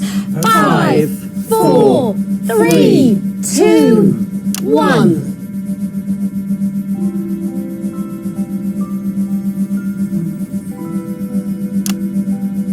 I love... Well, Winston, I'm sorry. We've exhausted each and every one of my ideas. We even traversed through multiple parallel universes, and we still couldn't solve this thing. I suppose we'll just have to get used to this tortured existence, trapped in time. You might find it amusing to make my channel into a zoo, but I am in no mood.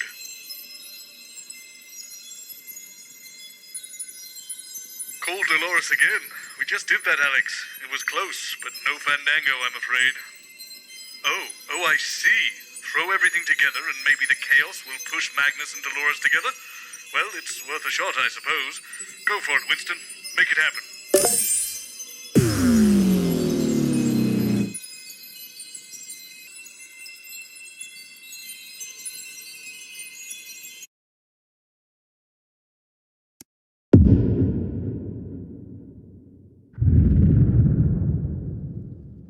Right, could you all gather on set, please? Jenny, what's going on? Oh, hello, Robert. Jeremy, Miss Wolfe, assembled guests. All right there, Bobby. Good evening, Mr. Algebra. I've gathered you all here to help me with a televisual experiment. Why us? You were available. I'm between shoots. I have a book to promote. Whereas I've been up since 5 yelling at my staff at my capital restaurant, but I'm here too because I'm not fucking lazy. I'm just here to break hearts and sell garden furniture. Could we all please just focus? Sorry, Bobster. Tonight's television program is entitled The Night of Smiles, ostensibly because we're testing the Euphoria device. But this is a ruse. There is but one aim and one aim alone for tonight's program. Ratings. No. Love. Oh, how gorgeous. 2 of tonight's guests, namely Dr. Dolores Klein and Dr. Charles Magnus, have fostered a deep, unspoken love for each other through many years of tedious scientific research. Yet neither has had the courage to speak of their affections. Divine. I was in a film like this one. Oh, was that The Love That Couldn't Sing? Oh, you've seen it? I've watched everything you've ever made, usually with my trousers off. I'm sorry, Robert, but we've been planning this show for weeks, and surely the experiment takes Fuck priority the here. experiment! You have no idea what you're talking about. I've seen more versions of this than I care to remember, and I know more about the next 10 minutes than the greatest minds in history. Just get the 2 fucking scientists together, and I will buy you all fucking houses. Understood? Is that understood? Yes, Mr. Boseman. Good. And try not to be too obvious about it, Alan. Why is he picking on me? You've just got one of those faces. Oh, and don't mention Flards. Crazy Neil never mentions Flards. We've still got 6 containers of Werbs to ship. Oh, they'll never sell. Everyone's using Flards these days. More stable at the knuckle joint. You never forget your first flart. Great for basting and for throwing at your kitchen staff. The third Mrs. Neil kept one in the bedside drawer. Oh, sweetie, we all do that. I literally just told you not to talk about fucking Flards. Jenny, get the scientists. Let's get this started up again. What did he mean again? I'd explain, but you'd think I was weird. I deeply resent being a matchmaker. So don't then. This is my wheelhouse. Definitely leave it to someone with an EQ. You'll replace me one day, you know. Oh, don't be so silly. You're irreplaceable. Even so, you will. You're the best I've ever seen. Thank you. Okay, if we could clear the sofa, please.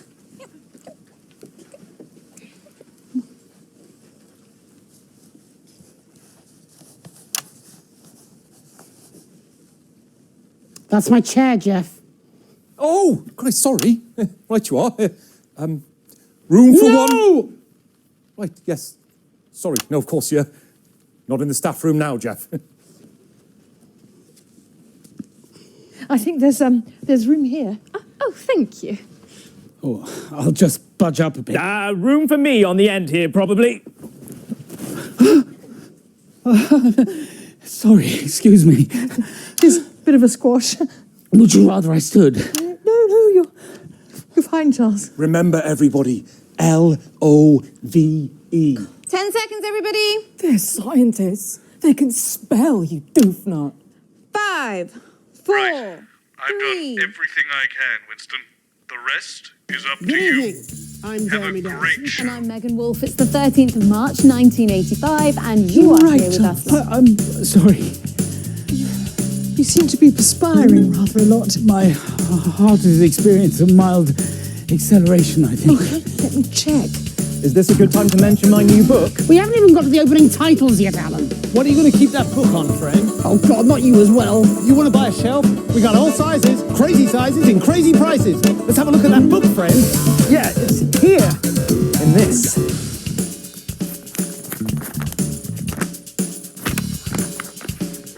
What is that? You. Come here. Come here. What is that? Do you know? Nah, too crazy for me. You're a maths guy. What are What? They wanted the dimension in They're inches, aren't they? Your heart rate is extremely fast. Are you all right, Charles? I feel as if an eruption is building inside me, if I'm honest, Dolores. What be I? As much as 7, I'd say. Do you mean millimeters, Alan? What?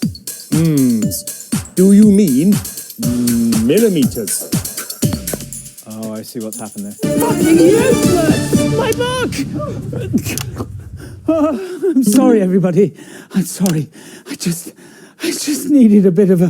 Oh, yes, Yes, I'm feeling a bit better now. Oh, please watch out for my tiny book. Doctor, are you quite all right? Yes, I think it's just a little anxiety. Oh. From me? I'm so sorry, Charles. You're probably allergic to my perfume. No, it's not you. You smell like a puppy on a fresh spring morning or an orchard in bloom. It's not you, Dolores. It's probably just the experiment. You know, it's times like these you could really use a flard. Fucking algebra. What did you say? There it is. Sorry, probably my accent. I said, it's at times like these you could really use a flard. Oh, fuck's sake! What's fucking wrong with you? What? Look, what is your problem with flards anyway? Floods destroy my family. Ah, wash my hands! Oh, Charles, you saved me. And I always will, Dolores, if you let me. I love you, Dolores. Even if it did take a mild workplace accident to enable me to say it.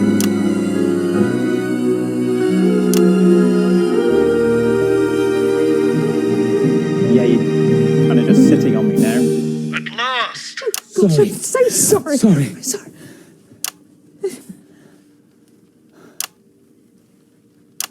Just roll the opening titles.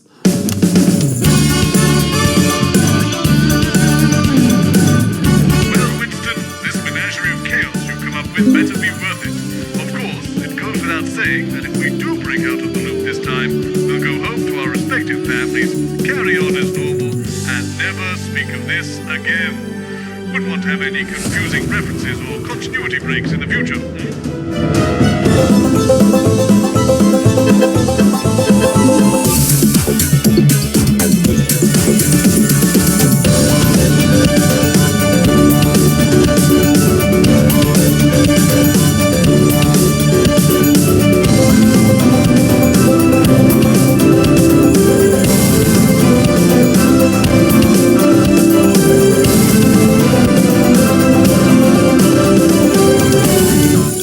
Welcome back to the Night of Smiles. The machine behind us will make you all happier. Believe it? Neither do I. But let's press the button anyway and see what happens. Wow, yes, let's do that. I think we can get a counter on the screen here. There it is, and we're going in 10, 9, come on everyone, 8, Come on, Magnus. Come on, Magnus. 4, 3, 2, 8. Dr. Magnus? I'm sorry, Chester. I'm sorry, everyone. But the experiment cannot proceed. Thank God. I'm a fraud. Charles. What are you talking about, old boy? Don't worry about it. I've been a fraud for years. My real name's just Neil. This device is a fraud. A paper tiger. No, Dr. Magnus, we've attuned It everything. doesn't matter. We don't need a machine to bring us happiness any more than we would want someone to eat for us or laugh for us. We don't need a euphoria device. Happiness is everywhere, already, and it's different for everyone. For me, it's how I feel when I look into Dr. Klein's eyes. And at her meticulous research. But for you, it might be a particular view at sunset, or the darkness of a theatre just before a play is about to begin, or your mother's cooking, or all of these things, or a million other things. We don't need anything to make us happy. We just have to go out and grasp it. Just inhibit the machine. Yes, Dr. Magnus.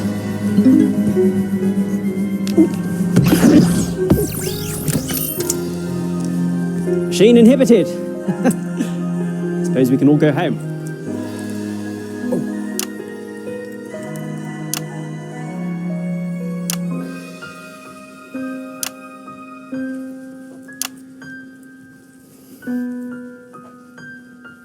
So there you have it. If you want happiness, go out and get it.